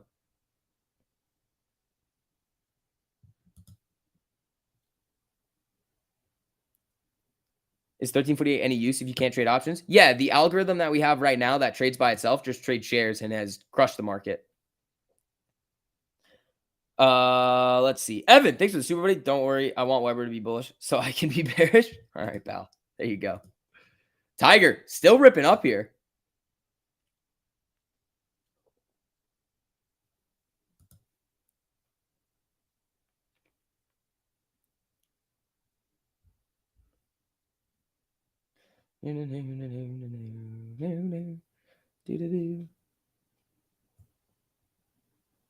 Now do I think they're shorting the heck out of AMC? They've been doing it all day long.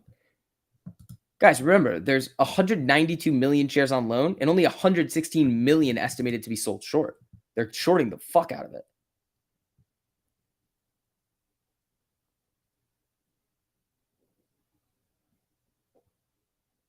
Let's see here. Watch 376.50. Do I have proof of it trading the market with just trading shares? Well, yeah, if you go in there, you can see what's it up right now. I think let me look. As of yesterday, let me look at him. He is up. Let's see. 7.87%. And he started about a month and a half ago, which is way better than the. So I'll show you right here. This is what Trader Joe's up. You can see right here. Portfolio loss, starting balance 1,000. He's up $787. 7.87% gain. Bing!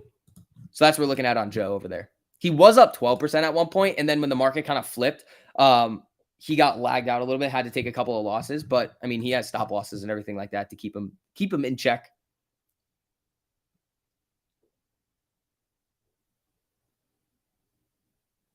Those Boeing calls are freaking printing 1348 for the win again. There you go. It's fun getting paid to talk trash on this channel. Oh, Tony, you realize I don't give a shit what you say. Your opinion means 0. Let's see. You think all the shorting comes from AQR?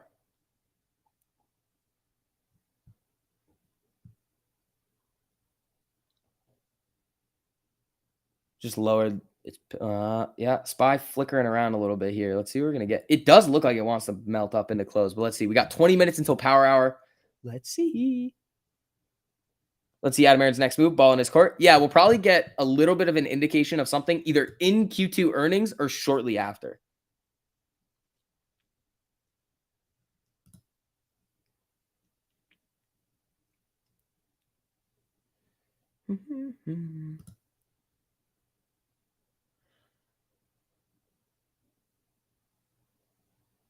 Had to go back in and see. It's crossing up here. I almost want to see it do a retest. Or is this rimming on the 1? Yeah, it's rimming the 1 here. Can I talk about Rev? Shorted almost 80% with 600% cost per hour. Yeah, because it's filing bankruptcy. It's not. Rev, I'm staying far away from anything to do with Revlon. 0.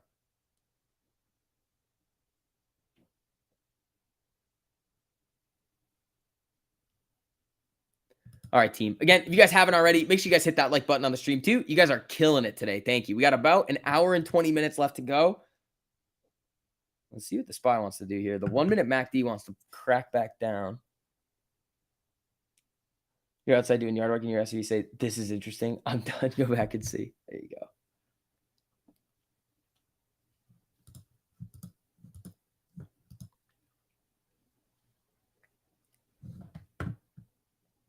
Broke up on what, Bob? Oh, Weber broke up? Yeah, it's right at the, it was right at the 200 EMA on the daily. Where is it now? I think it's higher than it now. Yeah. So the 200 EMA on the daily is 1103. It's at 1120. It's about to get a daily cross too. You could see a little bit more bullish action before a potential big boy shark fin coming in. So be careful.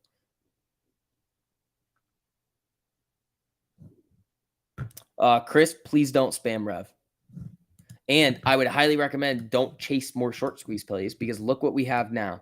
I don't know where Redbox is, but Redbox is taking a beating. Rev's down 12%. You have Redbox down 5% today with selling off yesterday too. I mean, these stocks don't look like they want to have very much fun anymore. They're just on the struggle train. They rip up, they come back down. Same thing with every other like separate squeeze stock that we've seen. SPRT, Prog, BBIG, everything. It runs up, comes down. If you're going to trade it and go in with like a solid thesis of this is what I'm planning to do with the trade and this is what I'm looking for, then awesome. You have to have your set thesis going in, you know, of where you're going to take profits.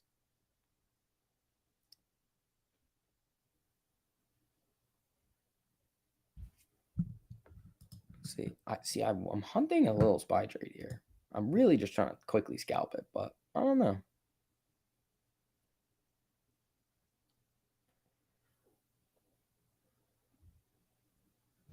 One minute MACD is on the way down here, so I don't really like that. That's no fun. That's not having any fun. To be honest, that's not much different than our favorite stock. Right. It's not that much different. But here's the thing.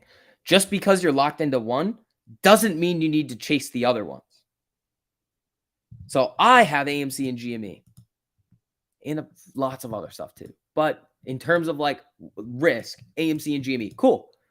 Am I going to start chasing other things and subject myself to more risk by subscribing to, I'm just going to buy and hold this and hope for the best? Absolutely not. That's not happening.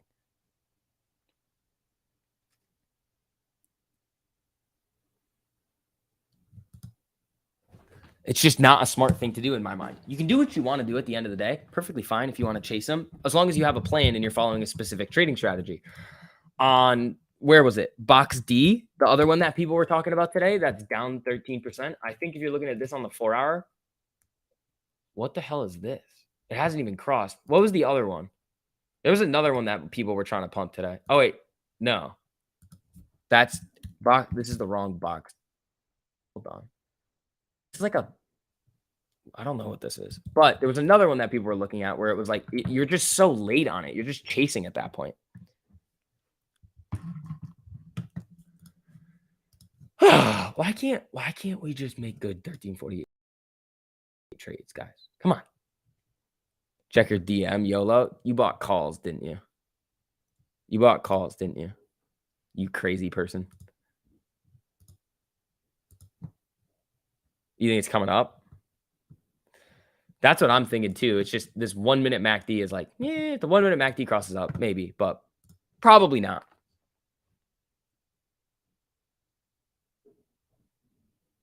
Target moon mission? Yeah, Target's been on a moon mission today. I've been saying I want to reprise my role as the Tiger King. I just haven't done it yet.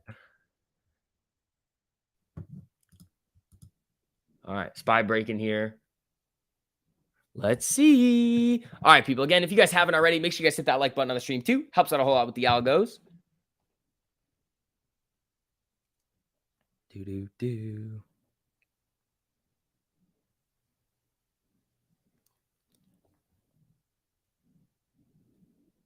VIX is about to cross down on the 3. Yeah, SPY is coming down for a 3-minute rim here after this cross. So let's see what happens on this. Remember what we said? 376.50. Watch that level of resistance there. It hit 376.51 and rejected right back down. Keith, thanks for the super. SPY crossed at the 5, but I don't love the indicators on SPY. They seem iffy and messy. Exactly. If you're going to do it, you're trading for like 5%. You're like, yeah, in and out. But it's like it's like you're forcing the trade. There's no reason to force the trade at this point if you've already made money today. Like I'm already pretty solidly green today with 1348. There's no reason for me to keep going. If something looks really good, I'll do it. But I mean, no reason to force it. If it rims on the 3, maybe. But Keith, thanks for the super, buddy. I appreciate that. Some of the hedge funds went down. Why is AMC not rising a bit? Because they probably weren't short. Not every hedge fund is short on AMC, guys. Not everything in the market revolves around AMC and GME. Some things do, some things don't. You made 8% profit on your portfolio today, but it doesn't work. But it doesn't work. Oh, no. Yeah. All right.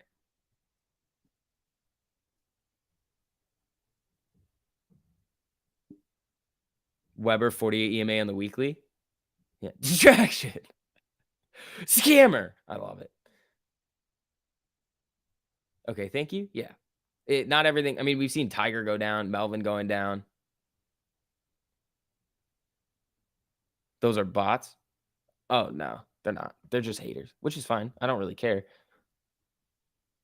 13% of your portfolio today, Clayton. Fuck yeah, dude. Do I ever look at ES for SPY trades? No, they move identical. They're going to track like within a couple of cents. You'd love to do 1348, but you only get 3-day trades in a 5-day window. Luke, you're limiting yourself. We go over this like at least 5 times a day. Why are you in a margin account? There's no reason to be in a margin account if you're not using the benefits of margin. If you're in a margin account, you're actively screwing yourself over. If you're in a cash account, there is no account minimum. All you have to do is trade with settled cash, meaning that if you follow the rules, you get 10-day trades every single day, and that is way too much. So cash accounts are the way to go.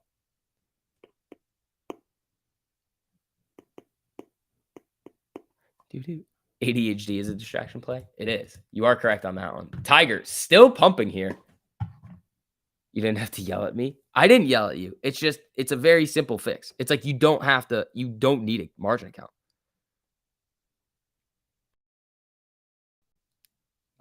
If you're on Robinhood, though, I'll let you trade options if you're not in a margin account. Keith, thanks for the super. Hey, SV, many apes believe that there are billions of synthetics involved in AMC, and therefore this is just going to explode like crazy. What do you think? I think there's a very high possibility that synthetics are created and out there, mainly by market makers, not necessarily by prime brokers. I think it's more market makers. So Citadel, the market maker, would be at fault there. Citadel, the hedge fund, I don't really care what they do because it's not really a hedge fund's fault or not fault. But that doesn't mean it's just going to explode. Signing off margin right now. There you go. You would need to see a lot of buying pressure come in. Do.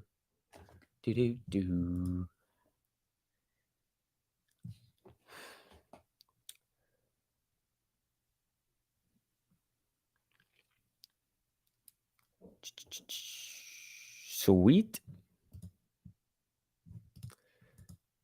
Let's see. Amy's still rimming the 5 here. SPY flatlining. Tiger. Moon mission. Thoughts on SQQQ? Well, after SPY potentially makes this run up into this box up here, you could see SQQQ boom.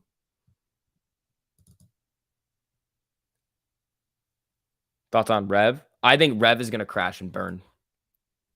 And I think you should... Guys, what is up with the hopium? Redbox update. I personally don't like Redbox. I asked because the ES shows across the 5-minute now, but the SPY cross was 15 minutes ago. That's weird. That's a bit strange.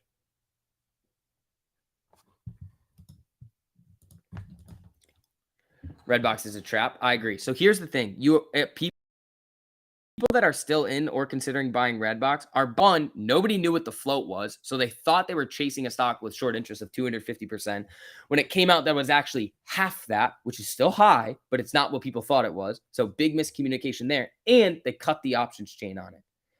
So you know it's heavily, heavily, heavily manipulated. So then when everybody gets upset about manipulation anyway, and then they buy something else that we know for 100% fact is heavily, heavily, heavily manipulated, and then are going to complain about the manipulation, even though we already know it's manipulated, you're just setting yourself up for failure, in my opinion, at that point. If you have a plan going in and you want to trade it, awesome. If you're trying to buy it and hold it and hope it goes sky high, I think that's a bad way to look at it. But at the end of the day, you have to make the decision of what you want to do with your own money.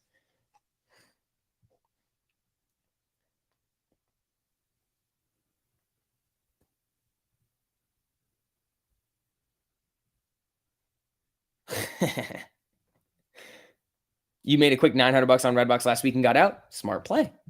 Smart play. But why would a hedge fund sell itself options being a market maker? Because they have different purposes of them. They need a hedge.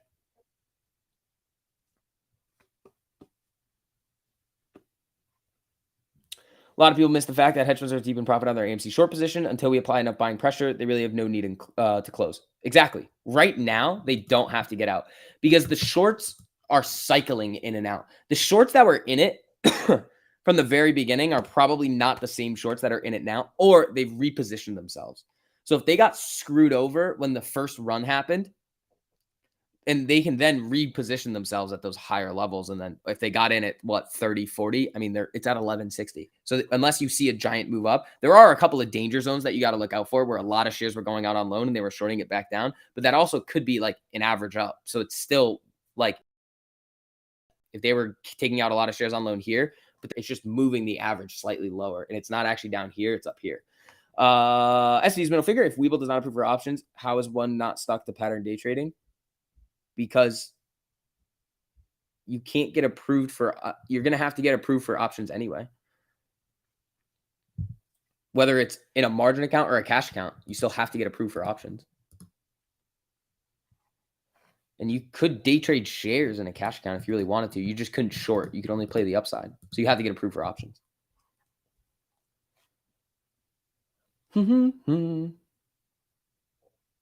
David, AMC's probably not about to gamma up right now. The $13 calls for this week, it was at 14,000 yesterday. And what are they now? 14,000. That's not enough. That's at most 1.4 million shares.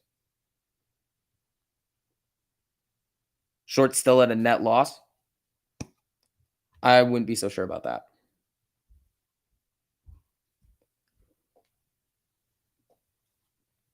If they're technical traders, 500 calls in the money. Is that really what the number is? No, it's on this. Let me refresh this. 3,261 calls with 17,000. I mean, if you look at it over here, it's more than 500. So it's like 3,000.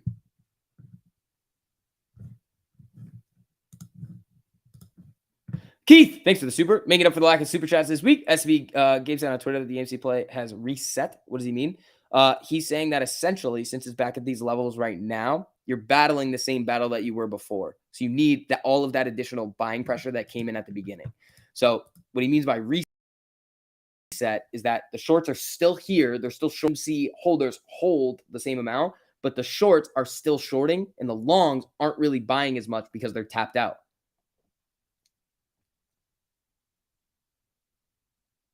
Also, thanks for a great channel. Keith, appreciate that, buddy.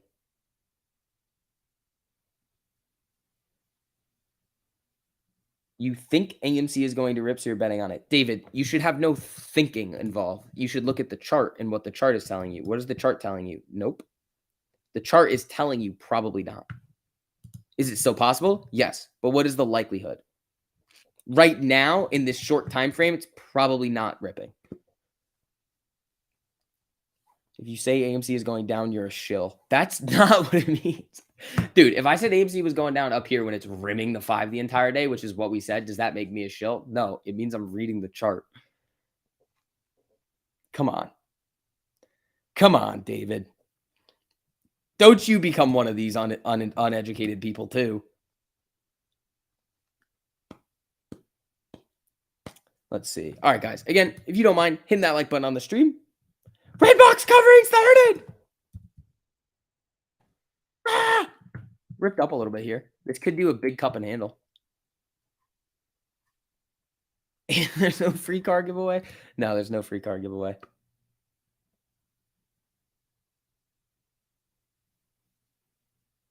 Some of these guys know how to get you fired up. I want you guys to think logically, but it just doesn't happen. He said the entire market doesn't revolve around AMC. This guy's obviously a shill. Let's see.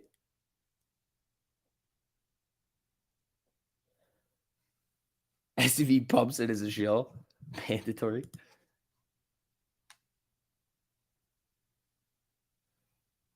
GSCO just changed, just pinning it's going up. All right. Do. Somebody doesn't know what Gamma Squeeze is. Please pump it. Do.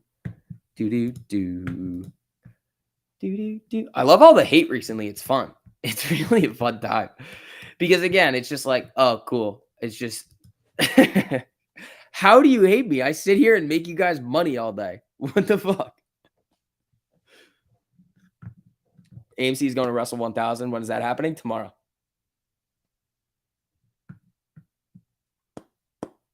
Talk more crap about Redbox. It went up when you did that. It's still, look, bro. Look. I can't in good conscience hype Redbox for you because of what's gone on with it. These people are crazy, bro. Yeah, I know. It's hilarious. You're coming into a 23-year-old live chat trying to like say bad things and make him angry. But at the end of the day, I'm doing so much better than you. So is everybody else in my live chat. All my people are killing it. And you're just like, fuck you guys. And it's like, yeah, quiet down, pal. Do. I hate you because you're so smart and make me feel dumb. No. Like we got Keith killing it. We got Omar, $100,000 days. We got David Morgan fucking hitting every single trade every single day. What is this? Gee, oh, that's the 1 minute. Wait, 1,000 share purchase or 1,000,000 share purchase?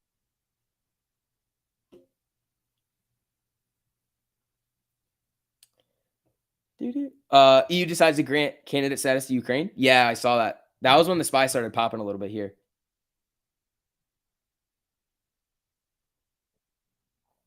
$1,000. Gotcha. That's not that big though. That's not really gonna. I mean, maybe depending on where it comes in.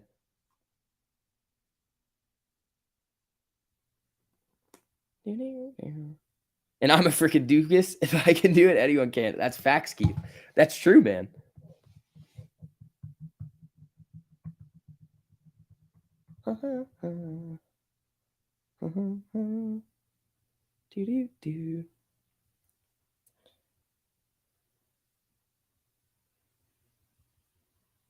Oh, Young Flames. Keith, he just called you a doofus. Keith called himself a doofus. SPY rimming a little bit here.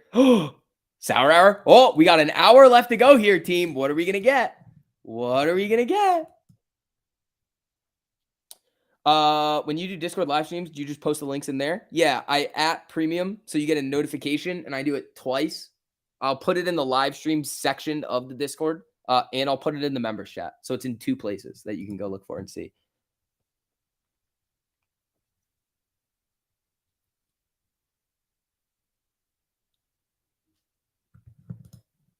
Let's see. SPY rimming.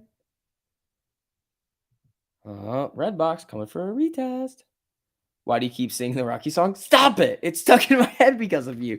Exactly. I can't stop it either. So if I can't stop, I'm going to make sure that you guys can't get it unstuck out of your head either. Which members chat? The one that says, oh, the market one.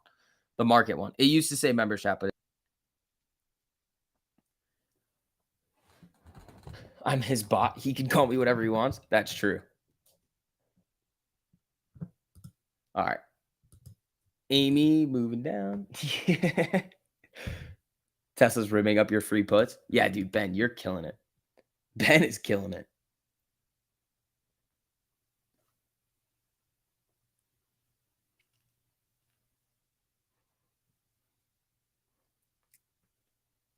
Texas grid prepares for possible record power demand on Thursday. It says it has sufficient power supply to meet demand. Why would they be out of power? What happened there? Who's falling hard? Oops. Hold on. Is Oxy selling too? Because Oxy will move with those. Oxy coming down a little bit.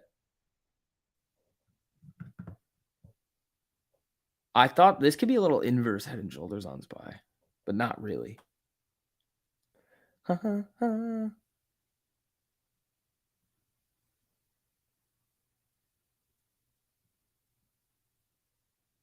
Let's see. Heat wave. Ooh. How bad is it?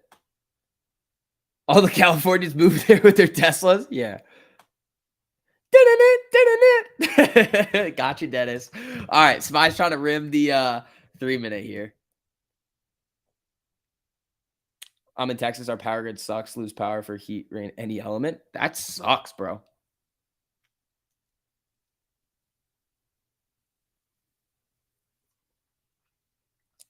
The EVs are doing good today, but Tesla red. Like which ones?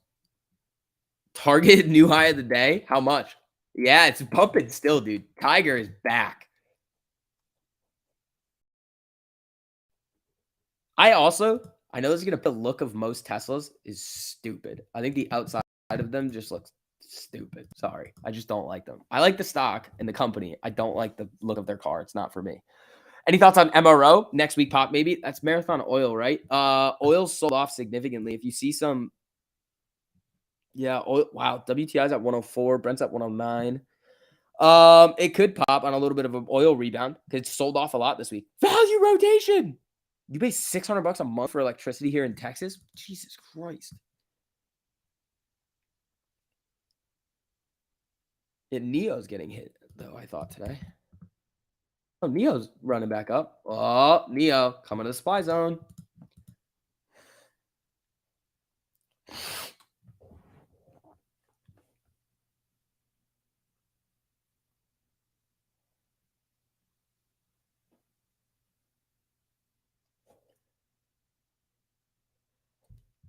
You mine Bitcoin? That's why it's really high? Well, you should stop doing that because I doubt you're making enough Bitcoin right now to pay for your electricity bill. I don't know what you did there. All right, so we got 56 minutes to go. Jimmy's trying to pop back up above VWAP here. Soybeans are down today. Oh, also, John, what trades did you take today after that nasty Altria play? Did you do anything today or you just stopped? Trader Joe is on. Oh, Joe the Trader is on fire? Oh, I don't know about that one. I know who Trader Joe is. I don't know who Joe the Trader is.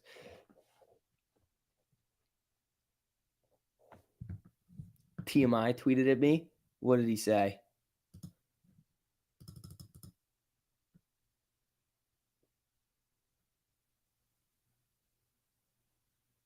It's crazy what bots can do in the stock market.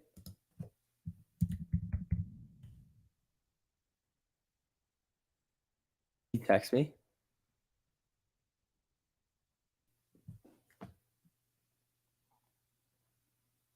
Let's see.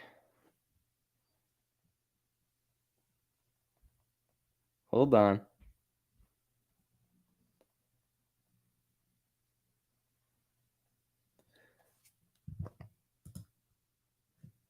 Hold on. I think we're talking about some of our algos. Some of our algos might be getting a... Oh, SPY. Here comes SPY.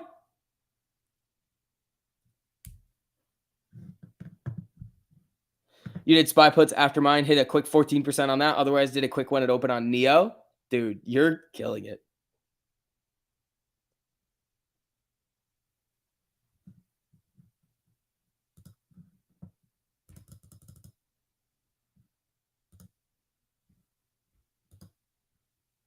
I'm confuzzled. Parker, you shorted AMC? You shill. You absolute shill. How could you? You're evil.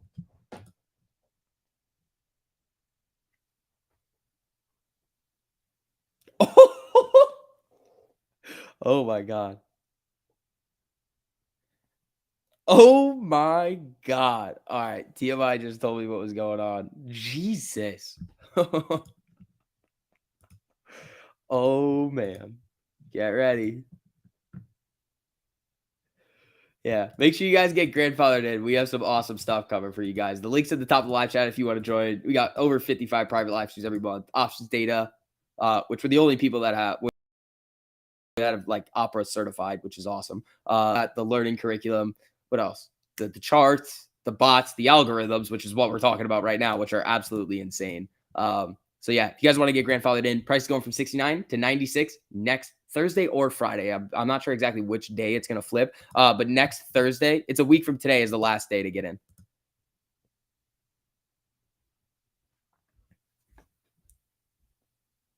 Let's see. SPY moving up here a little bit. Hello. Hello, SPY.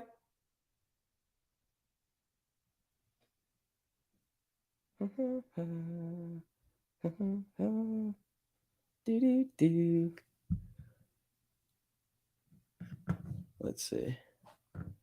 Yeah, and here's a link to that too. There's a direct link right there if you guys want to get over there. Redbox, what's the short interest? All right, I'll tell you, but if I show you the short interest and it's really, really, really high, that doesn't mean that you should just buy it. 106.58%, 870, what do you call it? Stop it. Stop it. 877% average cost to borrow, 1,000% max.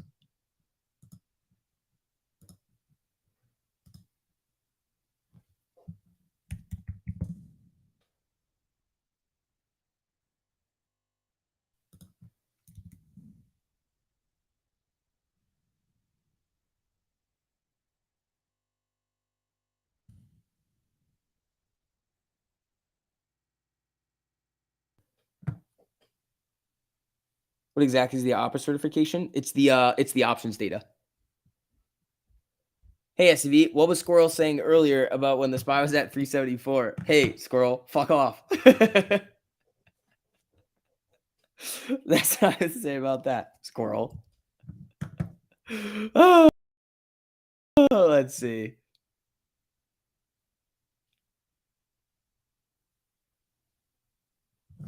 All right, team. Again, if you guys haven't already, and if you wouldn't mind hitting that like button on the stream, we're hunting that 800 likes today. You guys are slacking a little bit, but it's okay.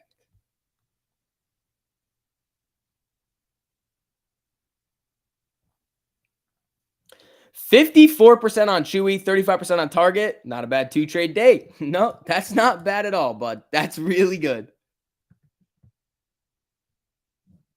Emily, what did you say? What did you say, Emily?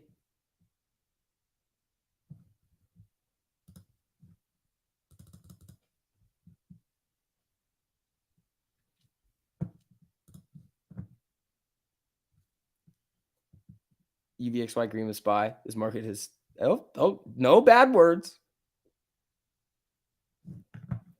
You should be following Squirrel. Technically, we were both right. I thought they were going to stop loss hunt and bring it down. But then once it broke the 25 here, I was like, yeah, you're right. And then wait, this is the 3-minute. I'm the 5-minute. That's right here. After it did this, I was like, yep, coming up. That was the 2 level. That was kind of the battle zone for what I was looking at for where SPY was going to go.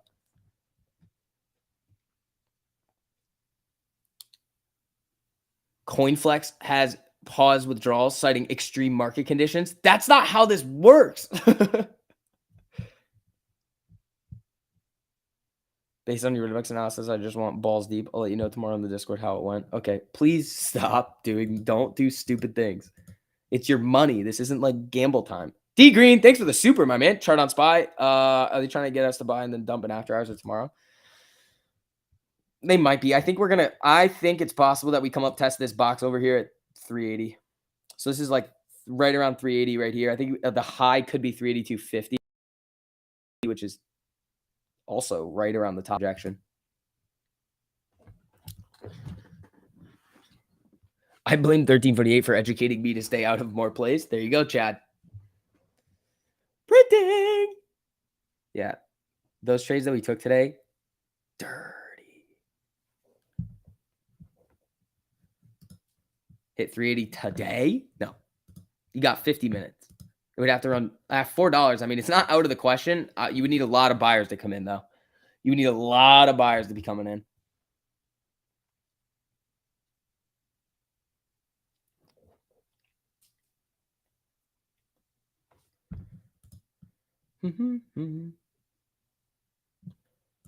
Thoughts on Gasparinos thinking we could see a pop tomorrow? I think he has no idea what he's talking about in the financial markets, and I really don't give a shit what he says. If you really want to learn how completely messed up the financial media is, you guys should definitely look at the video from last night. The guy who's the CEO of Business Insider is fully 100% banned from the securities industry for doing basically what you would expect somebody to do after they start a fucking media outlet. You guys got to see it. It's ridiculous. When I saw that yesterday, I was like, are you kidding me? What is the one thing many people overlook when playing options? It's not that they overlook stuff. It's more they get into their own head with their emotions and they completely let their emotions get the best of them and chase things that they shouldn't be chasing or buying things when they shouldn't be.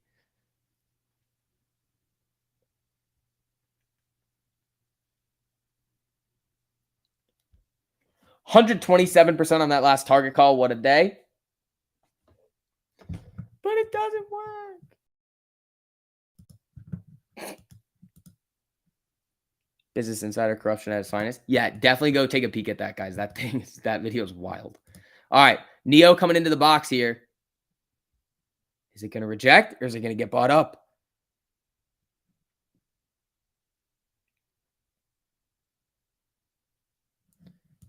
All right, let me check oil really quick. It's Thursday. You guys doing anything fun this weekend? Where are you guys going? Are you guys doing anything fun this weekend? All right. Oil down 2. Brent down 1.69. That's not good. Let's check Twitter really quickly, see what's going on.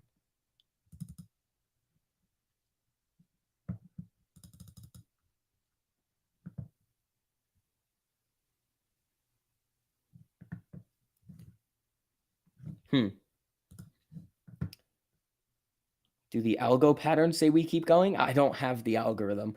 We have our own algo that trades and does very well, but we don't have like Glenn's algorithm. Glenn's algorithm's a bit different. All right, Neo trying to get up into the box here. You'll be at the beach? That's nice. Imagine the corruption at Motley Fool Business Insider did that. Yeah, guess where else this guy was a contributor to? Seeking Alpha. I'm telling you guys, you gotta go take a look at this. It's fucking crazy. How do you add box zones to your Weeble? You gotta draw them out. If you're in the Discord, TMI did a whole live stream one night that's archived in there, where he just goes over for like an hour, just teaching people how to draw the boxes and how to use them.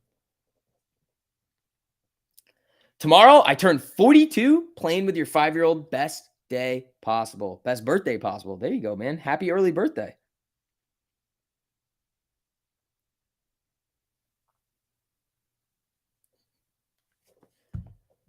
Soldier Chewy calls too early. I did too. I took them for, I think like 8%, I think is what I got my Chewies. I'm not touching it.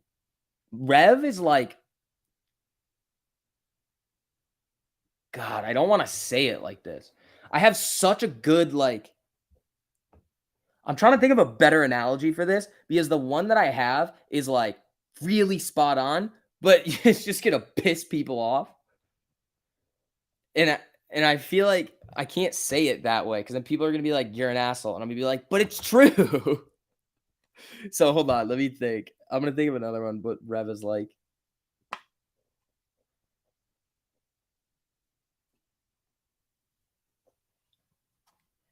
Okay. No, I came up with one. Rev is like eating peanut butter if you know you're allergic to peanuts.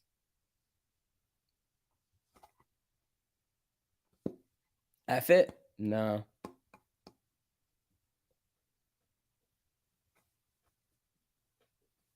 The truth hurts? No, it's not. No, I'm not comparing it to a stock. I'm comparing it to like a hypothetical situation that you could find yourself in.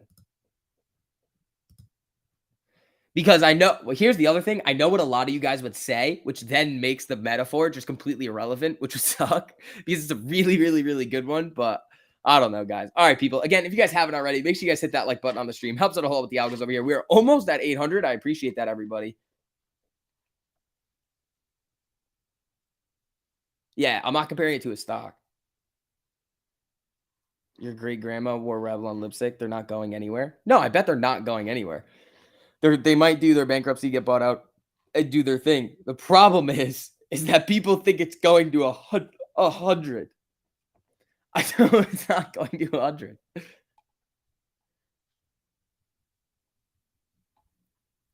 Oh, we're almost at 800. I appreciate that, everybody. So, SPY flickering around. Netflix laid off another 3% of its employees today. Oh boy. Hold on. Are we live? Are we good? Hold on. Are we glitching? Let me see. Yeah, we are. Whoops. I was waving my arms around like an idiot, trying to see when the feed would come over. How big is that delay? Oh, that's a long ass delay. Yeah, also, thank you to all you guys that sent in supers today. You guys didn't have to do that. I appreciate it, team. Revlon was bought out? Not yet. Unless that just got announced. It's like buyout. It's like a potential buyout. Revlon declared bankruptcy. Why is the stock soaring? Fucking. Let's see. Hold on.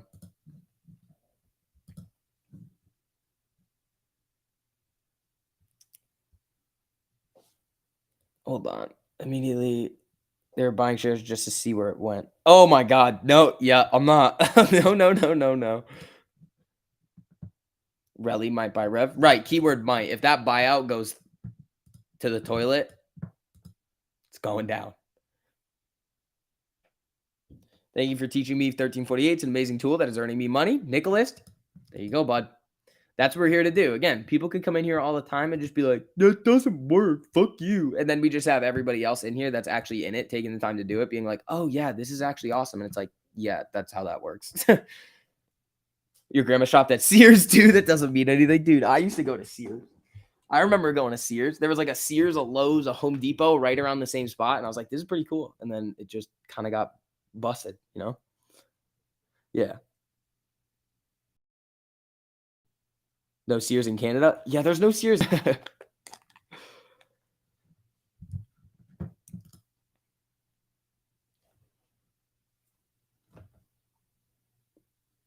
I remember Blockbuster. I do too. There was one by my house. There was one kind of by my house that I would go to. They would have that like weird texture on the DVDs. It's weird. That's really all I remember about Blockbuster. Your first house was a Sears catalog home? That's pretty cool.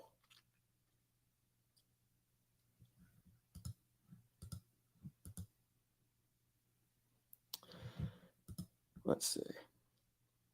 Did I get the Twitter DM you sent yesterday? Probably not. Let me look.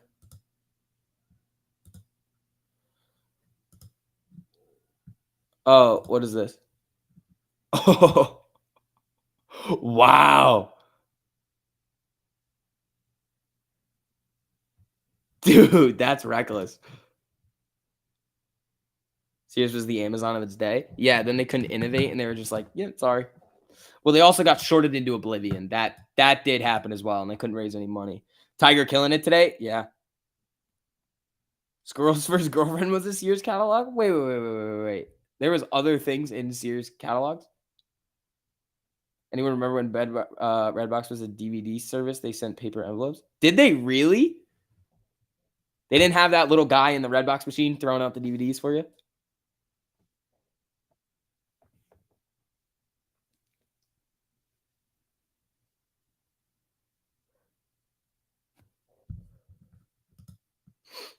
All right. Spy, trying to bounce you a little bit. Hold on.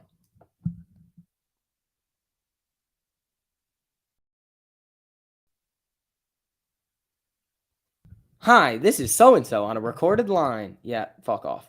It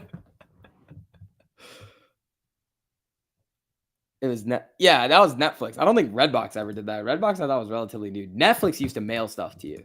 When I got Netflix, you could still do it, but it was mostly a streaming service at that point. Evan, thanks for the super. What do you think of Ortex saying a company cannot be shorted into bankruptcy? Technically, if the company doesn't need capital, it doesn't matter. But if they do, then they will go bankrupt. Like if the company needs to raise funds and their stock is sub $1 and they can't get the approval to dilute, then they will go bankrupt. So technically, Ortex is incorrect. But also the stock price doesn't necessarily indicate like company performance. Like you'd have low stock price, but the company does well and like generates profits and can operate, but they can still short the shit out of it and then take it lower. But if they don't actually need the cash, it just starves them for capital is essentially what it does. David, you're going to drive yourself crazy, bro. You're going to drive yourself crazy. Relax, buddy. Is it sad that I get a little happy when SCB reads my messages? I don't think so. Always wondered about that closed door room at the video rental store when I was a kid. Wait, what?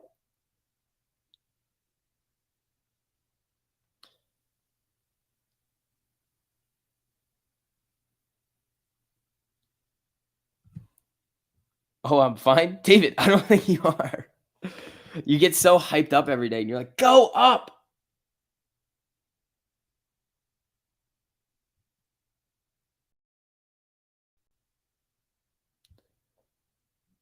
You deliver Netflix movies all the time still? I don't think you do. I really don't think you do. Spy, coming up here a little bit.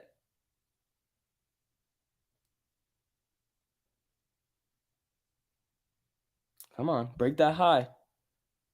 Should you buy puts or short David's sanity? If he keeps yelling at AMC to go up when the trend is down today, I would say yes. Thumbs up. Had to work overnight. Just woke up. Can you give me an update on today, please? We had Powell. We had Spy flicker around, and Amy got shorted into oblivion today. Down 7.5%. What do I think of the crypto market now? Like ETH? I think it's a decent time to start slowly dripping in, but I still see that there's more blood. What is ETH doing today? What is Ethereum at?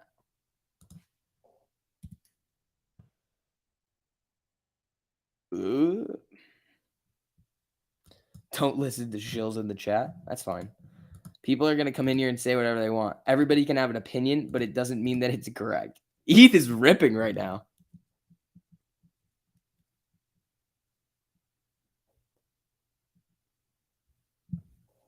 Oh, it hit 1082? When was this?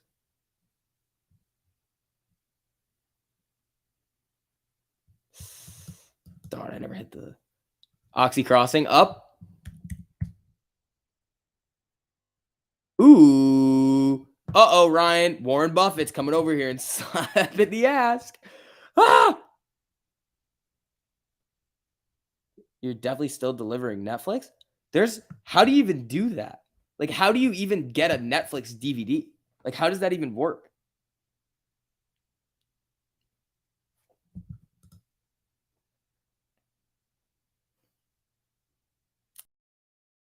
Spy wants to get a little spicy. Ooh, that was weird.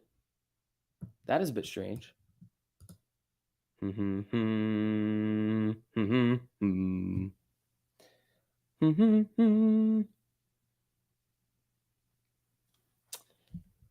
They send them through the mail.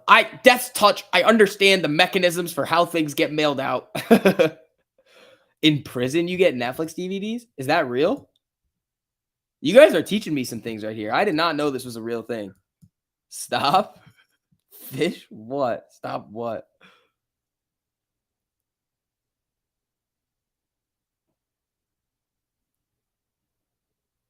Don't listen to Glenn. Glenn pretty much knows what he's doing most of the time. So if Glenn's algorithm and his technicals are saying it's going down, I give Glenn a little bit of leeway over here. Oh, the Rocky stuff? Yeah, no, sorry.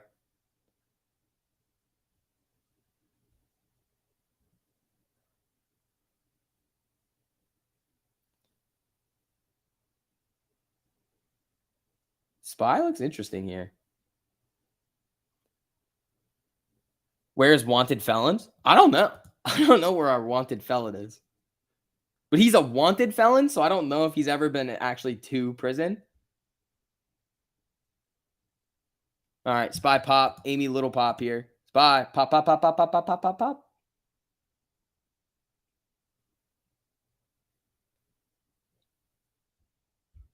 I don't trust the Spy. You got trust issues from the Spy? Quick peek at KSS. Holes. It's coming down a little bit. It got bad news yesterday, and then it's just been continually selling. TLT tanking. What's up with TLT here? I mean, TLT's crossing down right now on the 5. Charge point running again. Damn.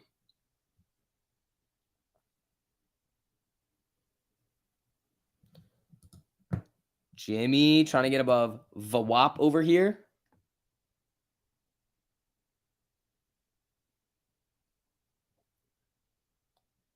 Crypto's probably going to shark fin. Yeah, I could see that. I mean, Spy on this cross was nice. Look at this 5-minute cross on Spy. Crosses right here. You ride it up from 36 all the way up here. Nice.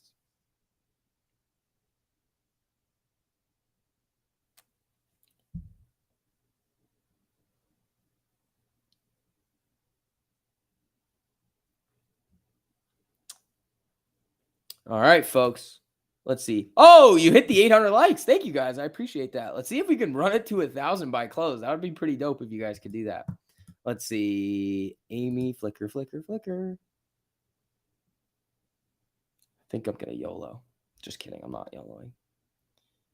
Just kidding. Just kidding. Bull squirrel. Yeah, you got that one right. That was a good one. Baba, what's up with Alibaba? What's up with Baba over here?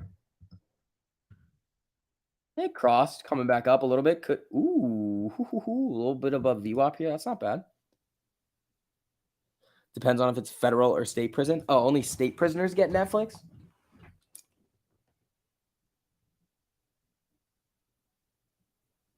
Whoa, whoa, whoa, whoa, whoa. Hold on.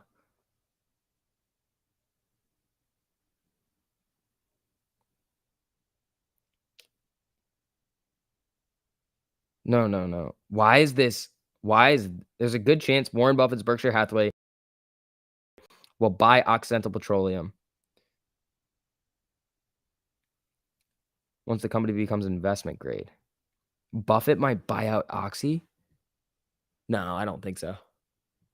That's getting circulated now. Is Oxy pumping on this?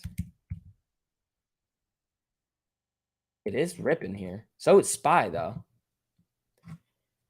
Hold on. Let me grab water really quickly. I just got to fill this up. Give me like 2 seconds. This is not going to take very long. I need more agua. Somebody figure out the Oxy stuff. 10, 9, 8, 7, 6, 5, 4, 3, 2, 1. Water. Done. All righty, folks. Let's see. Is Oxy still ripping on this? No. Buffett is an Oxy addict. Yeah, that's all they let him do. Remember? That's all they let him do. You might buy Oxy if these effing gas prices don't go down. What's it at? 56? High of like 70 something, I think. It's about where you're at on Occidental Petroleum. Ugh. All right. Retests. We're SPY. Just pumping. Those SPY puts earlier were sweet. Do.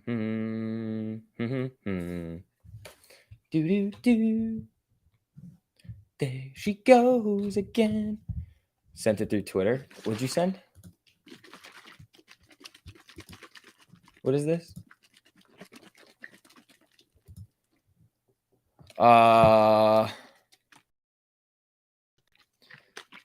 That margin called on AMC right now. There's no way.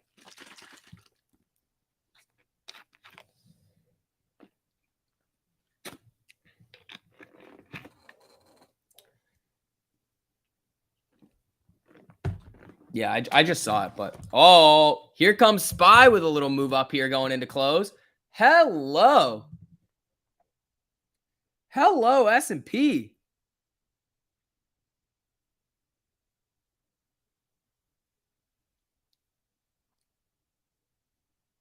Woo. That made a nice move. Squirrel, those options are up like 30, 40%, I think, if you got the ones that I think you would have. On the cross. Unless you got them earlier over here. Then they're up a lot. All right, people. I was looking at it at the cross. I just didn't like it that much. I should have pulled the trigger on that one. I was just up nicely today, so I was like, nah, I'll burn this one.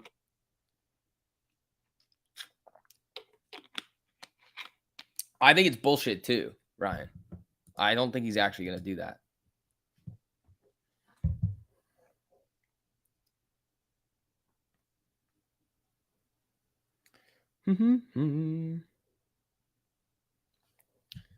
SPY's looking spicy here. I got to look at it. I got to watch it. I haven't watched it. I mean, I looked at the thing. I just haven't watched it yet. SPY pumping right now, dude.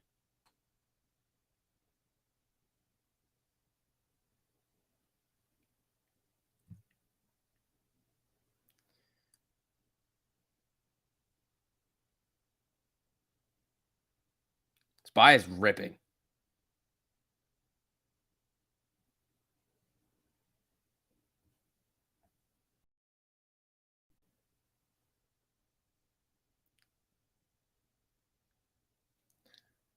All right, SPY. What are you going to do here, pal?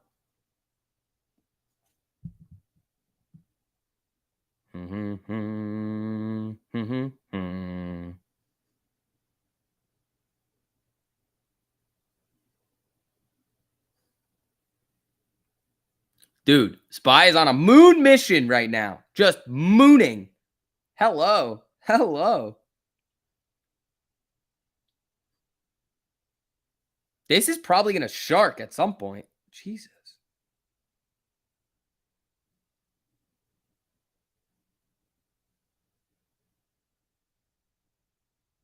Jesus. Jesus. Jesus.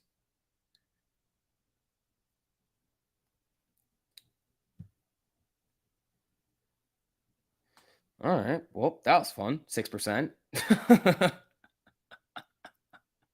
I just hit it. I mean, this is like a 3-minute rim that I just hit right here. Thank you. I mean, SPY. I could have held that, but I mean, I just took a nice little 6% on SPY contract that expire tomorrow. That was nuts. Amy coming back up a little bit here. Well, that was fun. The war ended? No. I don't see anything on that. Where's this coming up to? Day high?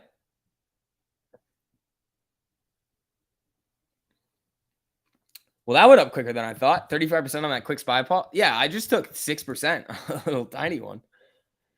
That was fun. Wow, that was nice. 3-minute rim. Boom. That's not the SPY. Thank you. It's still going.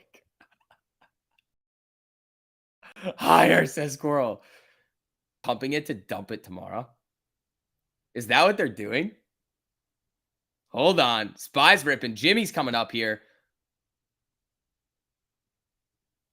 As soon as you said SPY looks interesting, bought a call, just sold for 20%. Nice. There you go. I mean, I was just playing the rim here, but like, this is a nasty 5-minute rim.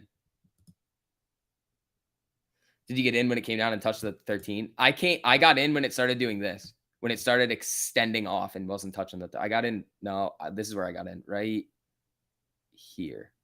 When it bounced. This candle. Wait, no. I got in here. Bloop.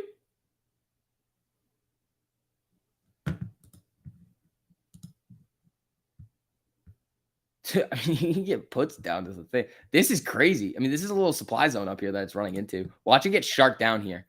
Watch SPY get resistance at 378 and then, or it just rips. This is nuts right here, though, people. Oxy ripping. Nah, it's coming up a little bit. All right, people. Again, if you guys don't mind, hit that like button on the stream on your way in. That was a nice little scalp there. Just quick, 6% in and out. I'll take that all day long. Is it golden cross bullish or bearish? Golden would be bullish. But golden's 5,200 EMA or MA.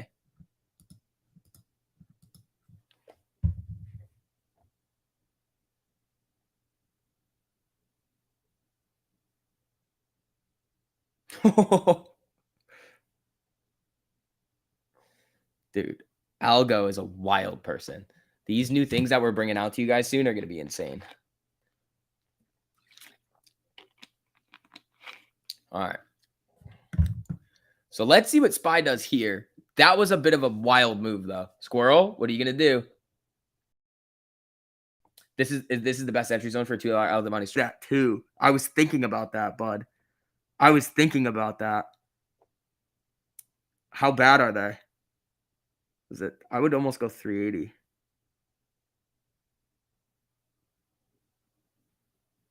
No, I wouldn't. No. The premium's still a little pumped on them. You need it to move. I mean, if it moves, you would need to have a big move tomorrow in the SPY, like 1.5%, 2%. Ride the fin down. It's finning. See, it came right up to the previous day high and then right down. So know your levels, people. If you were in on this SPY trade here, what would you be looking for? Okay, you get this cross right here. So where is this? Right here. You get it right here. You're looking for the rim now because it's kind of fizzling down. Right as you get the cross, it starts to move down. All right, so look for a rim. So let's say you get in on this candle right around 376. Now you're looking for a break of this right here. Then you're looking at this level right here. So you could use this level right here as your one of your take profit levels, or even this one right here to really confirm the breakout. And then you have day high. So those are the levels, and they're all drawn out on the charts for you too, people. They're perfect. You're up 62% on Amazon calls that you're going to swing, but I might have to cut it loose and take your day trade strike. You should not, guys, there's no reason to be. I mean, I see what you're saying there. You were going to swing it. But you should not put yourself in that position because there's no reason to be in a margin account. Like zero. Unless you're shorting stocks all of the time or trading credit spreads. That could be the triple top from yesterday and today. Is there really another top here too? It's a little higher. This is nice. SPY coming down a little bit here. Amy rejected at the 48. Jimmy having a solid day.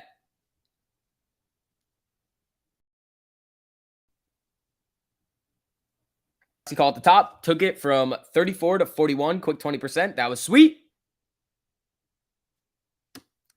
Doesn't get much easier than this, guys. You have day trade restrictions and do not have a margin account. What broker are you at? Because that's not the rules. Those are not the rules. The rules are cash account. You get as many as you want as long as you're trading with settled cash.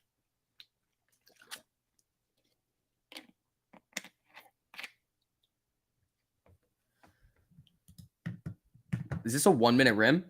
Yup. Watch this here. If you buy an option today and exercise tomorrow, do I get with PDT? Nope. Biggest regret of my life was trading with unsettled funds. Was up 8,000, let it go overnight, so I wouldn't get hit with unsettled funds BS. Woke up the next day to it being 0. Yep, it happens, man. That's why you don't want to be subject to those things. Check. No. Yeah, exactly.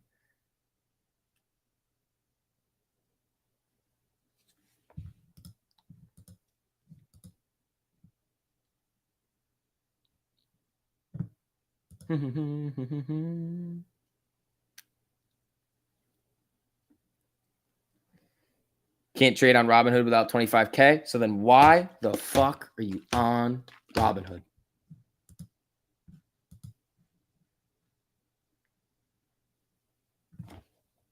It's simple.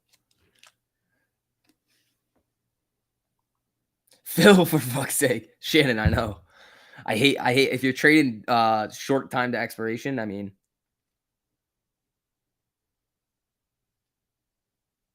Jesus, algo. All right, SPY popping up now.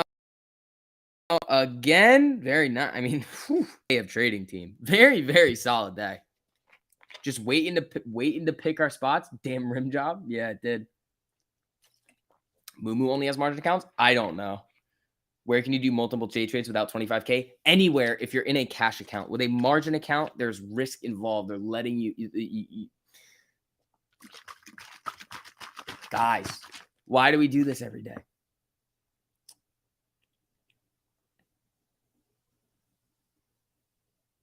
Do I drink tap water? I do. Is it easy to get money in and out of Robinhood? It's easy to get money in and out of any broker. In terms of like depositing and withdrawing, it's pretty easy. I mean, Robinhood gives you instant deposit, but that's because of margin. 380 end of the day? That would be crazy. What's happening to Amy? She just got blasted with shorts today. Blasted.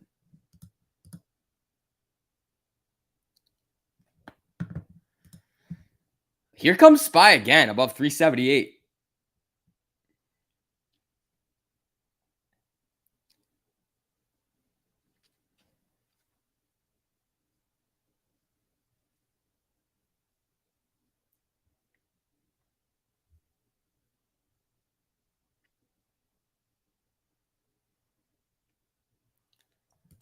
Do.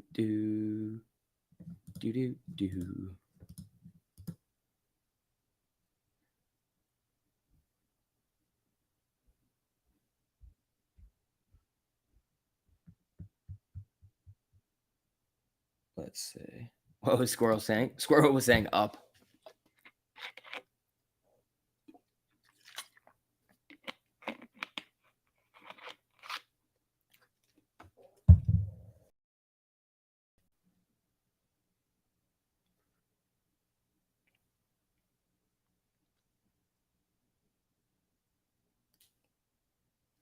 You have to turn off instant settlement with Robinhood. Yeah, then they won't let you trade options though. I'm pretty sure. Something. It's like Robinhood Gold. They won't let you do it. So careful. Robinhood sucks. I feel like we all know this by now. Robinhood's dog shit. So why are we fucking around with them? Hood is user friendly. So is Weeble. Lou says 1348 is a distraction. Yes, distracting you from not making money. Wait, did that come out correctly? Yes, that did come out correctly. Let's see.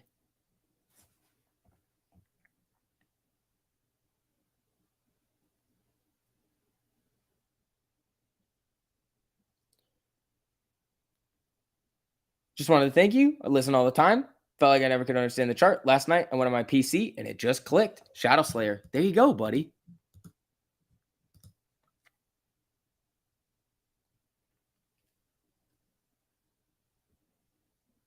Love Robinhood. Been making a killing on puts over the last 2 months. There you go. There you go. All right, guys. We got 15 minutes until close now. We have SPY rimming up here on the 1 minute. We got Amy getting resistance at the 48 here. Let's see. Let's see. Guys, also, if you wouldn't mind hitting that like button on the stream on your way in, it helps out a whole lot with the algos over here.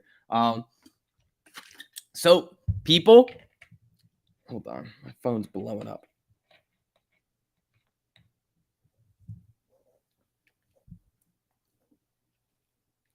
Here we go. All right, hold on.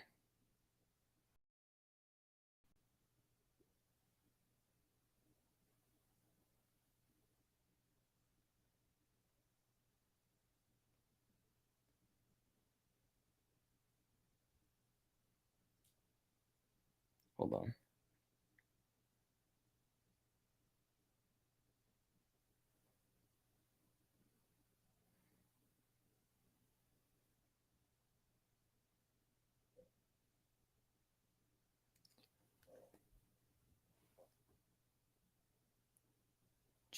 You can't type on that damn keyboard. All right, let's see. SPY ripping up.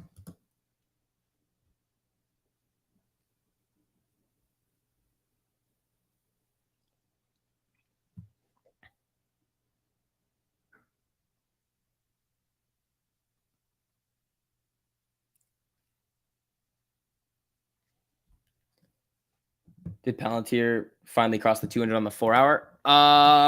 Let me look. Actually, we don't want it on this. We want it on the good chart. This is the good chart over here.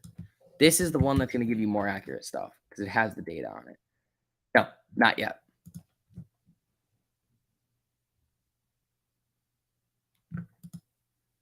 SPY ripping back up again, too. Oh, this is fun.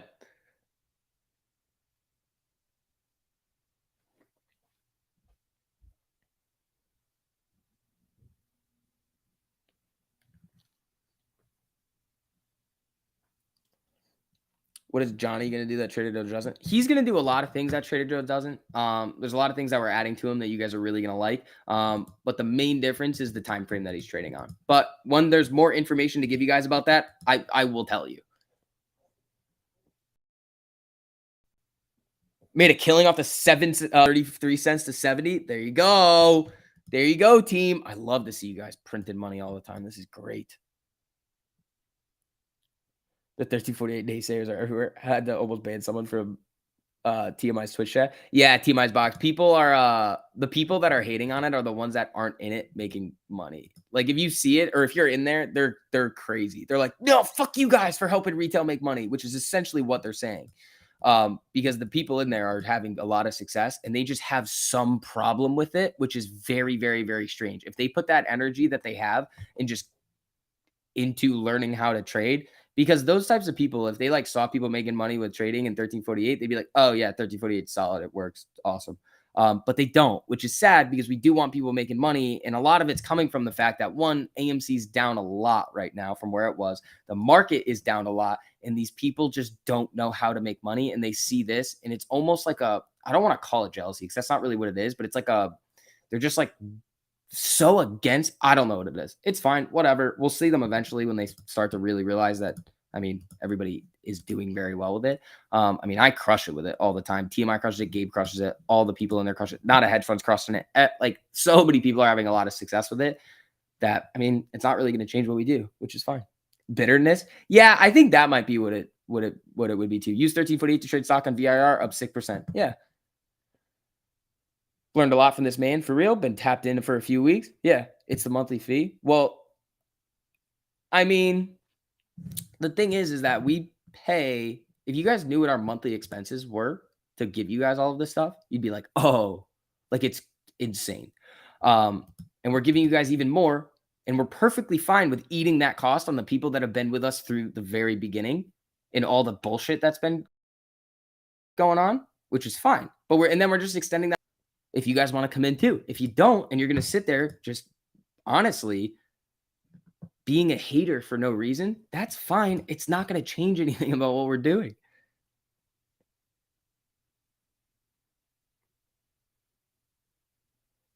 The problem is you're charging something you could find for free if you spend 20 minutes. Okay. You can't find real-time options data on alerts for free. You can't find an alert system for over 450 stocks for free. You can't find algorithms that trade 1348 for free. And you don't get 55 private live streams every single month because those are us.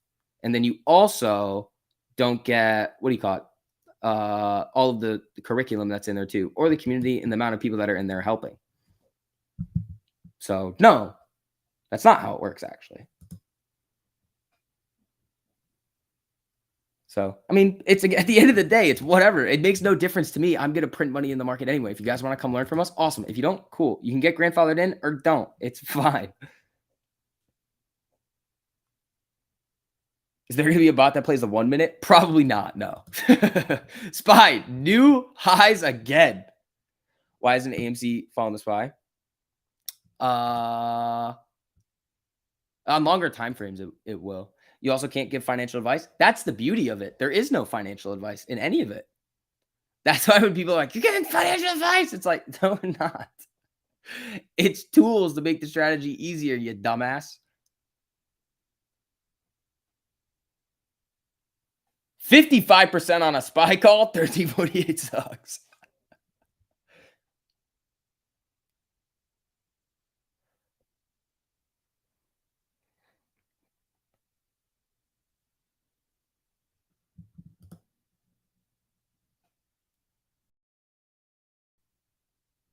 Let's see.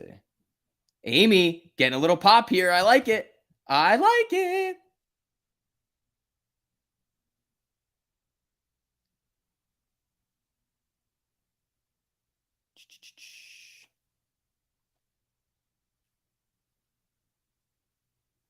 Let's see.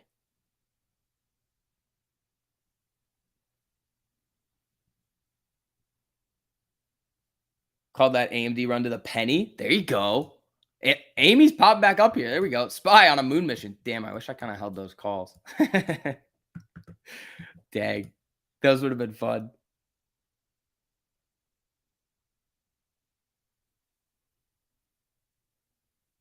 Here we go.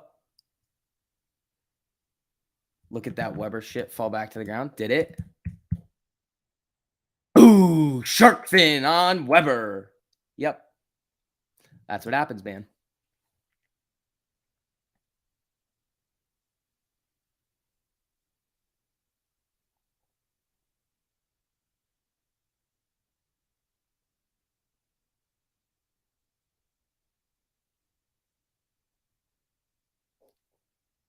Let's see.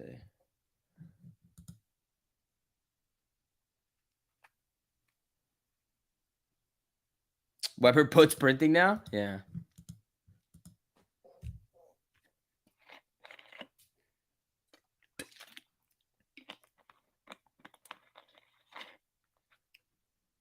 You wrote it up 560%, now 60% on the way down. That's how you do it with these, man. That's how you do it. Good job. GME still coming up here. Woohoo, paper trading for practice and up 150% on a Verizon call. Fun times. Now I need to do this for real. Yeah. Yeah. There you go. 7 minutes left to go. Amy, looking. Do you think we can get back above 12? You think we can do it? Secure the bag, folks. 8 minutes left. Yep, there is 8 minutes left. First day trading options and my profits paid for the next few months of the membership. Glad I paper traded for the first week. There you go.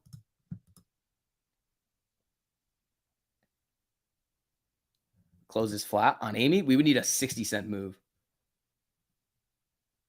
Bro, I reached my daily goal. 1.5K today. Let's go. I love that. We made $1,500 today. That's insane. Good job, man. All right, Amy, trying to hunt 12 right now. Here we go.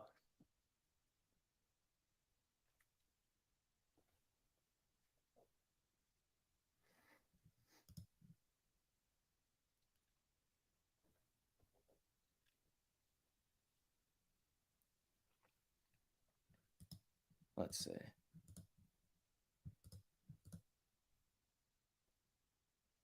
You sold your SPY call. Just don't trust the pump till tomorrow. I mean, in my mind, there's not really a real reason to be holding anything overnight. Now it's starting to come back down. It's breaking here. Where's the 5-minute? Coming down for a 3-minute rim potentially. Amy still trying to head up here to 12.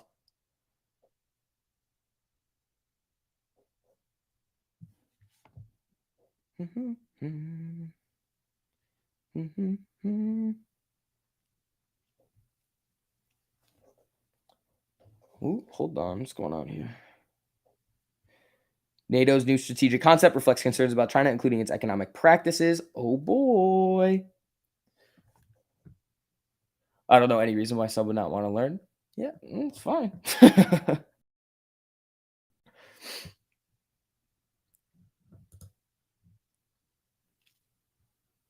Where can you paper trade options? Thinkorswim, which is TD Ameritrade's platform. You can do it on Webull now too. Dude, Amy's trying to get back above 12 here. Come on. Come on. Jimmy's getting a little bit of pop into close here too. Come on. Here we go. Retesting the break of 380, but need to hedge a call with puts. Play volatility, not directional. Yeah. Am I still holding OHI? No, I ditched it earlier today. I think there was a gap. Well, one of the gaps in between like the live and I think I did it in the 10 minutes before I went on with Gabe. I just ditched it, ate the loss on it. I just wanted the cash back. Was really what it was. I was like, yeah, I'll just take this back.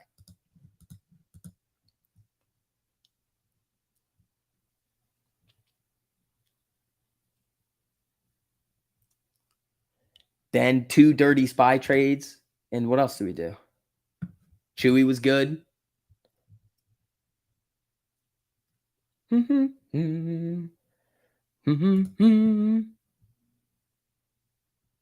it true TMI is carrying the team? In what way? What team? Let's see. All right, folks. 4 minutes to go. AMC over 12. It flashed 12:02. I mean, it's great. We're still down 4.8%, which sucks, but you know. Yeah, we did break 12.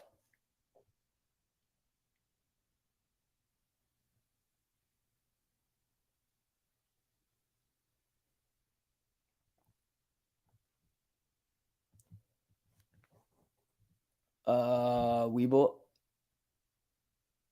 1348 in the charts is like playing with a cheat code. Yeah. Yeah, it is. Know the levels, know the crosses, know the rims, and you're gonna have a lot of success. And don't see, this is the other. You don't want to like force trades. Just let them come to you. This SPY trade earlier today on the 5-minute just came. You're like, all right, what's it gonna do? Oh, cross, cool, closing candle, boom, right down to support. Thank you.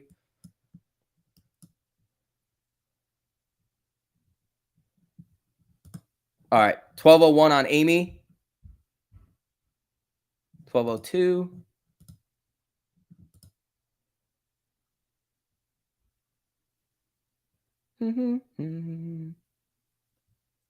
TMI's our cash cow? In what way? What are you saying? 12:03, 12:05. So many amazing movies coming out this year and next year. Movie theaters are looking strong. 12:10, just our SCV and there's wonderful people in the chat. Yeah. Do I want to buy a share of SPY with you? No. 12:06 on it. 12:07. Come on. Amy, rip it up a little bit here. Into close. Okay, so this would be considered power hour for you people. All right, let's see. 12:06. We got 2 minutes to go. Let's see.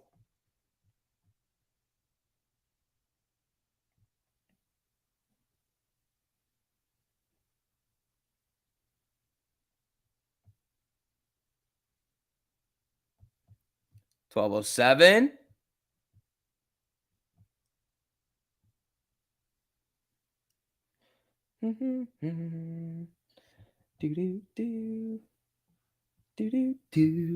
Come on. Come on, Amy.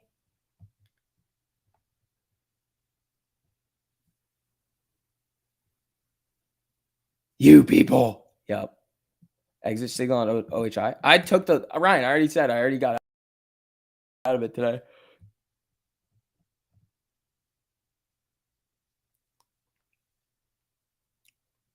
Let's see. 1208. What's the, I mean, ooh. I don't want, I just want to look at this. Not that, I don't look at this. I want to look at this. Candles here, fun. Candles zoomed out here, bad. All right, less than a minute to go. Can we get matching tattoos? No, you can't. Sorry. 13, that's not happening.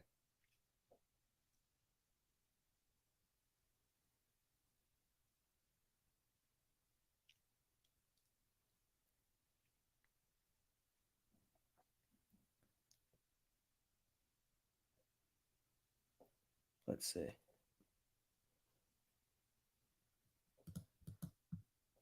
$12.09. All right, we're about ready for the ding ding. We are about ready for the ding ding. Here we go. Oh, ding ding ding. Market's closed. What did we end at? We're gonna play the game today. What did AMC close at today? All right, so Amy closed at 12.08 right here. We have SPY up 0.94%. We had GME up 2.3%, closing at, I think, 141.65. Again, guys, if you guys are going to head out right now, make sure you guys hit that like button on the way out. Just helps you come back in here. We'll be on live again at 11 tomorrow. For all you Discord people, I'll be live with you guys tomorrow, 8:45 a.m., bright and early. Going to be killing it on trades again like we always do. Again, people, if you guys do want to get grandfathered in, here's the link. You have 1 week left if you guys do want to do it. I mean, you guys are seeing all the people having fun with it. Come join us. Check it out. You join now, you get access to everything that we ever offer in the future forever. So again, people, I'll see you guys in the video tonight. Shout out to everybody sending in super stay. You guys didn't have to do that. It just got halted. I don't think so. That's not how that works. Refresh data. The fuck is going on here? Jimmy, a bunch of nonsense over here. All right, links in the chat. It's also in the top of the live chat over there, people. Again, hit that like button on the way out. I will see you guys in the video tonight. That'll be out a little bit later, so make sure you guys have notifications turned on for that. I'm not exactly sure when it's going to go out. Other than that, people, this is nonsense. This is just nonsense. It's not doing anything. It's not doing anything. No, this is crap. This is not doing anything. This is just fucking nonsense in the after hours. All right, people. See you guys in a little while. Peace.